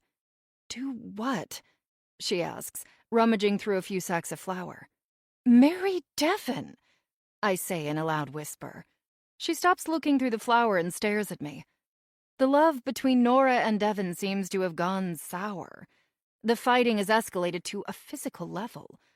At first, I noticed a few bruises on her arm, then a bruise on her shoulder. But the worst was 2 weeks ago. She had a black eye. She tried to cover it up with makeup, but I know he hit her. No matter how many times I bring it up, she refuses to admit he's hurting her. I know, Nora. Once she gets something in her head, it's impossible to change her mind. Of course. Why would you ask me that? I'm your sister. I give her a knowing look. And you two don't seem to be getting along. Nora swipes her bangs with the backs of her hands. The long hours at the restaurant have begun to take a toll on her. She looks thin, a bit gaunt. I wonder if she's actually eating any of the food she cooks. Oh, Naomi, come on. All couples fight, she says. Not like that, I say, pointing to the bruise on her arm. She pulls her sleeve down. It's not what you think, she says. Besides, you've never even been in a serious relationship before. Devin and I are building a big future with the restaurant. We may even open a second location. It's a lot of pressure. I roll my eyes. With Nora, it's all about the restaurant. She's obsessed. I'm worried it's clouding her judgment. Are you sure you can trust him? What do you mean, Naomi? She continues rummaging around in the stainless steel rack of supplies. Nora, you saw those men leave his office last night. You can't tell me— Tell you what? He handles all of our accounts. Of course he meets with a lot of people. At 10 o'clock at night? In a room he's soundproofed? Okay, Nora says, spinning on me and folding her arms on her chest. Show me proof. If you're so sure he's up to something, what is it? We order supplies, we pay for them, and we receive them. What is he doing wrong? I clench my fists. How can she not see it? Devin is bad news. He's crooked. I just know it. But I'm not sure how to tell Nora all this. I mean, she loves him and seems determined to marry him. I sigh. Never mind, I say. Listen, I know this is a bad time, but there's something I have been meaning to tell you. Found it, Nora says, pulling out a sack of self-rising flour. What is it? Seeing her standing there with a sack of flour in her hands and a smudge on her face, I hesitate to say what I'm about to tell her. But here goes. I'm leaving. Nora drops the sack, and a puff of flour hangs in the air between us. What? You can't! Oh, come on, Nora. You guys don't need me here. There are probably 100 other people in this city who are more qualified and better at my job. Nora looks like she's going to argue with me, but then she slumps her shoulders. Why do you want to leave? It's just not the place for me. I want to see more of the world. Here, I just feel like a third wheel. You know you're part owner of Pepper, right? Yes, but only you and Devin know that. Can't you just buy me out? Nora bites her lip. Maybe at some point. Right now, with the rent increasing and the higher price of food, not to mention the cost of employees, benefit... I hold up my hand to stop her. It's okay. I get it. Listen, I'll be back in a year. We can talk about it then. Where are you going? I found a waitressing gig on a private yacht, sailing around the Caribbean and South America. Nora smiles. That sounds like you, right? I reach over and hug her. I am going to miss you, though, little sis. I'll miss you, too, she says. We hold each other for a moment, which is interrupted by one of the kitchen staff screaming for more flour. But you'll stay for the wedding? I shift my feet. Actually, the boat leaves Tuesday. Nora frowns at me. Another scream from the kitchen. I have to go, she says as she walks toward the door. We will talk about this later. Nora gives me one last look before disappearing into the kitchen. Chapter 28. 1.5 years ago. When I step off the boat and onto land for the first time in months, it's the humidity that hits me first. The Florida humidity. It's like walking into a wall of steam. I'm happy to be back on land, though. The last year of sailing has been incredible, but I'm the first to admit I like a bit more room. I stretch my fingers, which are stiff from tying knots and scrubbing decks. It feels so good to be in an open space. I want to run laps up and down the boardwalk. Being a shipmate has had its benefits, though, one of which was meeting Luis. Are you ready to go? He asks as he lugs my bags down the dock. Yes, let's go reconnect with the world, I say as he leans in to kiss me. Luis was the private chef for the couple who rented the yacht. I've worked enough restaurants to know that Luis is extremely talented, organized, and resourceful. I actually learned a lot from him. More importantly, he makes me tingle all over when he touches my body. And he's hot. So, naturally, he's become my boyfriend. And since neither of us had anywhere to run outside of the 25,000-square-foot yacht we were on, our relationship blossomed. Luis and I are headed to the local electronics store in Fort Lauderdale to have my cell phone service reinstated. To save money and, really, for my own sanity, I decided to have my service shut off while we were at sea. Not that I have many close friends except for my sister. About an hour later, my phone is powered on and set to receive messages. I stand outside in the parking lot, watching them pop up one after another. There are a few from my sister, but most fairly recent missed calls and texts from Devin, which is strange. Why does Devin need to speak with me so badly? I frown at my phone. Something's off. First, I dial Nora's phone. It goes straight to voicemail. It's the middle of the day, so she's probably working. Then I dial Devin's number. After a few rings, he picks up. "Devin, it's Naomi," I say. "Naomi, are you back?" The desperation in his voice makes me sweat. "Yes, I'm here in Florida. Is everything okay?" "No, there's been an accident. I need you to come to New York right away." The sick feeling in my stomach gets stronger. "Is Nora okay?" There's a pause. "She's stable. We're at the hospital now. It's better we talk in person. I'm sending our location to your phone." I see a location pop up on my phone. "Okay, I got it." "Great. See you soon." And he hangs up. Luis walks out of the store. When he sees the look on my face, his dark brows knit together in concern. "Naomi, is everything okay?" "No," I say, slightly stunned. "We need to go to New York. Now." Half a day later, Luis drives me up to a small office building on the outskirts of the city. Devin said Nora was in an accident and that she was in the hospital. But this is a different kind of hospital than I'm used to seeing. There are no large signs out front. You wouldn't know it was a hospital unless someone told you. Devin is waiting for us in the parking lot. "Naomi, I'm so glad you're here." He walks up and gives me a long hug. I pull back. He looks haggard, his usually carefully clipped hair hanging over his ears. What's going on? There are about 1,000,000 alarm bells going off in my head. It's time to get some answers. "There was a fire at Pepper," he says. "It burned the entire place down. Nora was burned badly." He looks away from me as he speaks. There's pain in his eyes. I'm too stunned to speak. I want to throw up. "I didn't want anyone to find out because of the bad publicity, so I brought her here to this private hospital." Devin runs his fingers through his hair. He's shifting his stance. I can tell there's something he's not telling me. "They're very discreet here." "I want to see my sister. Now." Devin grabs my arm, and the way he's looking deeply into my eyes makes me very nervous. Something is terribly wrong. "I'm going to warn you. Nora doesn't look good. She suffered from oxygen deprivation and has burns on the left side of her body. Right now, we're not sure how much damage there was to her brain, but it looks like she has a long recovery ahead of her."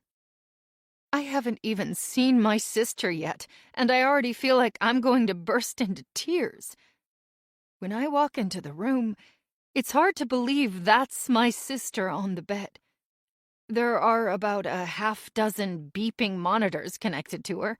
Most of her body is covered in bandages, and about half of them look like they have fluid oozing through them. I walk closer.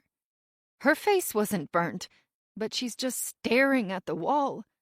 At first, I think maybe she's watching TV. I step between her and the TV, but she doesn't react. I wave my hands, but she still doesn't respond. "Nora, it's me," I say. Her green eyes are still there, but the fire inside is gone. A young female nurse walks into the room. "Is there a doctor I can speak to?" My voice shakes as I speak. I'm on the verge of tears. "I'll get the doctor now." The nurse turns on her heel and walks out of the room. Chapter 29. The next morning, Devin and I met at a local cafe just down the street from the hospital. I struggled to sleep last night as I grappled with my sister's condition. The doctor wasn't full of hope for Nora's recovery. I've been trying to process all the emotions. Mostly, I feel guilty for leaving Nora.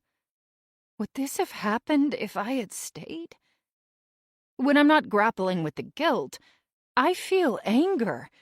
I mean, who would have done this to my sister? How did she get caught in fire? Devin didn't give me a lot of details. So as soon as I woke, I entangled myself from Luis's arms and pulled on some clothes. I shot off a message to Devin. "Can we meet?" I brushed my teeth and washed my face as I waited for his response. "Sure. Meet me at this cafe in 15 minutes. Then he sent me a pin of the location. I arrive a few minutes late, huffing from the walk across the city blocks. Devin is waiting for me outside the cafe. As I approach the small bistro table, I see him before he sees me. His shoulders are hunched over his phone. He looks somehow smaller than when I left. This whole situation must be taking a toll on him. Do I feel sorry for him? I'm still undecided.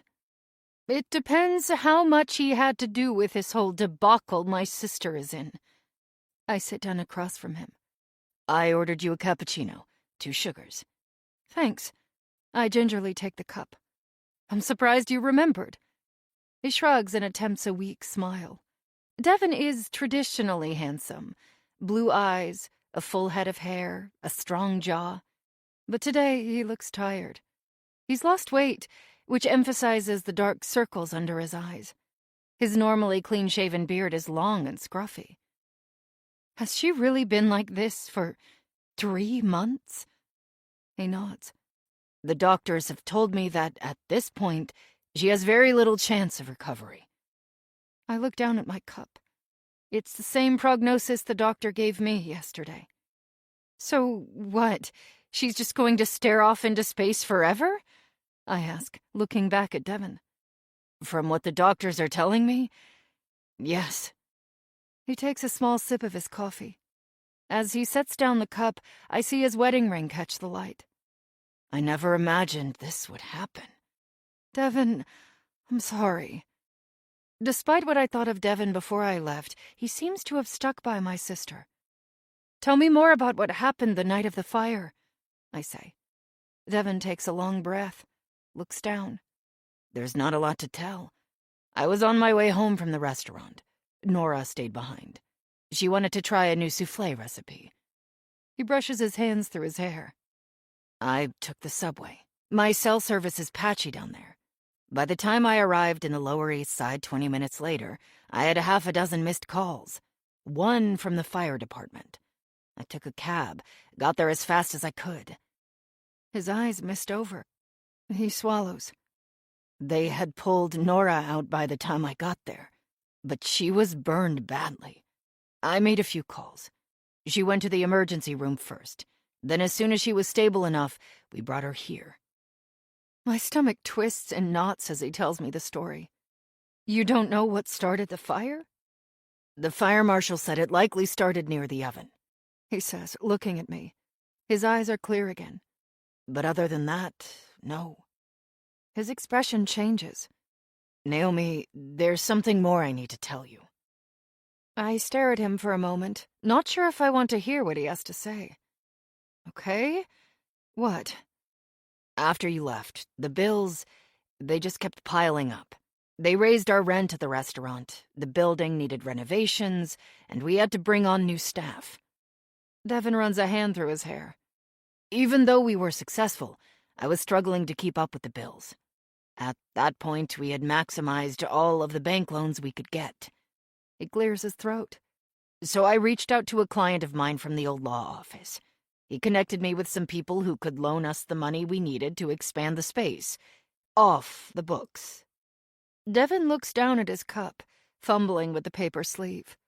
I thought there was no way we wouldn't be able to pay him back. I mean, we had a reservation list for 6 months out. So you borrowed money from the wrong people, I say. Yes, says Devin.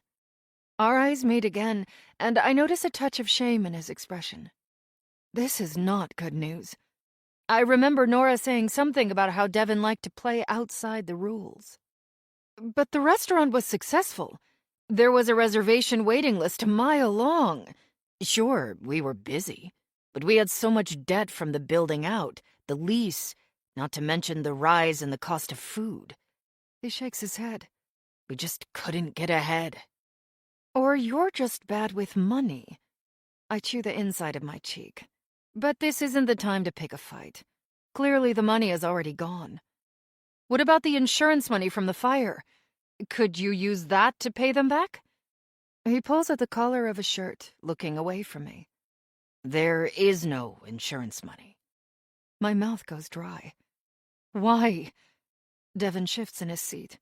Like I said, the fire marshal thinks it started near the oven, but no one knows for sure. His eyes dart to the side. They haven't ruled out arson. I suck in a breath. Arson? Someone set the restaurant on fire on purpose? And almost killed my sister? My entire body goes rigid. Who would do that? I ask, my voice shaking. I don't know. Devin shakes his head. I also don't know if it was really arson or if it was just an accident. Like I said, they're still investigating. Regardless, the insurance company says that until the investigation is over, they can't give us any money. So how do we pay for her care? I ask. Does she need to be in a facility? A nursing home? What do people do in this situation? Devin leans back heavily on his seat and lets out a breath. I'm trying to figure that out right now. She will need a nurse to check in on her, but not 24-hour care. I get the feeling there's more. Devin, are you sure you're telling me everything? The two of us lock eyes. This man is now in charge of my sister for the rest of her life. But if he had something to do with that fire, I will jump across this table and strangle him. He holds my gaze. Naomi, I had nothing to do with the fire. I'm telling you everything I know. I'm sure Devin is a good liar. I'm sure he lied about things to my sister. Maybe he's lying right now.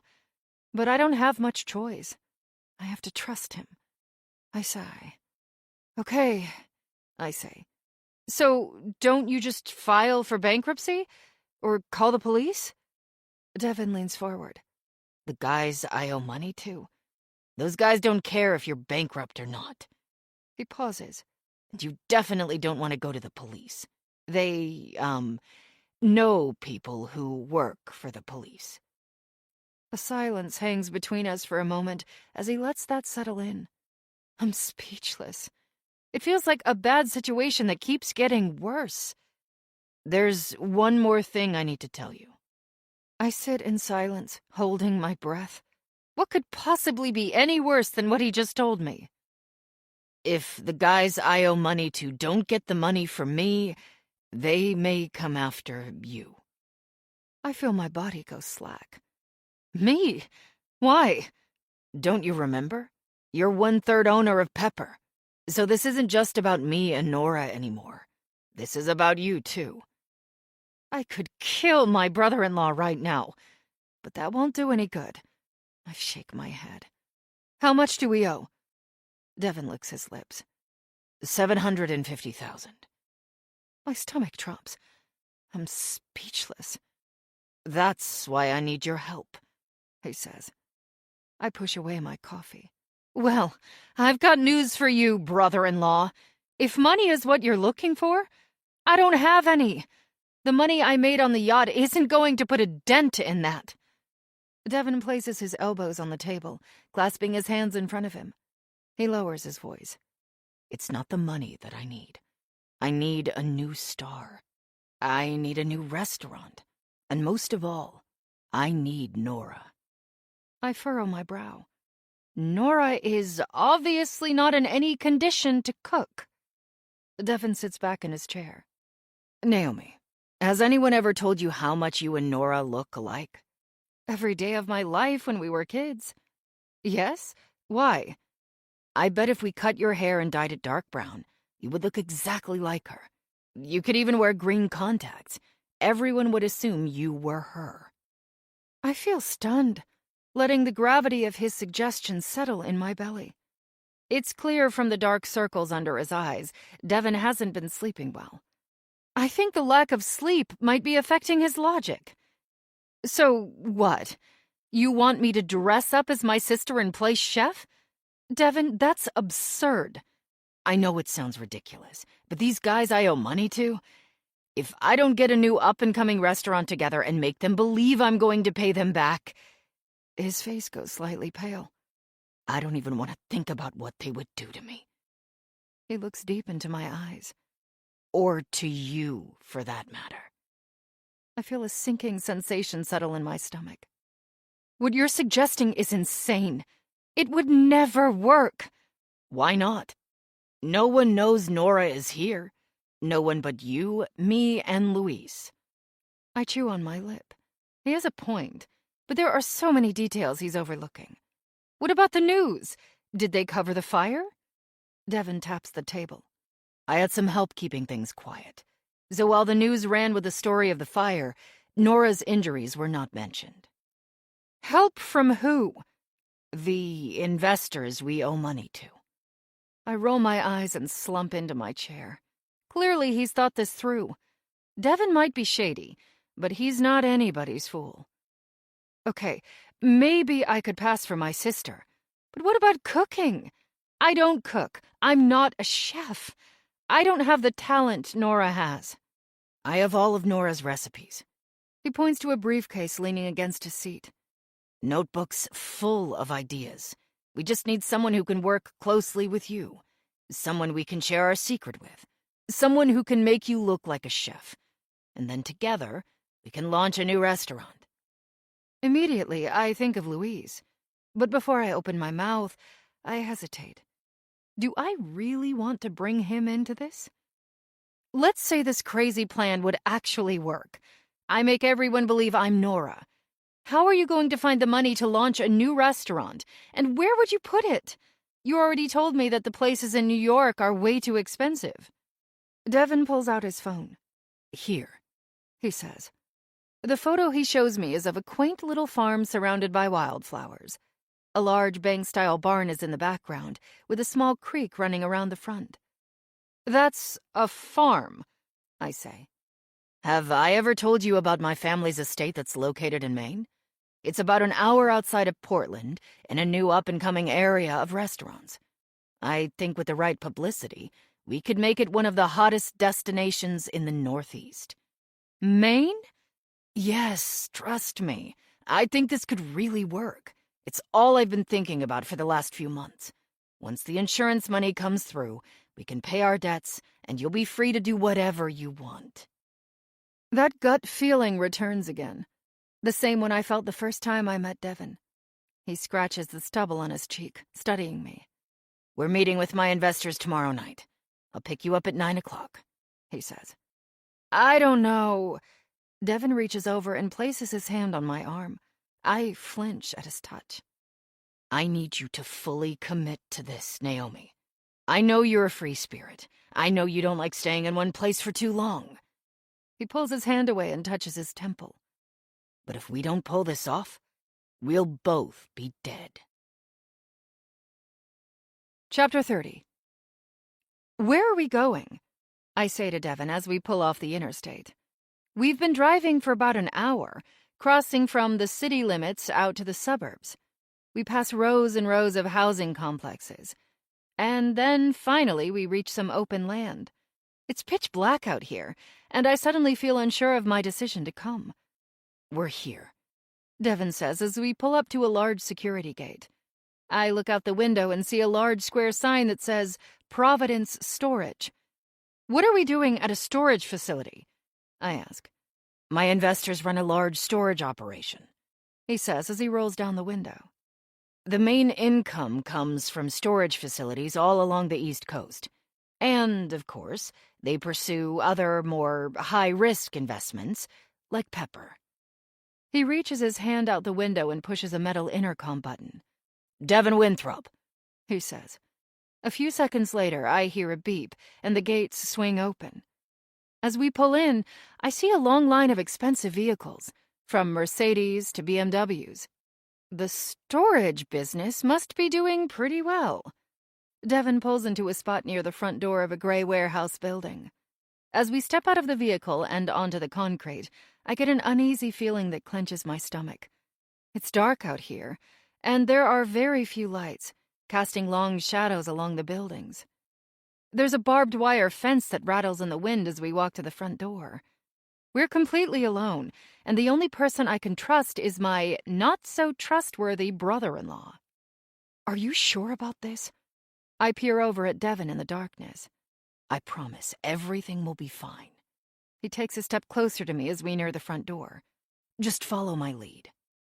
My heart beats a little bit faster as he pulls open the door and we step inside.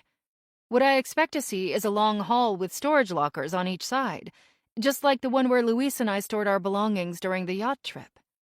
But that's not what we walk into. There are rows of square LED lights that line the ceiling, long leather couches, pool tables, and a large bar that runs along the right side of the room. It feels almost like a fancy Manhattan clubhouse, rather than a storage building out in the middle of the suburbs. Before I can open my mouth to ask Devin about the space, a tall man with striking white hair approaches us. Devin, you made it, he says. He's wearing a fitted suit with a pair of expensive-looking Gucci loafers and a large diamond pinky ring. As soon as he approaches us, I feel the hairs on the back of my arms stand up. Anthony, Devin says, reaching out to grasp his hand. Thanks for meeting with us. The man looks at me expectantly. I'd like you to meet my sister-in-law, Naomi. Naomi, this is Anthony Bello. Anthony rests his gray eyes on mine. He reaches out his hand to me, which I take. When I try to pull away, he gently resists. Naomi, I am so sorry to hear about your sister, he says. We had hoped she would recover. I say nothing, just nod. When he finally lets go of my hand, which is now sweaty, I resist the urge to wipe it on my pants. Let's go ahead and meet in my office in the back, he says, gesturing to a set of large double doors at the back of the room. As the two of us walk behind him, I take in the rest of the room. There are a couple of dozen people, both men and women, spread out across the room. They all appear to be having a good time, drinking and playing pool. The men are dressed mostly in suits, while the women wear what I would describe as cocktail dresses. The whole environment gives me a sick feeling, like I shouldn't be here. The three of us step into Anthony's office, which, much like the rest of the space, is fully decorated with an expensive-looking plush carpet and leather furniture. Anthony walks around the room and sits behind a large banker's desk.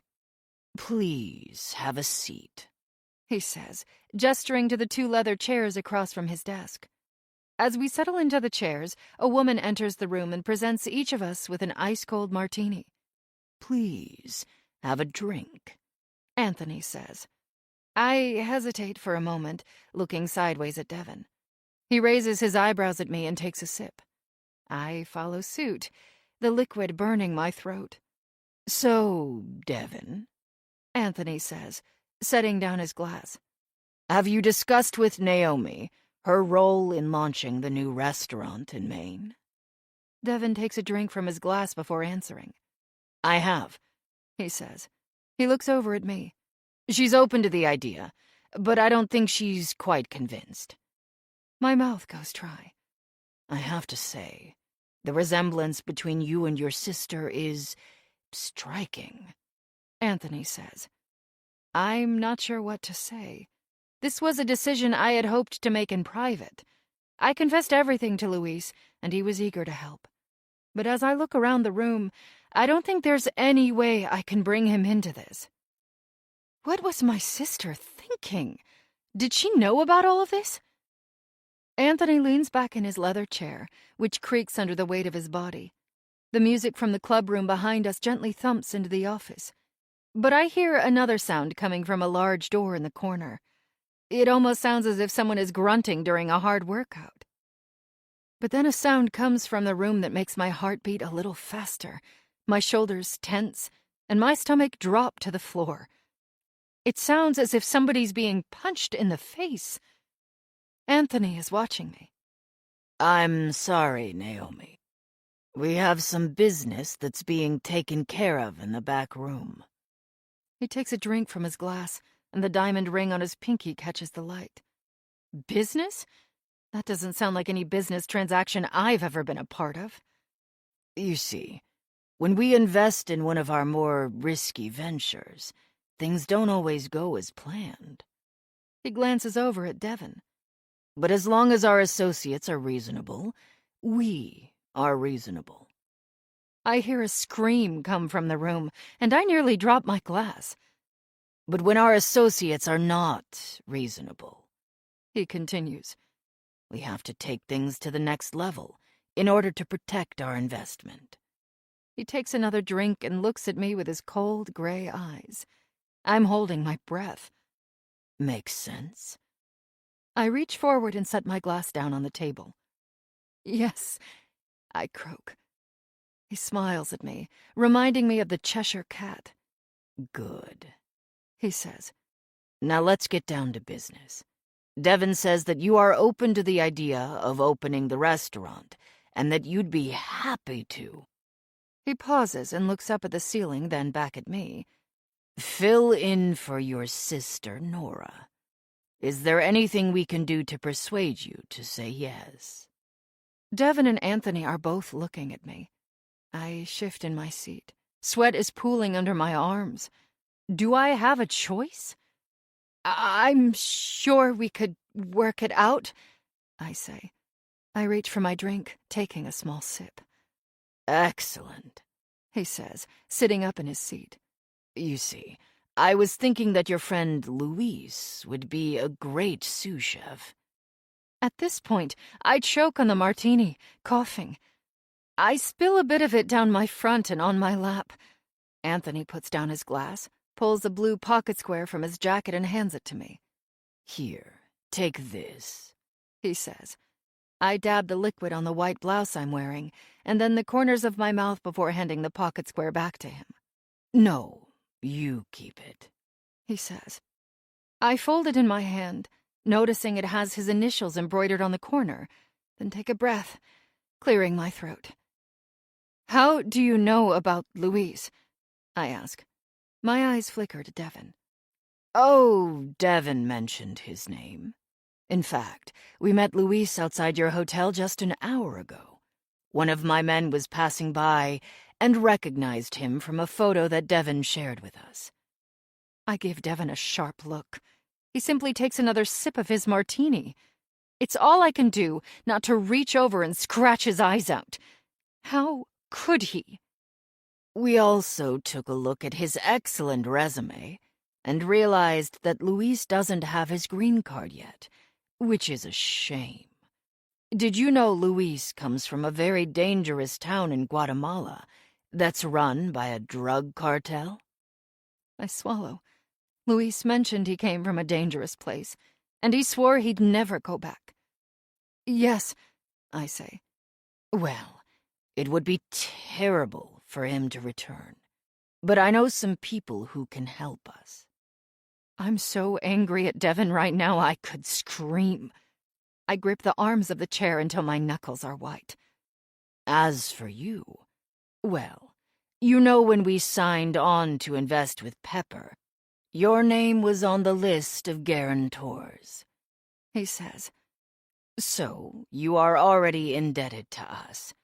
And, like I said, it's better when our associates work with us so that we don't have to take matters to the next level. As if on cue, I hear a loud and painful-sounding groan from the other room. I nearly jump out of my seat. Then there's a sharp knock on the door. I hold my breath. The door cracks open, and a large man in a white button-down shirt with his sleeves rolled up peeks into the room. I notice he has a little bit of blood and bruising on his knuckles. "Excuse me, sir," says the man. "Yes?" Anthony looks over but doesn't get up from his seat. "We've settled negotiations. Our driver is returning him home." "Thank you," Anthony says. He takes another sip of his drink, clearly relishing our discomfort. The man nods and closes the door. I feel lightheaded, like I might pass out. "Well, I'd better let you two get to work," Anthony says as he stands up. "By the way, I had an idea for the name of the restaurant." "Oh, what's that?" says Devin. "I thought you might call it Thistle. I know that they grow wild in Maine, and I always liked the prickly leaves. They draw just a bit of blood. It's a pretty smart plant that learns how to protect itself, don't you think?" I swallow. Devin cocks his head to the side. "I like that," he says. "I think we'll keep it." Chapter 31. 1 year ago. I don't think I can do this anymore, I say to Devin. The two of us are sitting inside his office on the Winthrop estate. There isn't a place in the world I hate more than this small wood-paneled room. Devin spent a small fortune putting in custom skylights in the ceiling. One entire wall of the space is lined in custom bookcases, too, which house a bunch of law books, restaurant awards, and a few photos. If you push on one of the shelves, the whole panel opens up to a small room where Devin has a large safe full of money. That's one of the things about Thistle. We don't have the greatest internet signal to run credit cards out here, so we always suggest our customers come with cash. It's crossed my mind several times to just steal the cash and make a run for it, but I could never leave my sister. The irony of it is that in order to get into the room, you have to move a photo of the three of us, Nora, Devin, and me, standing in front of Pepper. I always thought it strange he kept that photo of us in public.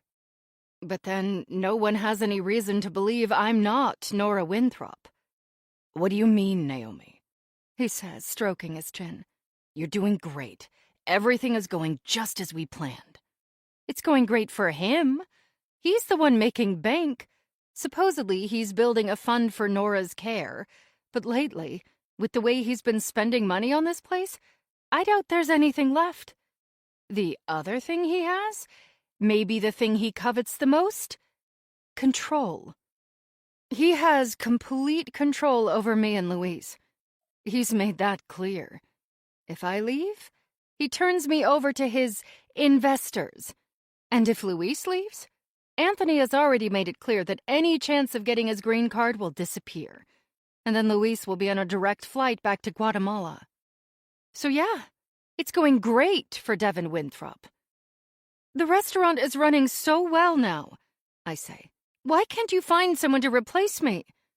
I know the answer, but I want to hear it from him. He loosens the tie on his suit and starts to remove it.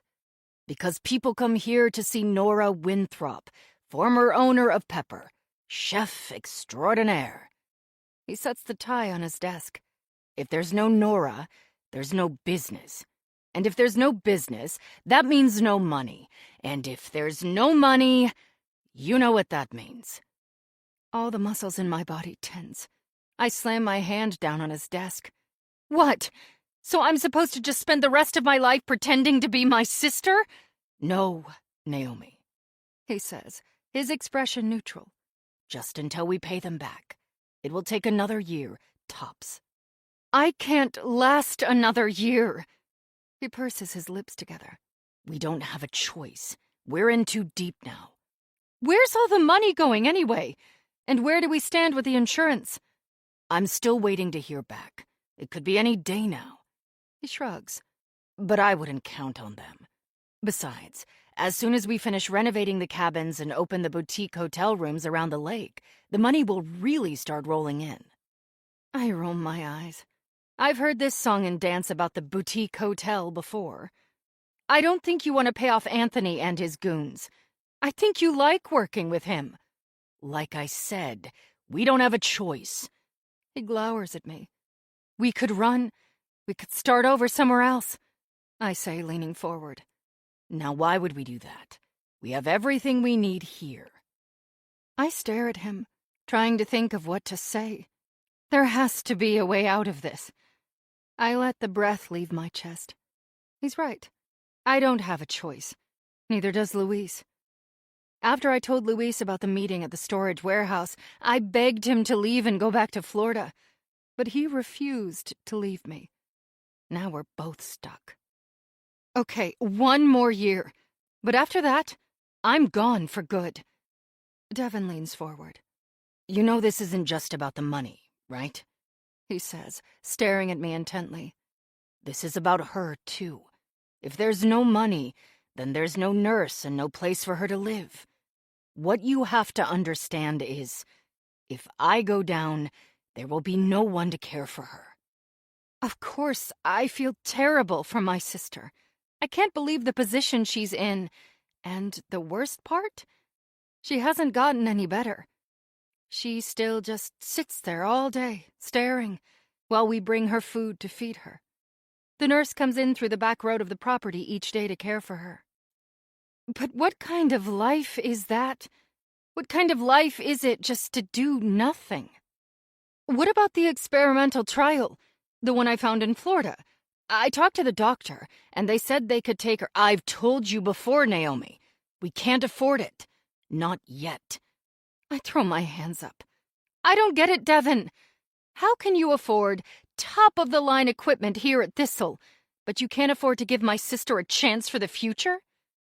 Devin leans forward in his seat, anger flashing in his eyes. Do you think I don't care about her? I have my doubts, but I don't say so. Instead, the two of us stare at each other for a moment, like a couple of lions in the wild getting ready to attack. A thought that has floated around in my mind for the last couple of years finally makes its way to my mouth. I blink, breaking our silence. Devin, I've been wondering, do you have life insurance? Devin gives me a hard look. Yes, why? Oh, no reason. It was just something I was looking into for Luis and me. You know, in case anything ever happens to me, I want him to be taken care of. Devin grinds his teeth. I don't know what you mean by that, Naomi. But if you're threatening me, I would never threaten you, Devin, I say. We're in this together, remember? I get up from my seat. I have to get back to the kitchen to make sure this restaurant will run smoothly. Devin says nothing, just watches as I walk out the door. As I make my way from his office in the milk house back to the main building, an idea forms in my mind. Devin isn't going to let me off the hook anytime soon, if ever. I love my sister, but playing house with her husband isn't going to bring her back or get her the help she needs. I'm going to run it by Luis tonight, but the main idea is this. I need to find a replacement for Nora, or Devin is never going to let me leave. 32. 3 months ago. I tap the end of my blunt chocolate bob, which has just been freshly lopped off by a local hairstylist. I call it the Nora cut. I remember the first time I had it styled this way. The stylist swiveled the salon chair around and I stared in the mirror. My jaw dropped. Devin was right. With a few changes, I look exactly like my sister. I remember going back to my bedroom and pulling out an article about Pepper. I went to the bathroom and held up the magazine next to my face. Our faces, a combination of our parents' features, were nearly identical. I shivered. It was a bit creepy, even if she is my sister. Truthfully, I'm so sick of this haircut. As soon as I leave this place, I plan to shave it all off. Not to mention the contacts. As Devin pointed out a little over a year ago, one of the prime differences between Nora and me is in the eyes. While my true eye color is a hazel gray, Nora has striking pale green eyes. In order to pull off this charade, I had to get green contacts. Devin had them custom made. I've never worn contacts in my whole life. I have perfect vision, so the contacts have been an adjustment as well. Really, it's a culmination of all of it. The hair, the attitude, the food. Being my sister is exhausting. Don't get me wrong, I love food. I love to eat. But being a highly rated chef? It's less about the food and more about the art. It's about perfection. I don't have the patience for that level of perfection. That was Nora's thing. There's a part of me that's proud of what I have accomplished. I never went to acting school, but pretending to be someone else is not easy, even if you've known that person your entire life. Devin and I made sure that no one from Pepper got a job here. We couldn't risk it, even if they had the talent and the desire to work here. And our old VIP guests? We left them off the guest list too. Even interviews were limited to new journalists only. We've been careful, and it's working. No one seems to suspect a thing. Not a whisper or a suggestion that Nora Winthrop is anyone but who they expect her to be. But it's time to let Nora go and put all this behind me. Luis and I have been lying in bed late at night, talking about what the future looks like for us. The first thing I can tell you is that we won't be running a restaurant together. That's going to be buried in the past. If I never have to look at a cutting board or sauté pan again in my life, I'll be happy. It'll be carry-out for me for at least a year. I'll take a greasy meal at McDonald's over any restaurant owned by Devin Winthrop. Some of our plans include backpacking through Europe, maybe hiking in the Himalayan mountains, or traveling to Japan. Anywhere but Maine. Devin was right when we first discussed this plan. It's hard for me to stay in one place for so long. I'm itching to get out, see the world. Devin seems happy to stay here, although I use the term happy loosely with him. His mental state seems to be deteriorating. He's been drinking more. He falls into fits of anger, where he lashes out at the staff. Maybe he feels bad about my sister, or maybe it's stress. I don't know. In fact, there's been a few times when he's actually lashed out at me, and it's weird to see the same bruises on my arms that Nora had before I left on the yacht. It took everything Louise had not to rip Devin's head off when he saw what Devin had done to me. But Devin has control over him, too. If Louise pushes Devin too far, he will have him deported. So, today, I've put on a fresh black shirt just like Nora always used to wear. I've got her haircut. I have my contacts. I'm wearing the gold best friend necklace I gave her in high school. I'm playing my part to the fullest for the next few days of interviews for our new dishwasher. At least, Devin thinks I'm hiring a dishwasher. What I'm really looking for is my replacement. I have a table set up in the dining room with a white tablecloth, flowers, and 2 glasses of water. I requested to have all the lights on in the room, including the sparkling chandeliers, so I can get a good view of the candidates. I've also asked Ingrid to keep the staff away so my attention is fully focused on the interviews. She might think my requests are strange, but Ingrid's never been one to ask questions. My first interview of the day is a young woman named Sadie Jackson. I've read over her resume a dozen times, which includes some experience at Chateau Bernard. I have a few connections there, as I used to work with a guy named Peter at one of the restaurants in New York. Well, Naomi worked with Peter. He acted a little strange when I phoned him for more details, but I kept peeling back at the layers. He finally admitted they'd had a relationship, and that she never worked in the kitchen, only as a waitress, although he was quick to point out that he'd tasted her cooking and she has talent. It was then I knew she was perfect. From what I knew of Peter, he only dated beautiful women, so she had to be pretty. And the other important part? She'd lied on her resume, which tells me another thing about Sadie Jackson. She's comfortable with the moral gray area, which is a necessity to work here. A person who has a squeaky clean background might run at the first sight of how things are handled here at Thistle. So, before I even meet her, I assume she's desperate, beautiful, and talented, which checks all the boxes. Of course, I'll still make her sweat before I give her the job, but I am cautiously optimistic that Sadie Jackson is the key to my future. When she walks in the door with her curvy body, full lips, blue eyes, and soft blonde hair, my jaw almost drops. She's gorgeous and young. As I conduct the interview, it becomes obvious that she's desperate to work here, that she worships Nora Winthrop, that she'll do anything to please me, and that she's exactly the type of person Devin will fall for. I plan on keeping a careful distance from her, just like the rest of the staff. I'm afraid if anyone gets too close, they'll figure out I'm not some famous chef from New York. In fact, it's better if she hates me. That way she won't feel bad about stealing my husband. Chapter 33. 1 week ago. Nora, wait! Devin is yelling my name through the dark as I walk back to my sister's cabin. Everything is going to plan. Sadie is turning out even better than I thought she would. She's hardworking, talented. I can tell that Devin is attracted to her. Tonight was a turning point. I let Sadie create a dish for me. It was perfect. A puffed pastry with an ice cream canal. I discussed it with Louise, who agreed it was well-balanced and delicious. Even the presentation was well executed. It was a rush when the food hit my lips. I knew in that moment that she could pull it off. She could replace me. But I wanted to keep her hungry to please, so I pulled it from the menu. And then she pulled that little stunt in the hallway where she threatened to tell Devin about me and Louise. The irony. I turn around to face Devin. Of course, I want the idea of me leaving to be his.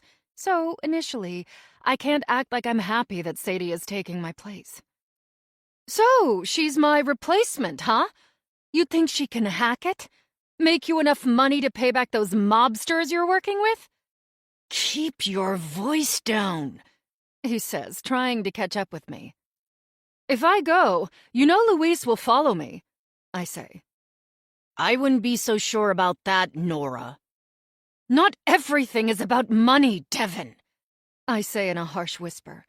I quickly untie my apron strings and rip it off my waist. I quit! I shove the cloth apron into his chest. You can't quit. You know that, he says. Or what? You'll stop caring for her? She'd be better off in a nursing home than stuck in that shitty little cabin. You know we can't afford. Well, you'd better figure out how, because I'm done playing chef, I say. Wait, he cries. I keep walking. Nora, we need to talk. There's more at stake here. I turn around to face him. He takes a few long strides forward, crossing the distance of a few feet between us. You know my name is not Nora.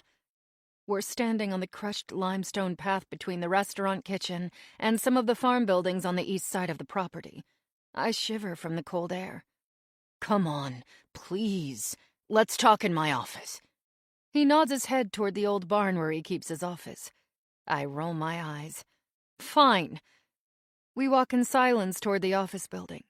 The tension hangs in the air between us. I'm running the conversation we're about to have through my head. One that I've rehearsed with Louise over and over. Devin arrives at the doorway and yanks the door open for me. We walk into his office. He spent a small fortune on the woodworking, not to mention the giant mahogany desk in the center of the room. I clench my fists. Just the sight of it infuriates me. All I can see is money that could have been saved from my sister's care. Had he saved the money instead of spending it on his lavish office, he would probably have almost enough money to pay for her medical trial treatment. But it's clear to me that Devin has no desire for my sister to get better. Have a seat, Naomi, he says through clenched teeth. I take a seat in the chair across from him, and he flops into the desk chair. What is going on with you lately? He asks as he reaches over and pours himself a bourbon. He offers me a glass. I shake my head. I'm done, Devin. I want out. As I've told you before, Naomi, there's no way out. Not yet. We have to make this work. I think you're wrong, I say. I'm sitting on pins and needles. My hands sweat. Things have changed here. He takes a sip of his drink. How so? Sadie, I say. Devin raises his eyebrows. I take a deep breath. This is my chance to sell him on my idea. I don't want to mess it up. Don't you see? She's what you need to take Thistle to the next level. She's a talented chef, a hard worker, not to mention she's beautiful, and she loves her work. I steady myself as I utter the next words. She's even better than Nora. Even as I say the words, it feels like a betrayal. My sister was the best. I'll never live up to her talent. And honestly, neither will Sadie. And I don't really like Sadie, which is good because it's made this whole thing a little easier. I think she's an opportunist, and I think at any moment she would jump in bed with my brother-in-law. But it doesn't matter how I feel about her. It only matters that she can take my place. Devin takes a swig of his expensive whiskey and pours another. It takes everything in me not to reach over and slap it out of his hand. He rubs his chin as he looks at me. I can tell the wheels are turning. Why do I need Sadie when I have you? Haven't you seen the reviews lately? We've plateaued. We've gotten as much publicity for this place as we can, I say, which is all true, depending on how you look at it. With the cabins opening next year, you need a new star. You need someone who makes a splash across the culinary world. I pause for a moment, letting him picture Sadie's pretty face next to him on the latest Bon Appetit cover. Me? I'm old news. Nora Winthrop is old news, and that's why we didn't get the second Michelin star. Devin makes a face. I've hit a sour note with him. Despite his every effort to pay off any Michelin inspector he can get his hands on, we didn't get the second star. Luis and I were the ones who made sure of that. We downgraded Nora's recipes just enough to make sure we didn't get selected. The kitchen you've built here is flawless, I continue. But people are going to start wondering, where are all the new recipes? Did you see the article in Taste last week? The one where the critic wondered why we are serving the same dishes we did at Pepper? Devin breathes deeply and leans back in his chair. He knows I'm right. He squints at me as the glass hangs in his hand. I keep going. And you can't deny that you're attracted to her, I say. Devin makes a huffing noise. I'm married to your sister. I throw up my hands. Oh, come on, Devin. Like that's ever stopped you before. I'm pretty sure he's slept with a few of the hostesses, but I've never said a word. Devin scowls at me. I shrug. I can't blame you. The old Nora is gone. You've been alone the last few years. Devin sits up in his seat and places his glass on the desk. The wheels are turning now. My plan is working. Okay, so let's say you're right. Let's say that Sadie can take over here and give me what I need. A new star. He licks his lips. What do I tell everybody about my wife? You get divorced, I say, at least on paper. Luis and I will disappear. I'll come back for Nora as soon as I save enough money for us to have a place. We'll change our names. You'll never see us again. Devin furrows his brows. It's a huge risk. I feel a wave of courage rise up inside me. I grip the sides of the chair and lean forward. It's a bigger risk to keep me here. Eventually, someone is going to find out. How? I raise my eyebrows. As I've told you before, Naomi, don't threaten me. I'm not threatening you, Devin. I'm giving you the opportunity to do the right thing and make the best career move all at the same time. The two of us stare at each other across the desk for what feels like an eternity. I've laid out my plans as best I can, but it's still up to Devin whether we leave or not. I hold my breath. Okay, Devin says. I'll let you go. But until the money is paid off, your third of the money, Nora stays here with me. My stomach tightens. Fine. And if you screw me over on this, Nora might not be so well taken care of. Heat rises up to my neck, ears, and cheeks. It's all I can do not to jump across the table and strangle him. I can't believe he's threatening to hurt my sister after all this time. Fine, I say through clenched teeth. You have a deal. I stand up and extend my hand, which is trembling slightly. Devin also stands and shakes it, but instead of letting go, he pulls me toward him. Just remember, Naomi, if I go down... He squeezes my hand so hard that I almost yell out in pain. I'm taking you, your boyfriend, and your sister down with me. Part 3. Present Day. Chapter 34. Sadie.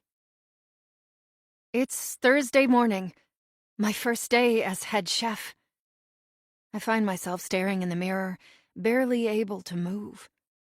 I splash a little water on my face and look again. But let's face it, there is no way to erase what I saw last night. The dark circles under my eyes remind me of that.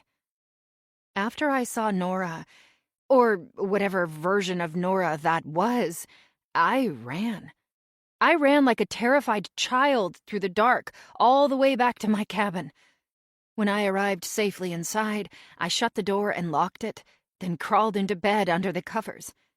As if whatever I just saw would disappear like a bad dream. But it wasn't a bad dream. I tried to fall asleep, which of course was futile. Should I jump out of bed and run to Devin's house and ask him what the heck is going on? I almost did, several times, but something in my gut told me I needed time to think about it. So I just lay there in my bed, staring at the ceiling. The image of Nora in the cabin is seared into my brain. The vacant, empty stare. As if she is no longer in there. Her hair is cut the same, although slightly longer than the pictures I've seen of her. Her eyes were still the same pale shade of green. But she was gone. And when I waved my hands in front of her, she didn't even see me. My mind reeled with the possibilities. Was she on drugs? Why was she here? It was difficult to process what I was seeing. I noticed she had burn marks that ran from her left hand all the way up to her neck. The fire at Pepper. This had to have something to do with the fire. But how? And who the heck is pretending to be Nora Winthrop? I know I have to confront Devon, even if it means giving up my dream of seeing the menu I created come to life. I'm also terrified of knowing the truth. A few hours later, I pull my hair back, don my chef's coat, and step out into the crisp Maine air. It sends a chill through my body. My body trembles, trying to adapt to the drop in temperature. I march across the property straight to Devon's office. I knock on the door, and Devon opens it. Of course, he looks as handsome as ever. He's already dressed, in a pale beige cashmere sweater and jeans. I swallow. "Sadie, good morning," he says and leans in to kiss me on the lips. I return the kiss, but keep it brief. He pulls away and looks at me. "Is everything okay?" "We need to talk," I say, moving past him into the office. He closes the door behind me, then takes a seat at his desk and gestures for me to sit down across from him. "What's going on?" "Something happened." My voice shakes as I speak. I found something." Devon looks at me, a confused look on his face. "It's okay. Take your time," he says. Thoughts are racing through my mind so quickly, I have trouble getting the right words out. I went to the cabin last night. The cabin at the back of the lake. I'm not sure exactly how I expect Devon to react. I don't know if he's going to be surprised, or maybe take a sharp breath, or maybe I think he'll be mad at me. Instead, Devon looks at me, and his expression doesn't change at all. "So you found Nora," he says. I nod. I stare at him for a moment, waiting for him to explain. He leans back in his chair. "I planned on telling you tonight, actually, after your first shift as head chef," he shrugs. "But now is as good a time as any." My heart is literally racing as he speaks. As you know, there was a fire at Pepper. What I haven't told you, and honestly, what I haven't told anyone, is that Nora was injured in the fire. She suffered extensive burns on the left side of her body. She also suffered from oxygen deprivation. His posture changes. A look of deep sadness settles into his face. At first, we hoped she might get better. I set her up in a private hospital in New York. We had doctors, nurses, and therapists working with her daily. Her burns healed, but... He stares off for a moment. Her brain never recovered. After months and months of therapy, we realized she wasn't going to get any better, that she would need care for the rest of her life. I had to accept there was no chance that she was coming back. So she's just going to stay like that forever? Just staring into space? He nods his head softly. His eyes moisten. I know it's not the greatest quality of life. Since the fire, I've been working to make enough money to get her into an experimental trial in Florida. It might be another year or two, but I've been saving up enough money so that she can get more help. And maybe even get some of her memories and her cognitive ability back. I take this into consideration. A question flashes in my mind. Where do I stand if Nora comes back? I shake my head. The real question that's been gnawing at me is what I ask next. Who in the world is the Nora Winthrop I've been working for over the last 3 months? Devon's eyes move across the room. Regardless of what he says next, I already have my answer. Chapter 35. Sadie. I turn my head, my eyes tracing the wooden bookcase. The photo I noticed the other night is sitting on the shelf. I squint my eyes. Devin continues to speak. After I realized that Nora was never coming back, I reached out to her sister, Naomi. He gestures to the photo across the room. As you can see, the sisters are nearly identical, minus a few small differences, which were easy to change. He clears his throat. I look back at him. It was actually Naomi's idea. She helped Nora and me launch Pepper. I explained to her about the experimental trial in Florida that might help Nora get better, and I told her that I needed money to pay off some debts on the restaurant. He shakes his head. We knew it was a long shot. I mean, I agreed she could probably pass as her sister, but we had to be careful. We were playing with fraud, and as a lawyer, I knew the consequences. But she insisted it would work and told me she knew a chef named Luis who would help us. And so, we did it. We launched Thistle with Naomi as Nora Winthrop. Devin runs a hand through his thick auburn hair and sits in his seat. Luis was actually a brilliant idea. He's a very talented chef and was able to work with all of Nora's existing recipes to recreate the magic we had at Pepper. He stands up and begins to pace the room. He stops in front of a few awards on the bookshelf. But as I've told you before, the menu has started to become repetitive, and the reservation list was getting shorter, so I needed someone to step in. Someone like you. I take a deep breath, trying to take in everything he's telling me. Of course, the explanation makes sense, but it just seems rather odd. I'm not a lawyer or a police officer, but I'm assuming there has to be something illegal going on here. He mentioned fraud. If something illegal is going on here, I can't be a part of it. I'm sorry, Devin, for everything that's happened to you and your family. I lick my lips and breathe in deeply, trying to find the courage for what I have to say next. I'm about to give up my dream. But I can't be a part of any of this. I don't want to be involved in anything illegal. Devin walks over to me. He sits on the edge of his desk and grabs my hand in his. He looks at me the way someone looks at their new lover. Sadie, don't you see? We have a future together. We're a perfect match. You're talented, young. I have all the experience and the connections. I can make your dreams come true. He begins to rub my hand, but I pull away.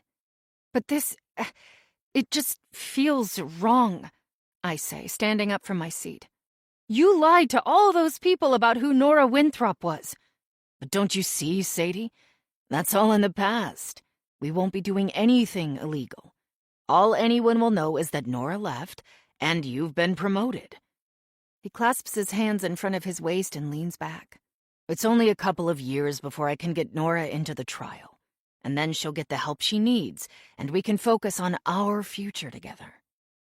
I chew on my bottom lip. I can't deny it.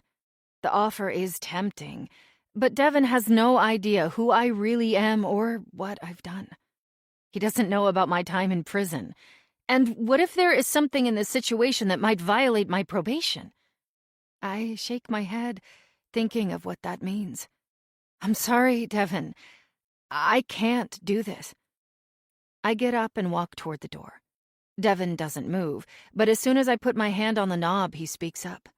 Sadie, I didn't want it to come to this, but I don't think you have a choice. I turn around and see that his expression has hardened. He crosses the room until he's a few feet in front of me. I feel my heart drop into my stomach. What do you mean, I don't have a choice? I know who you really are. He pauses. Samantha Reynolds. For the second time in 48 hours, my heartbeat shatters into 1,000 beats. I feel my eyes widen and the color drain from my face. He takes another step toward me. I take a step back. I know all about your past. I know about the car accident and the Ohio Reformatory for Women. And that after you were released from prison, you legally changed your name so no one from your past could find you. Did you hire... But the truth is, I already know. Yes, I hired a private investigator to look around your past a little. He reaches out for my hand. I pull away. It was an accident. I was really young, I say, my voice quivering. Believe me, it's not something I'll ever truly leave behind. Devin leans in closer. Listen, neither of us are perfect. Both of us have lied. This doesn't mean I don't care about you. In fact, I care about you more. More than I ever imagined I could care about anyone. Even Nora. He reaches for me again. I take a step back toward the door, and he drops his hand. We have a future together, Sadie. Can't you see that? I promise that I'll always protect you. I'll make sure you never have to go to prison again. I stare at him for a moment. My body is shaking like a leaf. Devin knows about my past, and he doesn't have to say what that means. It only takes one phone call to the police. He could claim that I've stolen something, or that I didn't really have a place to live in the first place. Or worse, that I'm somehow involved in this fraud that he's created at Thistle. And I realize in that moment that my dream may have just become my nightmare. Sadie, please. You can trust me. I stare at him, my fear turning to anger. I guess I don't have a choice. Chapter 36. Sadie. I stand outside the back door to the kitchen at Thistle, my hand suspended over the door handle. Once I cross this line, there is no going back. Devin has already sent a message to all our reservations that there will be a new head chef on this evening's menu. I take one last breath and turn the handle. Once I'm standing in the threshold, I take in the whole scene. The staff are bustling around the kitchen, preparing a new menu. My menu. The warm smell of the Wagyu being seared on the grill fills the room. Alex is whipping together the mousse I created in an industrial-size blender. I close the door behind me. Don't look back, I tell myself. Because tonight I'm going to fulfill a dream I've had since I was a little girl. And if Devin gets me in so much trouble that I end up going back to jail, then so be it. At least I'll have this one dinner service. I quickly get to work visiting each station and going over preparations with the kitchen staff. I can't deny there's a buzz in the room that's contagious. Everyone seems genuinely excited to try out some new recipes. About an hour later, Devin walks into the room. Hey, everyone. Can I have your attention? He says. Everyone stops what they're doing and looks to the center of the room where he's standing. He gestures for me to join him. I walk over to stand with him, my heart racing once again. Tonight is our first night with the new menu created by our very own Sadie, he says. I feel myself blush slightly. I want you all to put forth your very best work. One of the things I'm most proud of here at Thistle is how we work together as a team. So I'm excited to see what you all have in store for our guests tonight. Devin reaches over and places a hand on my shoulder. I remain perfectly still. And remember, there's a bonus for a flawless delivery tonight. This causes a few smiles around the room. Now get to work, team. Our first reservation is in 3 hours. Everyone turns around and returns to their stations. There's a focused buzz around the room. Once all eyes have turned away, Devin turns to face me. Are we good, Sadie? He says in a low voice. Yes, I say. Good, he replies. You're going to do great, I promise. We'll celebrate later, okay? I nod, not trusting myself to respond. Devin leaves the kitchen. For the next few hours, I push all thoughts of Nora and Devin to the back of my mind. All I focus on is what we have to accomplish tonight with the new menu. Ingrid pulls me aside to talk to the service team about what's on the menu. As planned, we've pulled out all the stops for tonight's guests. When they arrive, Devin is offering them a complimentary glass of champagne. I have developed some sample appetizers that we call amuse-bouche that will be presented as soon as the guests are seated. Beef with cucumber parcels. Alex and I have worked together to create a variety of chocolate truffles nestled inside tiny gift boxes for guests to take home. About halfway into the reservations, Devin walks back into the kitchen to find me. Sadie, I have someone I'd like you to meet, he says. Come with me. Just before we're about to walk into the dining room, he stops and turns to face me. He reaches up and tucks a few hairs behind my ears, then straightens my coat. When he raises his hand to pinch my cheeks, I flinch. I just want you to look your best, chef, he says. I glare at him. When he's finished, he turns and walks into the dining room. I follow him to the corner of the room where a table of men in suits are dining. Something about the way they look at me as we approach makes me feel uncomfortable. Sadie, this is Anthony, one of my close partners and investors in Thistle. A man with cool gray eyes and a closely cropped beard smiles at me. He says nothing but nods in my direction. Anthony, I'd like you to meet Sadie, our new chef. Hello, I say, giving a small wave. How has everything been so far tonight? All of the men at the table look to Anthony. Everything has been fantastic, Sadie, he says. His tone is overly smooth, like a freshly greased wheel. It looks like you have a bright future here at Thistle. I'm not sure how to respond, but something about the way he talks makes me feel uncomfortable. He studies me while I struggle to find my words. Thanks, I finally manage. There's an awkward pause while Devin and I stand there. Well, I'd better get back to the kitchen, I say. I turn on my heel and walk away before Devin can say anything else. Devin stays at the table, and I overhear him say something like, Nora has moved on, but I think she's perfect, don't you? I guess it doesn't surprise me to hear him say that. But I also know that Nora, or whoever it is that looks exactly like Nora, has definitely not moved on. The rest of the evening goes pretty flawlessly. I can't deny it.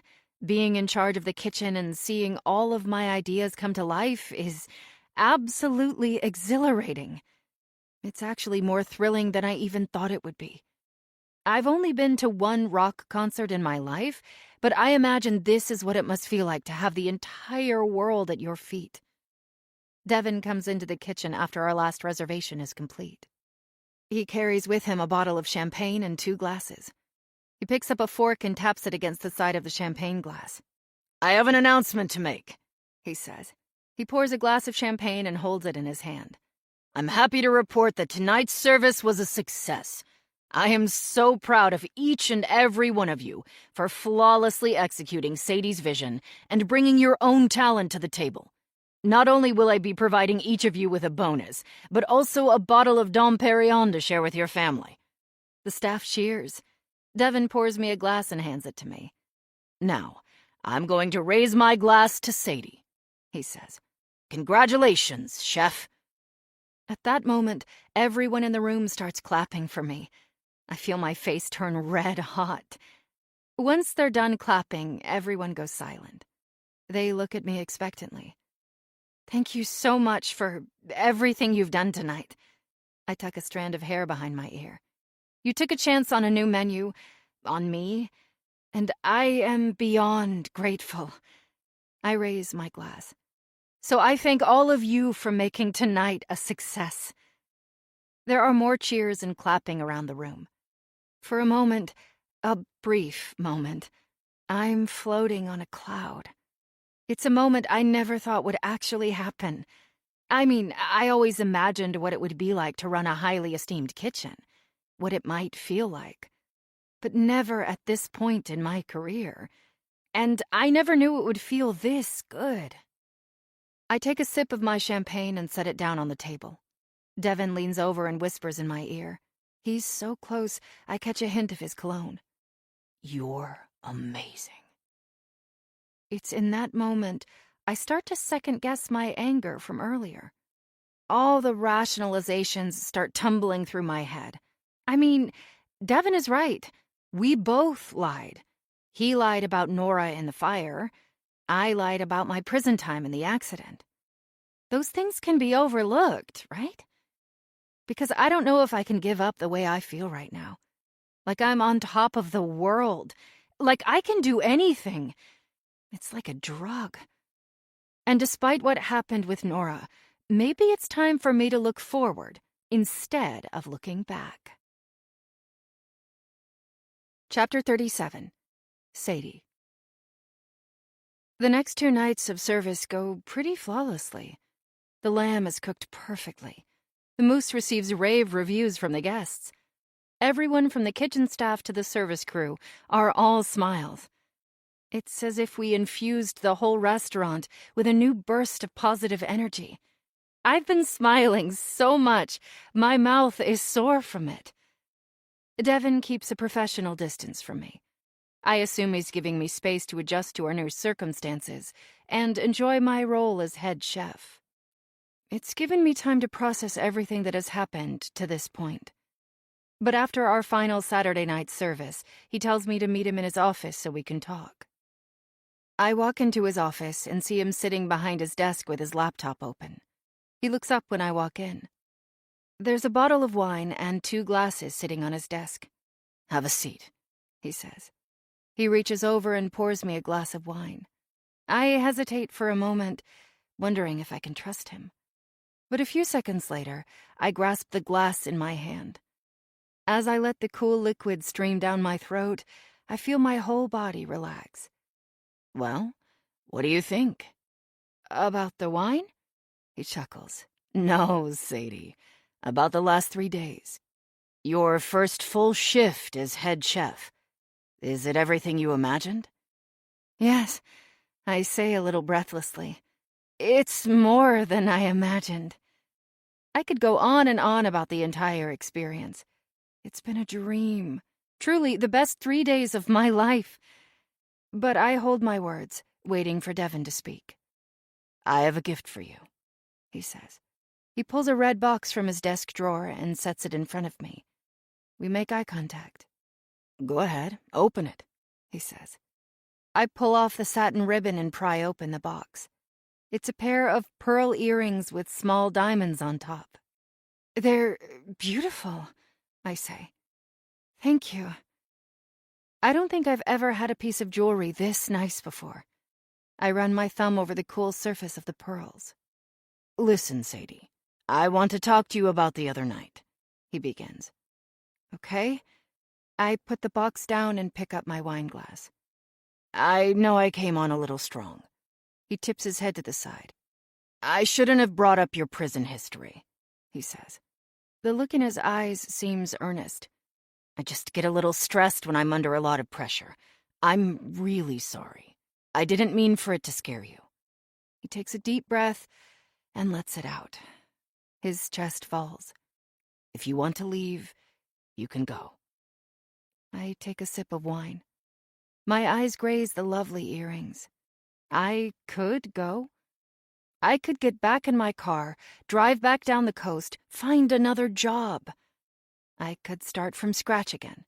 I mean, I've done it before, and I got this far. But I can't deny the feeling that I felt this past weekend.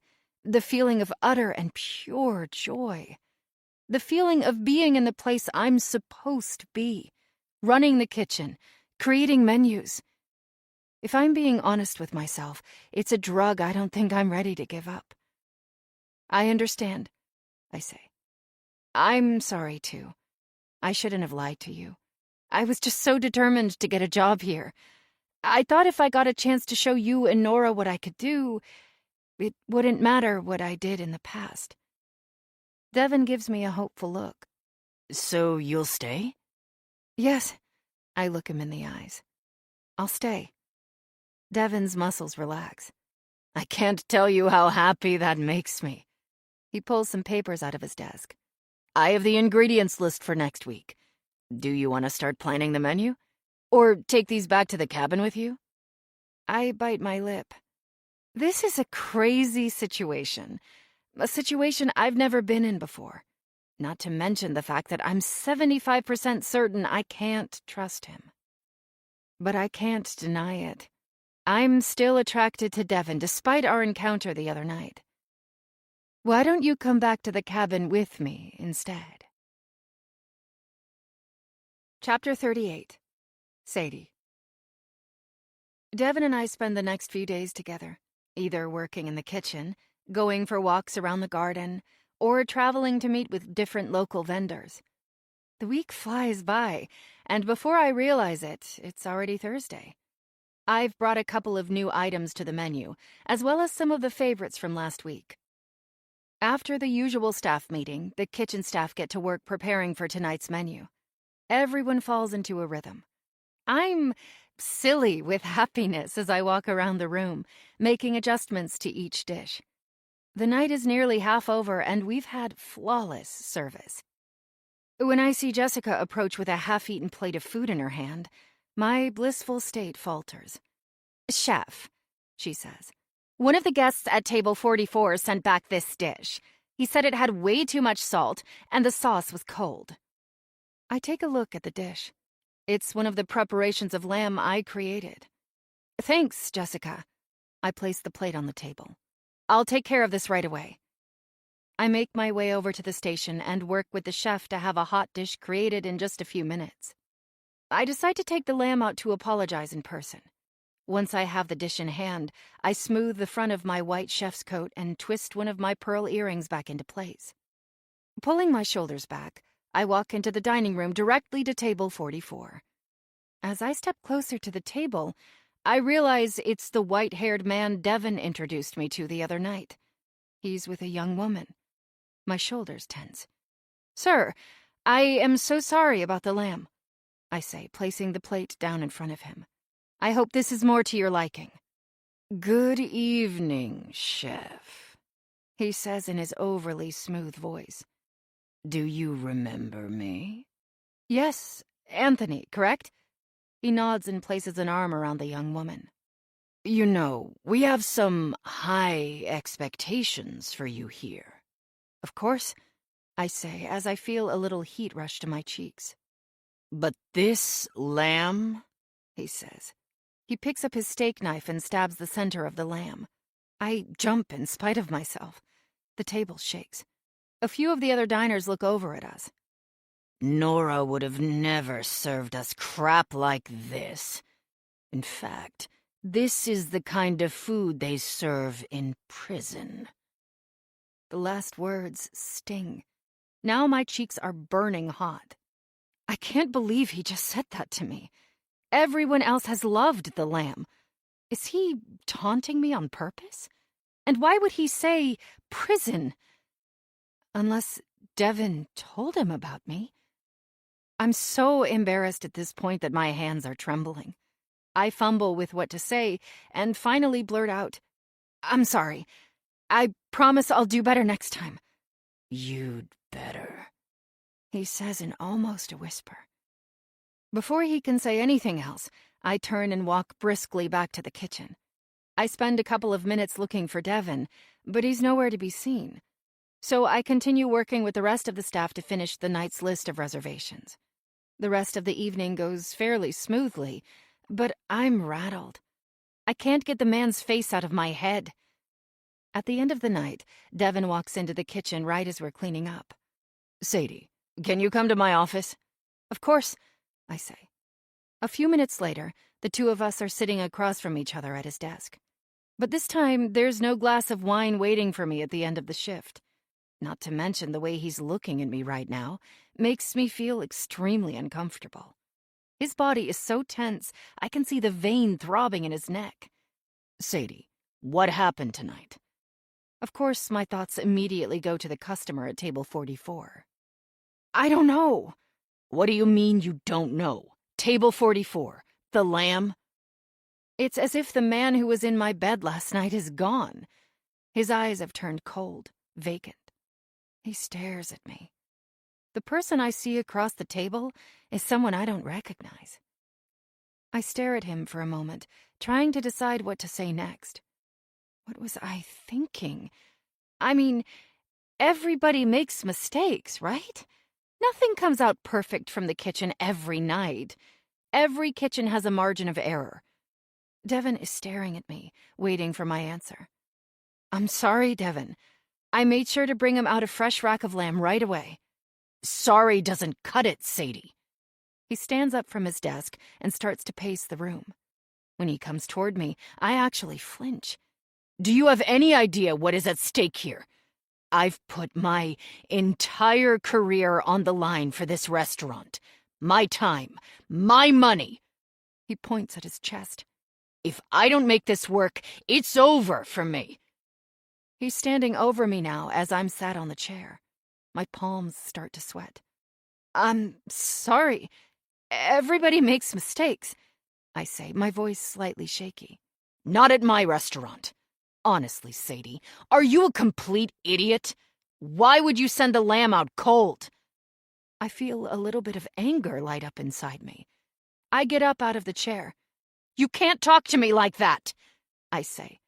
Our faces are now about 6 inches apart. My heart is beating so fast, I think it might explode. I can talk to you however I want to talk to you, Sadie, he says, and takes a step closer. I own you. I feel something inside me snap. When I was in prison, people tried to threaten me, even beat me up, but I've never backed down from a bully. No, you don't, I say, taking a step toward the door. You said I can leave if I don't want to be here, so I'll leave. That's where you're wrong, he says, pointing his finger at my face. It's been a while since we've taken inventory in the storeroom. It would be a shock if anything came up missing, especially if those items showed up in your car later. Are you accusing me of stealing? He shrugs. I wouldn't say that, but the police might think. I narrow my eyes at him. Go ahead. I'll take my chances with the police, I say, reaching for the door. Devin grabs my arm roughly. You're not going anywhere, he growls. His face is inches from mine. I smell the alcohol in his breath. Let go of me, I say, pulling my arm away. He tightens his grip. Where are you going to go next, Sadie? Are you going to find another restaurant where you can sleep your way to the chef's position? The anger inside me boils over. I rip my arm away from him, reach back, and slap him across the face. To my surprise, he slaps me in return. Pain explodes across my cheek. Before I know what's happening, Devin grabs me by the neck and shoves me up against the door. He squeezes.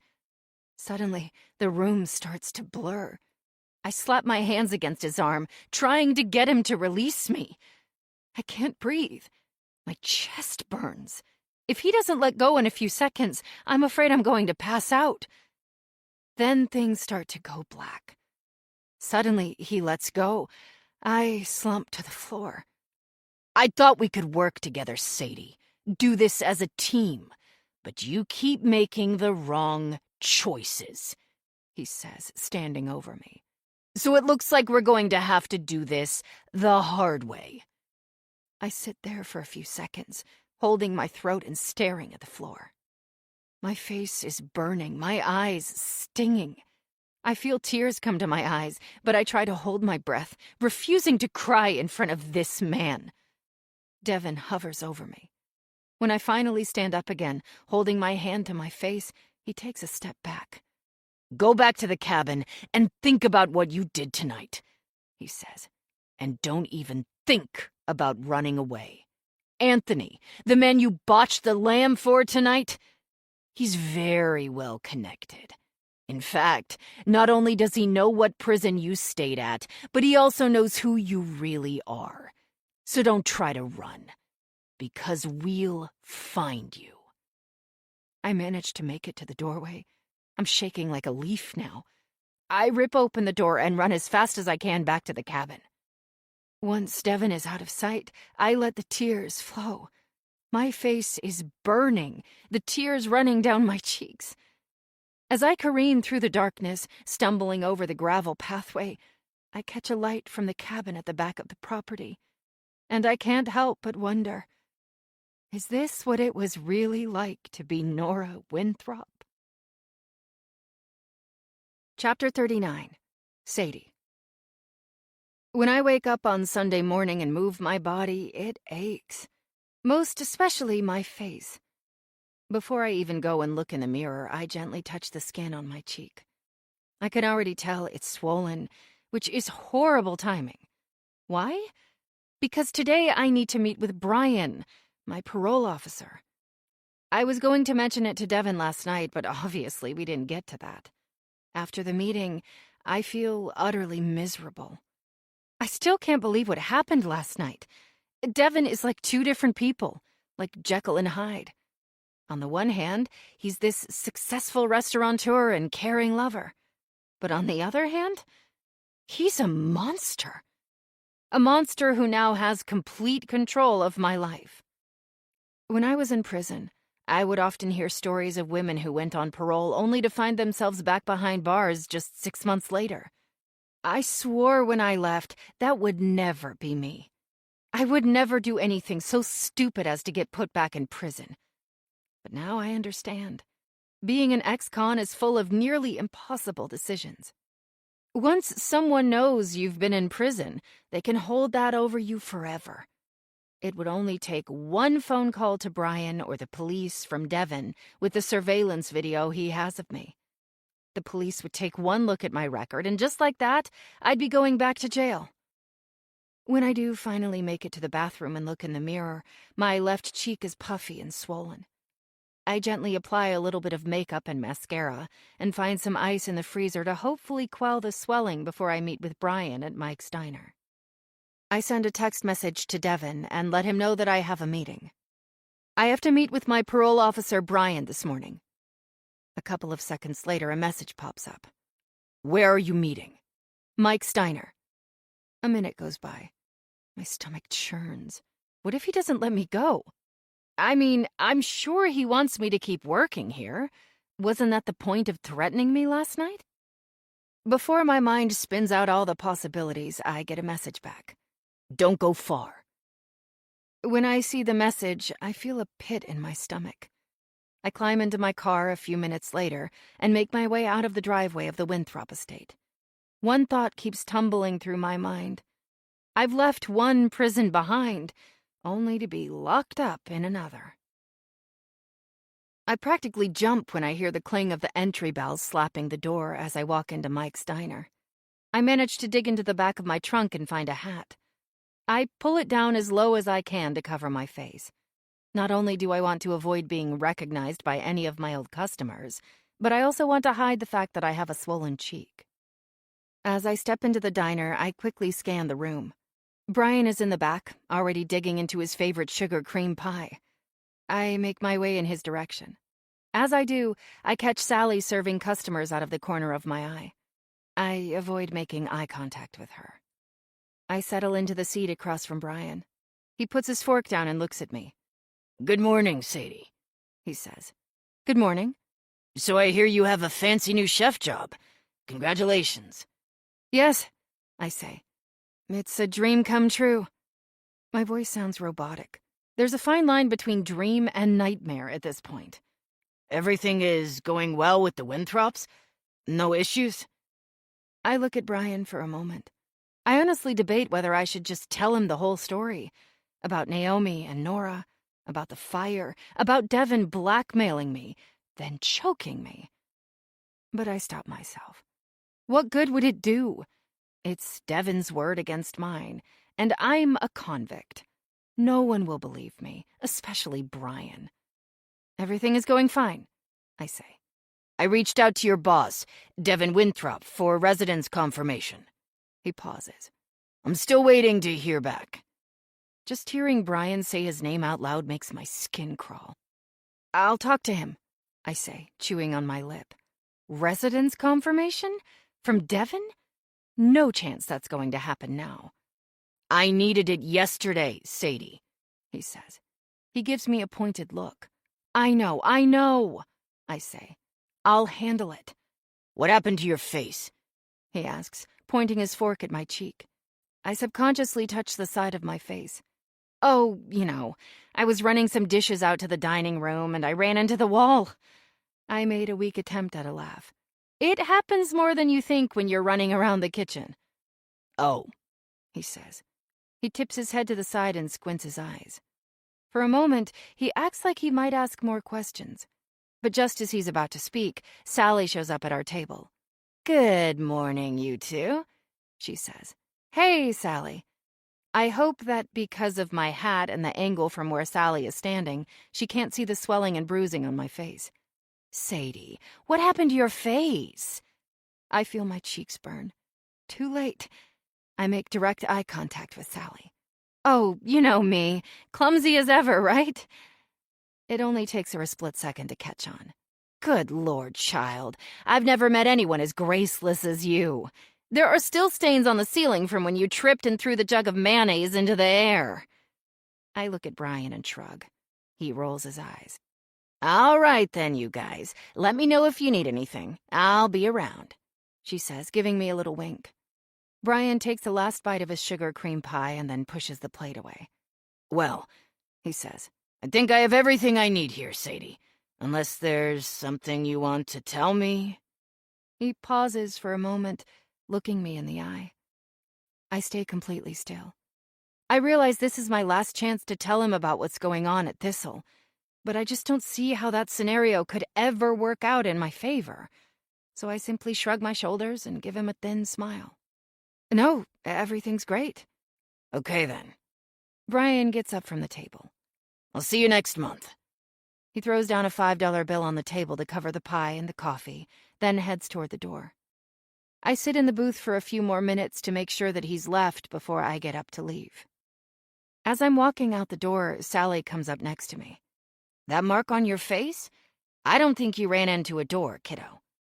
I forget sometimes that not only does Sally know who I truly am, but she's also been through some troubling times of her own. Either way, I can't tell her what's going on. The last thing I need is to get someone else involved in this mess that I've made of my life. Sally, it's fine. I can tell Sally is not convinced, but she shrugs. Well, I heard you got a new job and you're head chef now at Thistle. I'm proud of you, kid, she says. She gives me a playful elbow. You know you can call me if you ever need anything, right?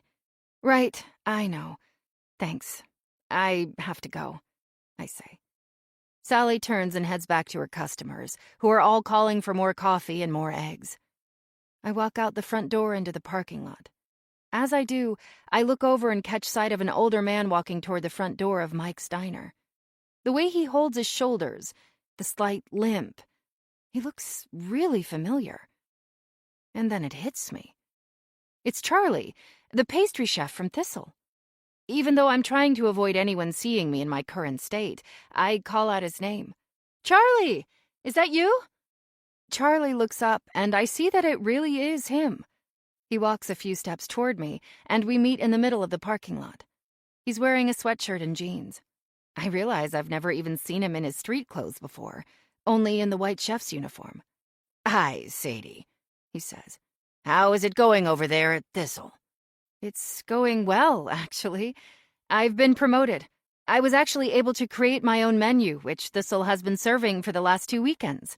Wow, Sadie, that's amazing. His smile is genuine. Thanks, I say. For a moment, I've forgotten about the rest of it. So, why did you leave Thistle? Leave? Well, Devin told me that you quit. Something about not wanting to work with Nora anymore? A strange look crosses Charlie's face. He squints his eyes at me in confusion. Sadie, I didn't quit Thistle. I was fired. The revelation takes my breath away. What? But Devin told me you quit. Charlie shakes his head. No, I didn't quit. Nora fired me. She said my work wasn't good enough to work in the kitchen at Thistle anymore. He shakes his head. I guess I just thought you were my replacement. Oh, Charlie, I'm so sorry, I say. Although after everything I've learned the last few weeks, I think it was probably a blessing in disguise. No, I'm old. I'll be fine, he says. He gives me a pat on the arm. It was good to see you, Sadie. Good luck. Thanks. You too. Charlie continues into the diner. I make my way to the car. As I turn on the ignition and pull back onto the highway, I think about what Charlie told me. It doesn't make any sense. Why would Naomi fire Charlie? Unless her intention was to have me replace him as pastry chef? Is it possible that Naomi was helping me? I chew on this idea a little bit longer. and I start to think about everything that's happened up to this point. When I start to put the pieces together, it all starts to make sense. Naomi is the one who hired me. Naomi is the one who promoted me. She's the one who fired Charlie. Once he was gone, Naomi made her exit. And now she's gone, and I'm here. I don't go directly back to Thistle. I simply drive around for an hour, thinking about everything. And by the time I pull back into the driveway of the Winthrop estate, I think I might have a plan to get myself out of this mess. Chapter 40. Sadie. When Monday comes, I find myself back at work. The kitchen is mostly empty at the beginning of the week, leaving me to work alone. The bruise on my face is still a pale shade of purple. I've mostly covered it up with makeup, but if someone were to look closely, they'd know what it was. Every time the back door to the kitchen opens, I practically jump out of my skin. I've spilled my coffee twice this morning when someone knocked at the door. At any moment, Devin could walk in. I have no idea what kind of mood he's in. Ingrid walks up to me while I'm going over the menu for the week. "Good morning, chef," she says in her tight voice. "Is there anything you need help with today?" I hold my breath, waiting for her to ask about my face, but she says nothing. "No, I don't think so," I say. "Have you seen Devin?" Ingrid shakes her head. "No, he informed me this morning he was leaving for the city. He'll be gone until tomorrow evening." I feel a flutter in my stomach. This is what I've been waiting for. An opportunity when Devin is gone so I can maybe sneak into his office. Alone. "Okay, thank you, Ingrid," I say. I decide to wait until it's dark to break into his office. In the meantime, I make some notes on the menu. In order for my plan to work, I need this week's service to be tweaked a bit. I don't want to make any changes big enough to alarm the staff, but my intention is to serve a less-than-stellar menu. I bite the end of my pencil. It's more than that. I want to sabotage the entire weekend. I need Devin to find me completely incompetent for this to work. I managed to keep myself busy until about 6 o'clock. Ingrid has left for the day, and we are now closed for deliveries. I pull on my jacket and zip it closed. The temperature has dropped dramatically over the last couple of weeks. The first snow in Maine usually happens around mid-November, but it feels like it may come much earlier this year. As I step out into the darkness, a cold shiver runs up my spine. I'm not sure if it's the thinner air or my nerves. The light from Nora's cabin glows from across the lake. I tuck in my bottom lip, thinking about everything I've learned up to this point. It was hard for me to believe what Devin told me about the fire. That it was an accident. That they found Nora already burned. In fact, there's a small part of me that believes maybe Devin had something to do with starting the fire. After the way he's treated me over the last few weeks, I wouldn't put it past him. And the way Naomi made her exit right after I stepped up as pastry chef, it was as if she was grooming me to take over for her. It was cruel, really. She knew what Devin and his investors were like. She practically fed me to the wolves. But tonight, I hope to turn the tables in my favor. If I can find something, anything, in Devin's office to tie him to the lies he's been telling about Nora's identity, I'll have the leverage I need to get out. I weave my way through the property, careful to avoid the security cameras. After Devin revealed his true nature to me, I took a long walk and found out where all the cameras are placed on the property. The last thing I need is for him to have any more leverage over me. When I arrive at Devin's office door, I'm pretty certain that I've successfully avoided every camera I could find. Now the real challenge begins. How do I get into his locked office? I thought about this quite a bit when I was driving home from the diner. The best solution I could come up with was picking the lock on the door. I figured the simple bobby pin trick you see on TV wouldn't cut it. The internet is patchy out here, but I managed to get enough of a signal to find some solutions courtesy of YouTube, of which there were many. After about an hour of watching videos, I knew just what I needed. So on my way back to the farm, I stopped off at a hardware store, where a kind old man helped me find a hook and pick set. I stayed up late practicing, but as I stare down at the door, my palms begin to sweat. I'm not really sure if I can do this. I take a deep breath and exhale. After what feels like an eternity of jiggling the locks and failing, they finally click into place. The door to Devon's office swings open. It's completely dark inside. I'm greeted by the familiar smell of whiskey and sandalwood, which sends a shiver down my spine. It's like he's here still, his scent hanging in the air. I close the door quietly behind me, shake off my nerves, and head to his desk. What I'm looking for is any type of paperwork that might help me understand what happened. I pry open the bottom drawer of his desk, which is full of file folders. I pull them out and place them on his desk. I use the light from my phone to scan the pages. Most of it is legal filing, mixed in with some paid invoices and letters from the bank. All of it is related to Thistle. After about 30 minutes of going through all the papers, I come up with exactly nothing. I put all the papers back exactly as I found them. I go through a few more drawers with the same result. I sit back in the leather desk chair. Now what? I pull up my phone to check the time, and as I do, the light from my phone catches on something across the room. The photo of Nora, Naomi, and Devon. I walk over to the photo and attempt to pull it from the shelf. It seems to be stuck. I pull again, and I hear a click. The sound makes me jump. A portion of the bookcase swings open. I pull it open wider and catch my breath. It's Devon's safe. I remember Luis saying something about how he keeps too much cash on hand. This must be where he stashes it. My shoulders slump. I may have managed to pick the door lock, but there's no way I'm cracking this safe. I shine my light around the edges of the safe, just in case there's something else he might have stashed in here. There's a small gap between the trim and the top of the safe. I run my hand alongside it. That's when I feel an envelope. I pull it out. The envelope feels heavy in my hands. I walk over to the desk and empty the contents on the top. There are a couple of folders. I open the paperwork and see that it is medical records. I start reading through. The medical records are from the fire. In fact, they're hospital records detailing Nora's injuries.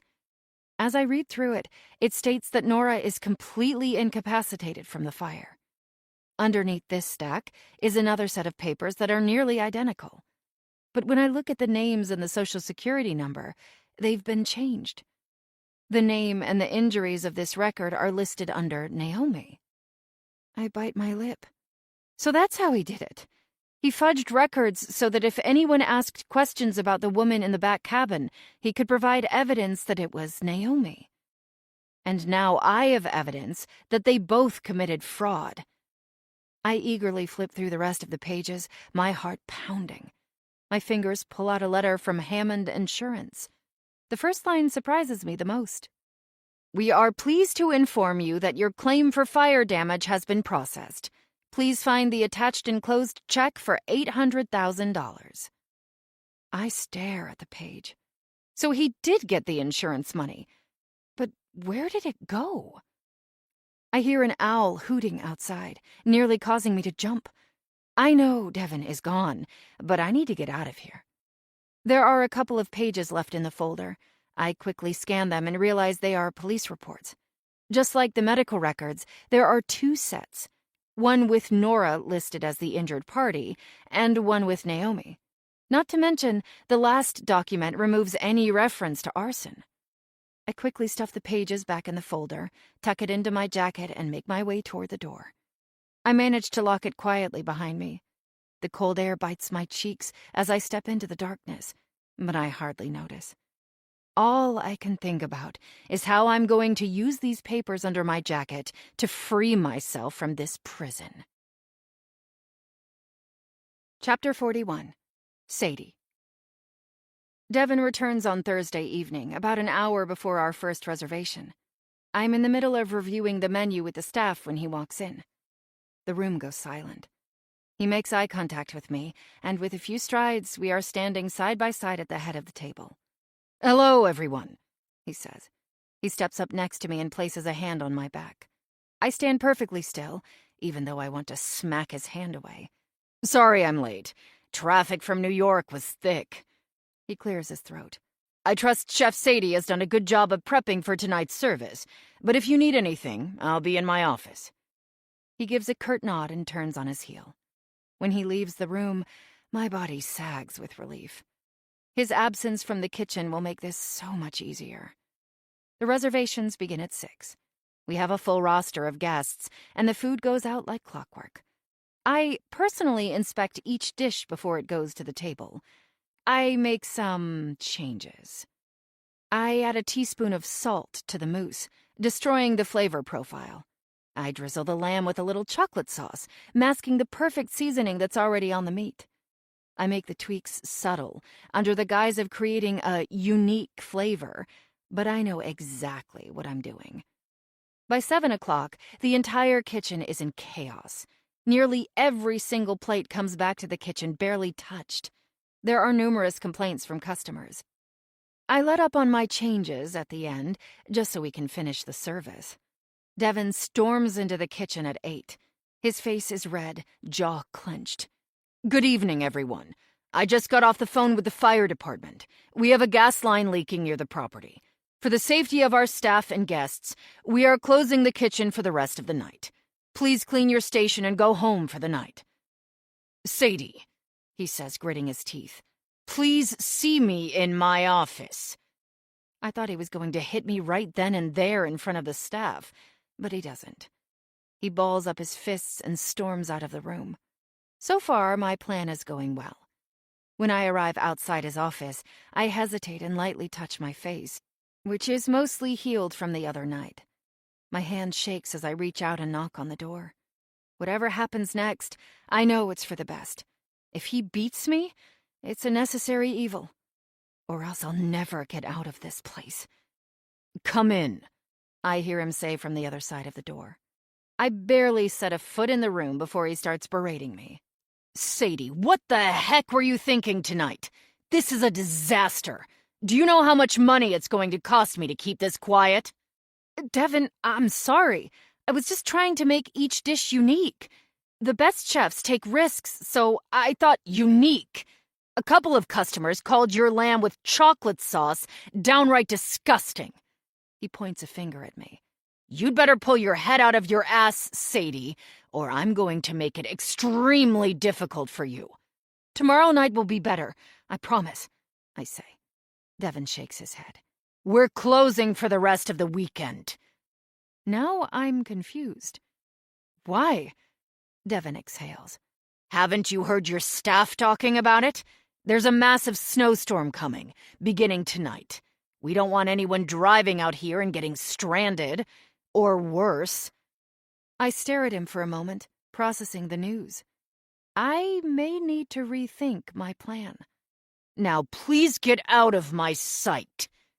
I quickly slip out the door before he can change his mind. My body sags with relief. He didn't physically touch me, which I consider a win. I head to my room and set my alarm for 2 a.m. I stare at the ceiling for a few minutes, willing my heartbeat to slow down enough to fall asleep. But before I know it, exhaustion takes over, and I'm drifting off. The alarm startles me when it goes off. I sit straight up in my bed. I'm already dressed, so I pull off the covers and walk to the window. Peeling back the curtain, I breathe a sigh of relief. Just as expected, there are only a few lights on around the property. All I have to do is slip on a pair of boots and make my way to the kitchen. I make sure to stay in the shadows as I weave my way around the property. It's eerily quiet outside, the only sound a few birds cooing in the distance. When I arrive at the back door to the kitchen, I take one last look around, take a deep breath, and then slip inside the door. Using my phone as a flashlight, I step into the room, my heartbeat pounding in my ears. The quicker I find what I need, the less chance I have of being caught. Chapter 42. Naomi. I stare in the rearview mirror. The skyline of New York is fading behind us. It represents so much more than just a city. It represents a past that I can't wait to put behind me. Luis and I are headed south, specifically Palm Beach, Florida. Luis has some connections and has potentially found a position as a chef at a local restaurant. I was relieved that he didn't even suggest I come to work with him. Like I said, I have no desire to see the inside of a restaurant kitchen ever again. As for me, I've accepted a position at a pharmaceutical company called Triad, the same pharmaceutical company that offers the trial medication for brain injury recovery. So I did some research. I found a thread on Reddit where someone had gotten a position at a pharmaceutical company, and they were able to work themselves up the chain. Once they got into a management position, they were able to pull some strings and get a family member a coveted spot on a medical trial. It seemed like a long shot, but it might be the only way Nora will ever be able to get help. So we're going to start a new life near the beach, and the only thing I can bank on is that Devin will continue to care for my sister until I can afford to bring her down to stay with us. Sometimes I wonder if Nora even knows what's going on.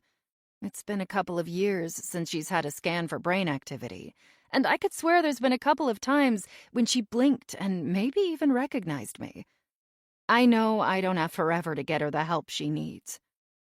I used all the money I made from working at Thistle to pay off my portion of the debt to Devin's investors. The only consolation I have is the cell phone that I left for my sister. I tucked it underneath the recliner she sits in every day. I told the nurse that if anything ever happens or she sees any sign of a struggle, then she is to text me immediately. I programmed my number into the phone. I'm going to be checking in with the nurse weekly to make sure everything's okay. I try to relax my shoulders. That's all I can do for now. Luis reaches over and squeezes my hand. You ready to pull off the road and get something to eat? I squeeze back. Sure, I say. Something greasy sounds good. Luis smiles and rolls his eyes. I can't wait for a cheeseburger, and to gain a little weight again, to feel like I'm back in my own body. Nora might have valued that tiny waist, but I'm done with it. We find a booth in the corner of the diner, and I leave Luis there while I run to the restroom. As I'm walking into the bathroom, I feel my phone buzz. I don't have a ton of contacts on my phone, so I'm surprised that someone would be messaging me. I just hope it isn't Devin. I go to the restroom, wash my hands, and just as I'm about to leave, I pull out my phone. When I look down, I see a text message from an unknown number. I swipe open my phone and gape at the message. It contains images of some paperwork. I scan the words and realize what they are. Medical records, police reports. The last page is from Hammond Insurance. When I read the letter, it feels like someone has wrapped their hands around my heart and squeezed. How could he? Tears push their way up to my eyes. Then I see the text bubble start moving, signaling a message. If you don't want me to take this to the police, you'll come back. My heart sinks into my stomach. The message isn't signed, but I know who sent it. Sadie. That little brat. She must have broken into Devin's office. I stare at the message. If she has the documents, I'm screwed. The police will come after me. I message back. What do you want? A few seconds later, there's a response. I need your help. Then we can both be free. I bite my lip. I look across the room at Luis, who's drinking his soda. We were so close. I'll be there tonight. I cross the room and sit down at the table. Luis immediately knows something is wrong. He's ordered us a couple of burgers. Even though I've been looking forward to the burger for the last 10 miles, I've suddenly lost my appetite. He puts down his burger. Tell me, he says. It's Sadie. She found out about the swap. I lick my lips. She has proof. Luis leans forward. So what do we do now? I have to go back. She wants my help. He furrows his brow. To do what? My guess? Take down Devin. Luis swirls the straw in his glass. What about the storm? My heart stops. What storm? There's a storm coming in from Canada. It's supposed to be a really bad one. They're predicting over a foot of snow. I heard one of the truckers mention it when he came in. That's not good. I have to try. I'll go with you, he says. No, I shake my head. You've done enough, Louise. Go back to Florida. Find a job. Forget about this whole mess. We're in this together. Louise reaches across the table and grabs my hand. Until the end. A lump forms in my throat. I nod. The truth is, I need his help. But it's so much to ask. Before I can say another word of protest, Louise gets up from the table. How about we get these burgers to go? Chapter 43. Sadie. I wake up at noon on Friday. It's the first time I've actually slept through the night in 3 months. I crawl out of bed and look out the window. Devin was right. There's already at least 6 inches of snow that's fallen overnight. I also hear a large mechanical humming sound coming from the restaurant. At first, I think maybe a snowplow has come. I pull on some jeans and a pair of boots and go to the front door. But I'm only able to get it open about 3 inches when I push it. I walk back to the window, open it, and stick my head out. I realize that the sound is coming from the generator that Devin has set up on the property, which means the power must be out. I remember him saying something about a generator that will power the bare minimum until the storm passes. I walk into the living room, where there's a large gas fireplace. I flip the switch to turn it on. It takes a few minutes, but then a small flame leaps to life. In the kitchen, I open up the refrigerator and grab a basket of eggs. I use the gas stove to make an omelet and brew some coffee. As I do, I think about what happened last night. I use the cover of darkness to sneak into the kitchen. There is a binder for food orders we keep on a table near the hallway. I was afraid Devin might catch me snooping through past orders if I looked during the day, so this felt like the safest route. I leafed through past purchase orders from our vendors. I was looking for something very specific. A phone number. Most of the orders went through Thistle, listing the restaurant's main phone line as the preferred contact number. But I had a hunch that maybe the number I was looking for might be listed as well. After about 20 minutes of searching, I found what I needed. There, listed as a backup contact for an order of cremini mushrooms, was Naomi's cell phone number. I programmed her number into my phone and tucked the purchase order back into its place. My heart was pounding so loud in my ears, I was sure Devin could hear me from across the property. I tiptoed through the kitchen to the back door and stepped outside. The snow was just beginning to fall. I backtracked in the dark and slipped into the cabin, avoiding any cameras so he wouldn't catch me. At least, I hoped he hadn't spotted me.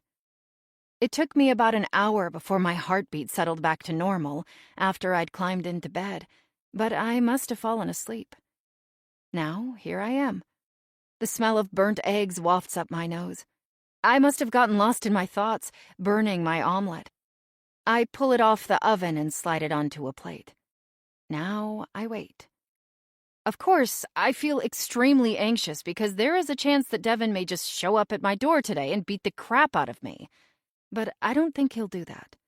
I think he needs time to figure out what he's going to do now that I've shown him I'm not as capable as he thought I was.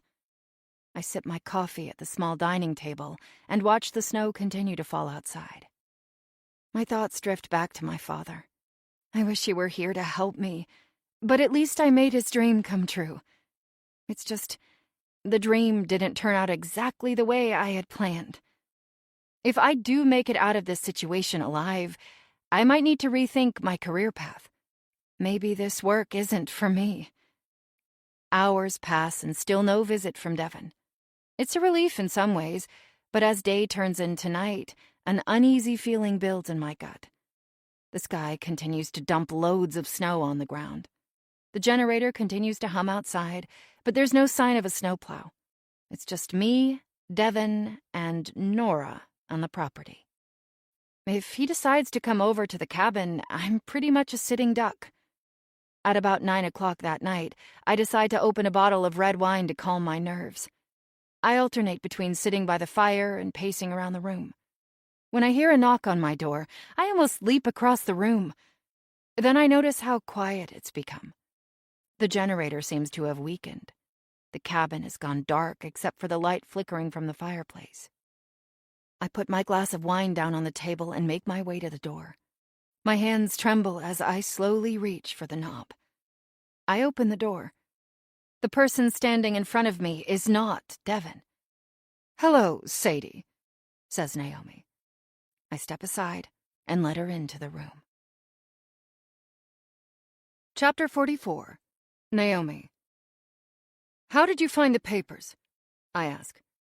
The two of us are sitting at the table in the cabin, the light from the fireplace casting long shadows into the room. Sadie has drawn the curtains so that we can have some privacy. I know it's only a matter of time before Devon figures out I'm here, but at least we have a few minutes. I came straight to see Sadie after checking on my sister. After Luis and I left the diner, we jumped in his truck and drove straight through the night to get here. It took about 6 hours. Luckily for us, most of the roads were still open. But now, the roads are most certainly closed. Luis stopped and checked us into a hotel down the highway. I made sure the front desk attendant saw my face before we made our way to the room. Then we took the back stairwell and slipped out into the parking lot. There's a back entrance to the Winthrop property that the nurse uses to come and go without being seen by the staff. Luis turned off the truck lights, and I used the access road to make my way to Nora's cabin. I did the best I could to make sure Devon wasn't there before I walked inside, relieved to find that Nora was completely fine. Then I made my way over to Sadie's cabin, and now she's glaring at me in the dimly lit room. It's dark, but I'm pretty sure her face is red with rage. "The safe?" she says. "You broke in?" She shakes her head. "No, it was tucked above the safe, in between the trim. Whatever he's keeping in that safe, it must be full." My stomach twists. I figured Devon had an insurance policy, but I never imagined he kept paperwork from the fire. I suddenly notice the bruises on her arm and a fading bruise on her left cheek and feel guilty. "Sadie, I'm sorry," I say. "You're sorry, Naomi? I mean, that's your name, right?" I say nothing but give a small nod. "Sorry doesn't even begin to cut it." She starts pacing the room. "You brought me here. You fired Charlie so I could move up in the kitchen. And you practically handed me over to your evil, sadistic brother-in-law/husband or whatever he is." I bite the corner of my mouth. I mean, technically, she's right about all of that. But I didn't really have a choice. I remind myself that she's not totally innocent either. Let's be honest, Sadie. You did a lot of the heavy lifting yourself. All I did was provide you with the opportunity. You're the one who lied on your resume. You're the one who decided to sleep with Devon.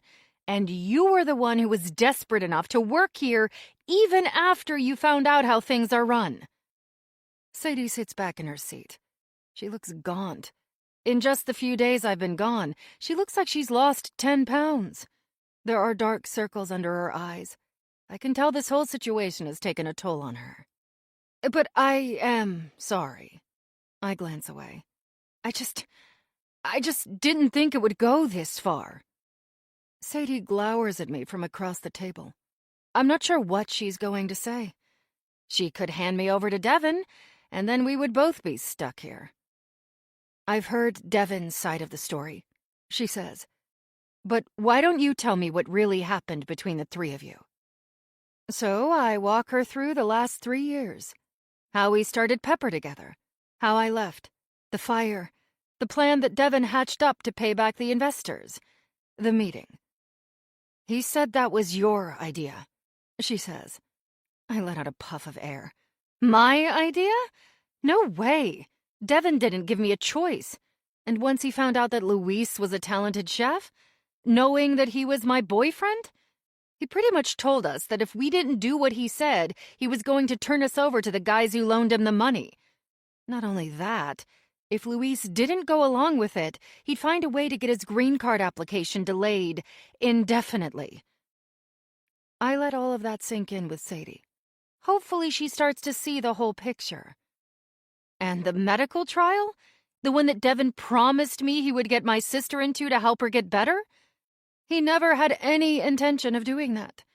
I knew the only way I could get out of this mess and help my sister was if I left.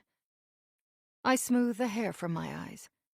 And the only way I could leave is if he found a replacement. Me, she says. I shrug. She has all the cards in her hands now. The room is silent for a few minutes, save for the hum of the generator outside. Sadie takes another sip of her wine. While you were gone, I came up with an idea, she says finally. I'm all ears. Sadie spreads her palms on the table. The safe. I overheard Luis talking to Devin one night about the money in his safe, that Devin keeps a ton of cash in there. It's true, I say, nodding. He keeps a few $100,000 cash in there.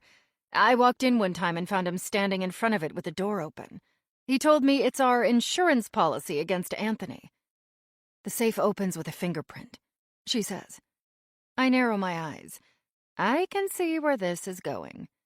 It won't work. Why? If we steal that money and flee, he'll come after us, I say. What I don't say? Anthony's men will be after us too. Don't you remember? I have proof he committed fraud. I raise my eyebrows. Wouldn't that implicate me too? Sadie shakes her head. You were forced to go along with it. You could just tell the police how he physically threatened you, how he threatened your sister. She glances at my arm.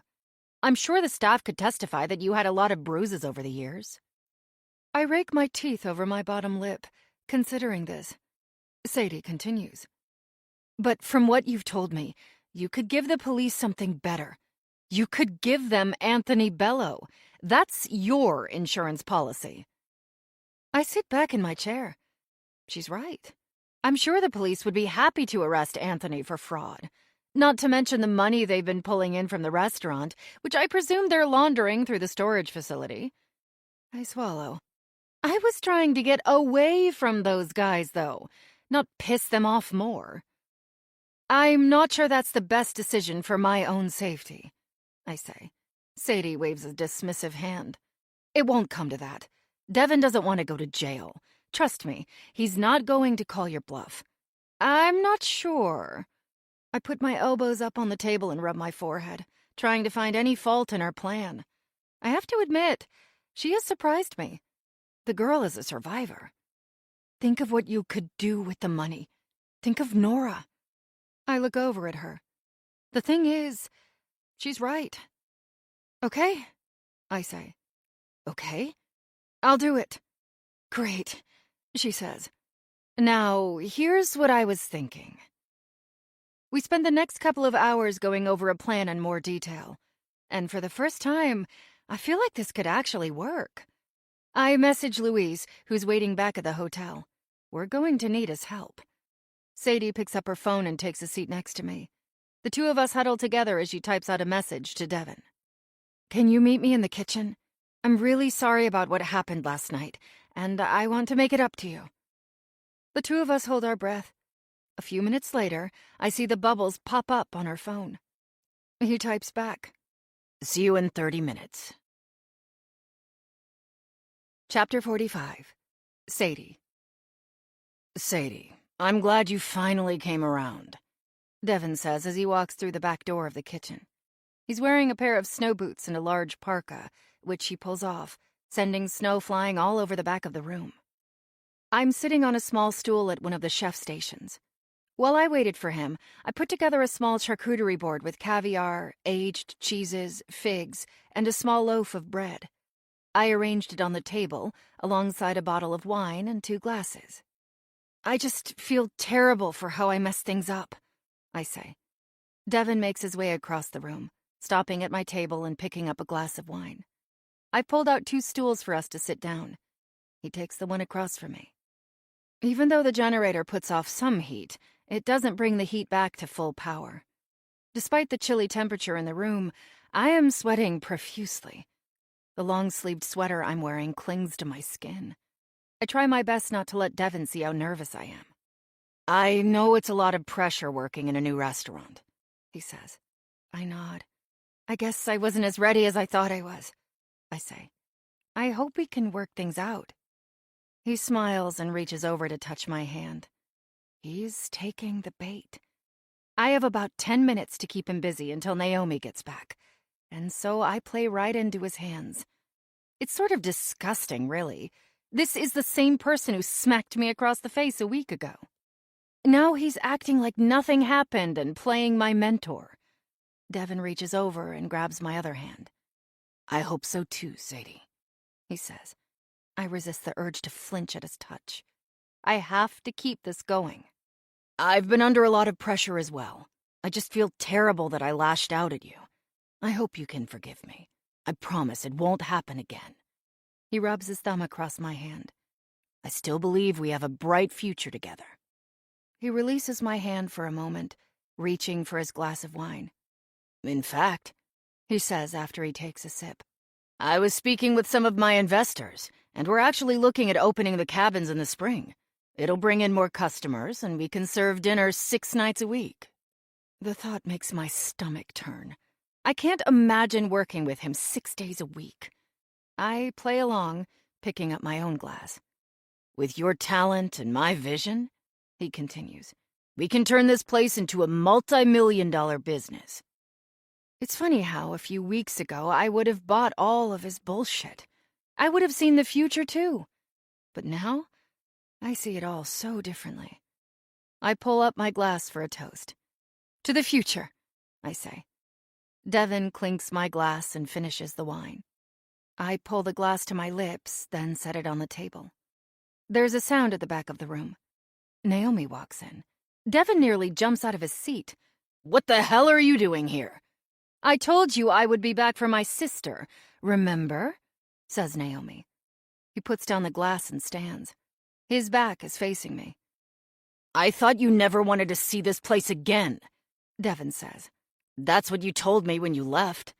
You're right, I did say that, she says. But I got a message from a friend. She nods in my direction. Devin spins on his heel. I back up a few steps to put some distance between us.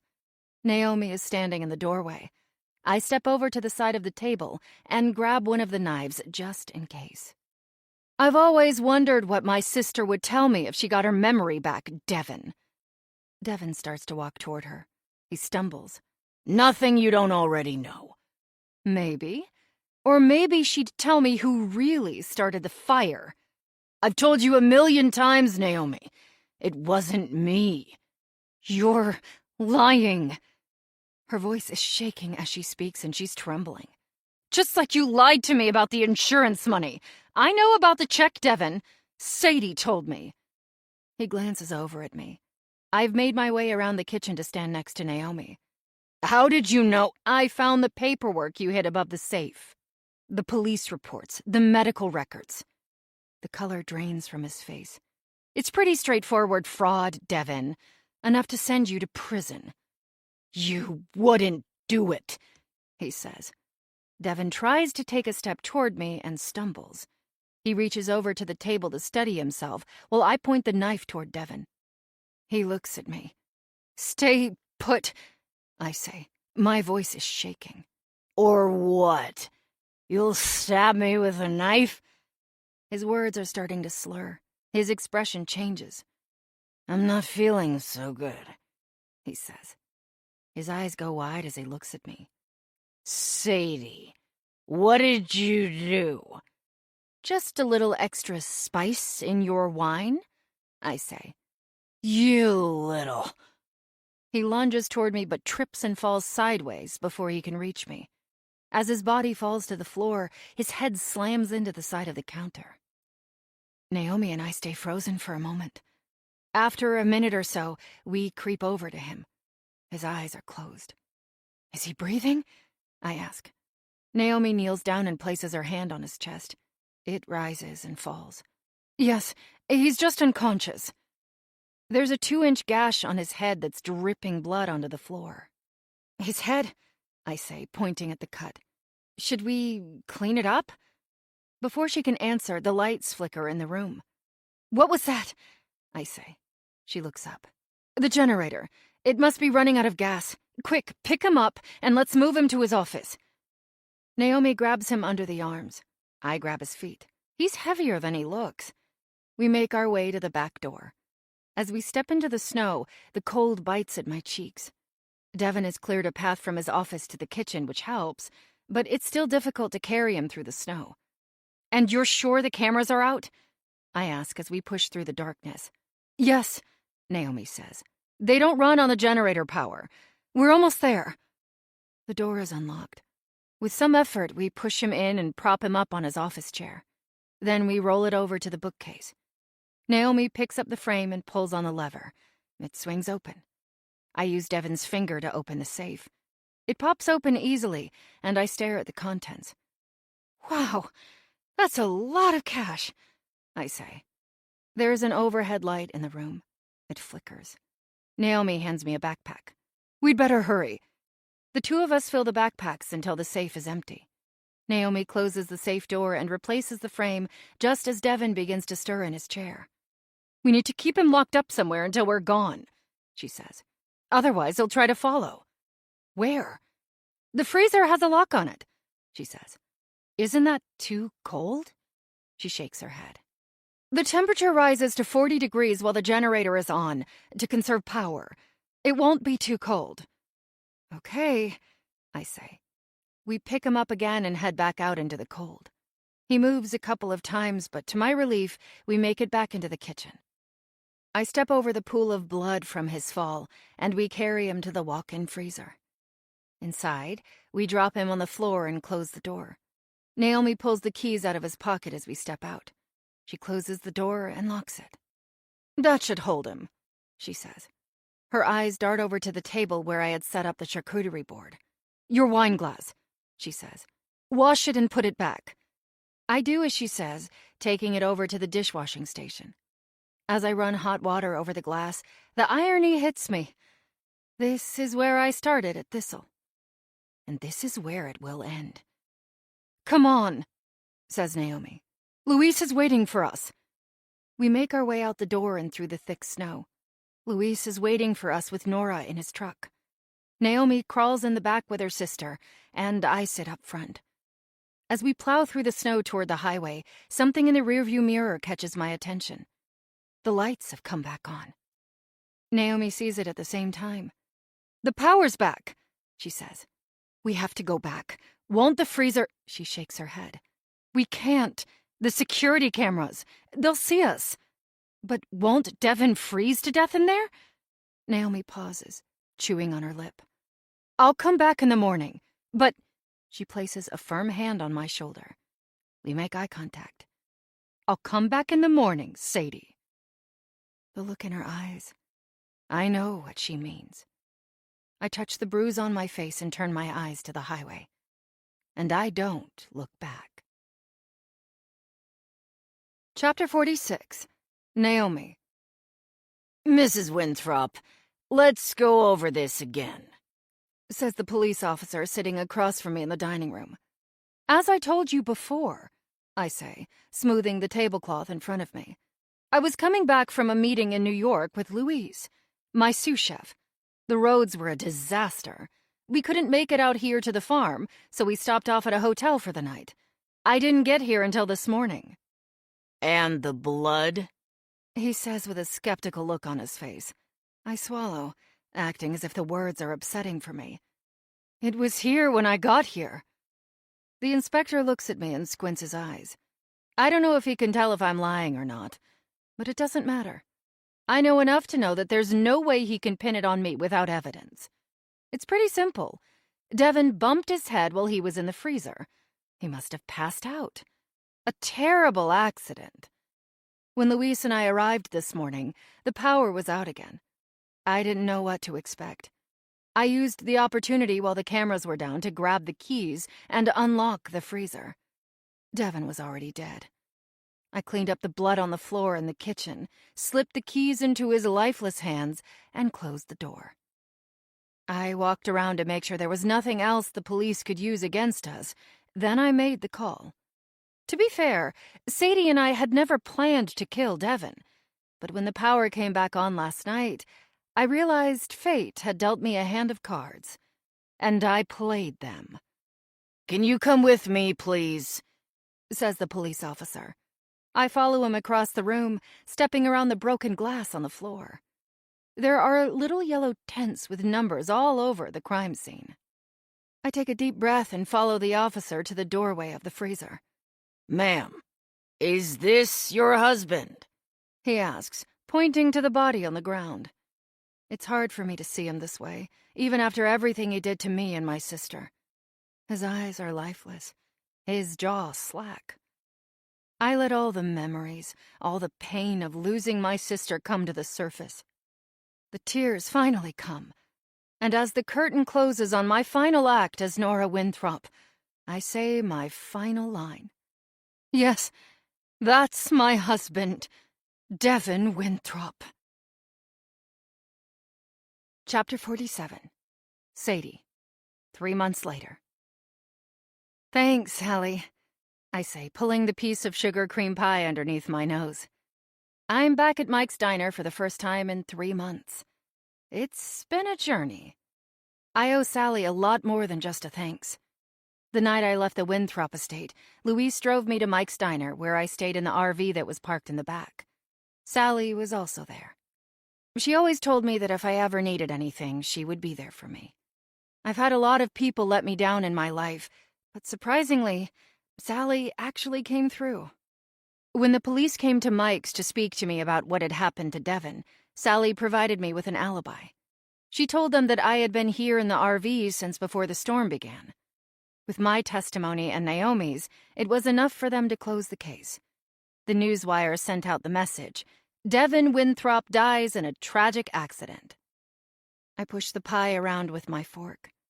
For the first time in the last year, I'm about to meet with my parole officer, Brian, with a completely clear conscience.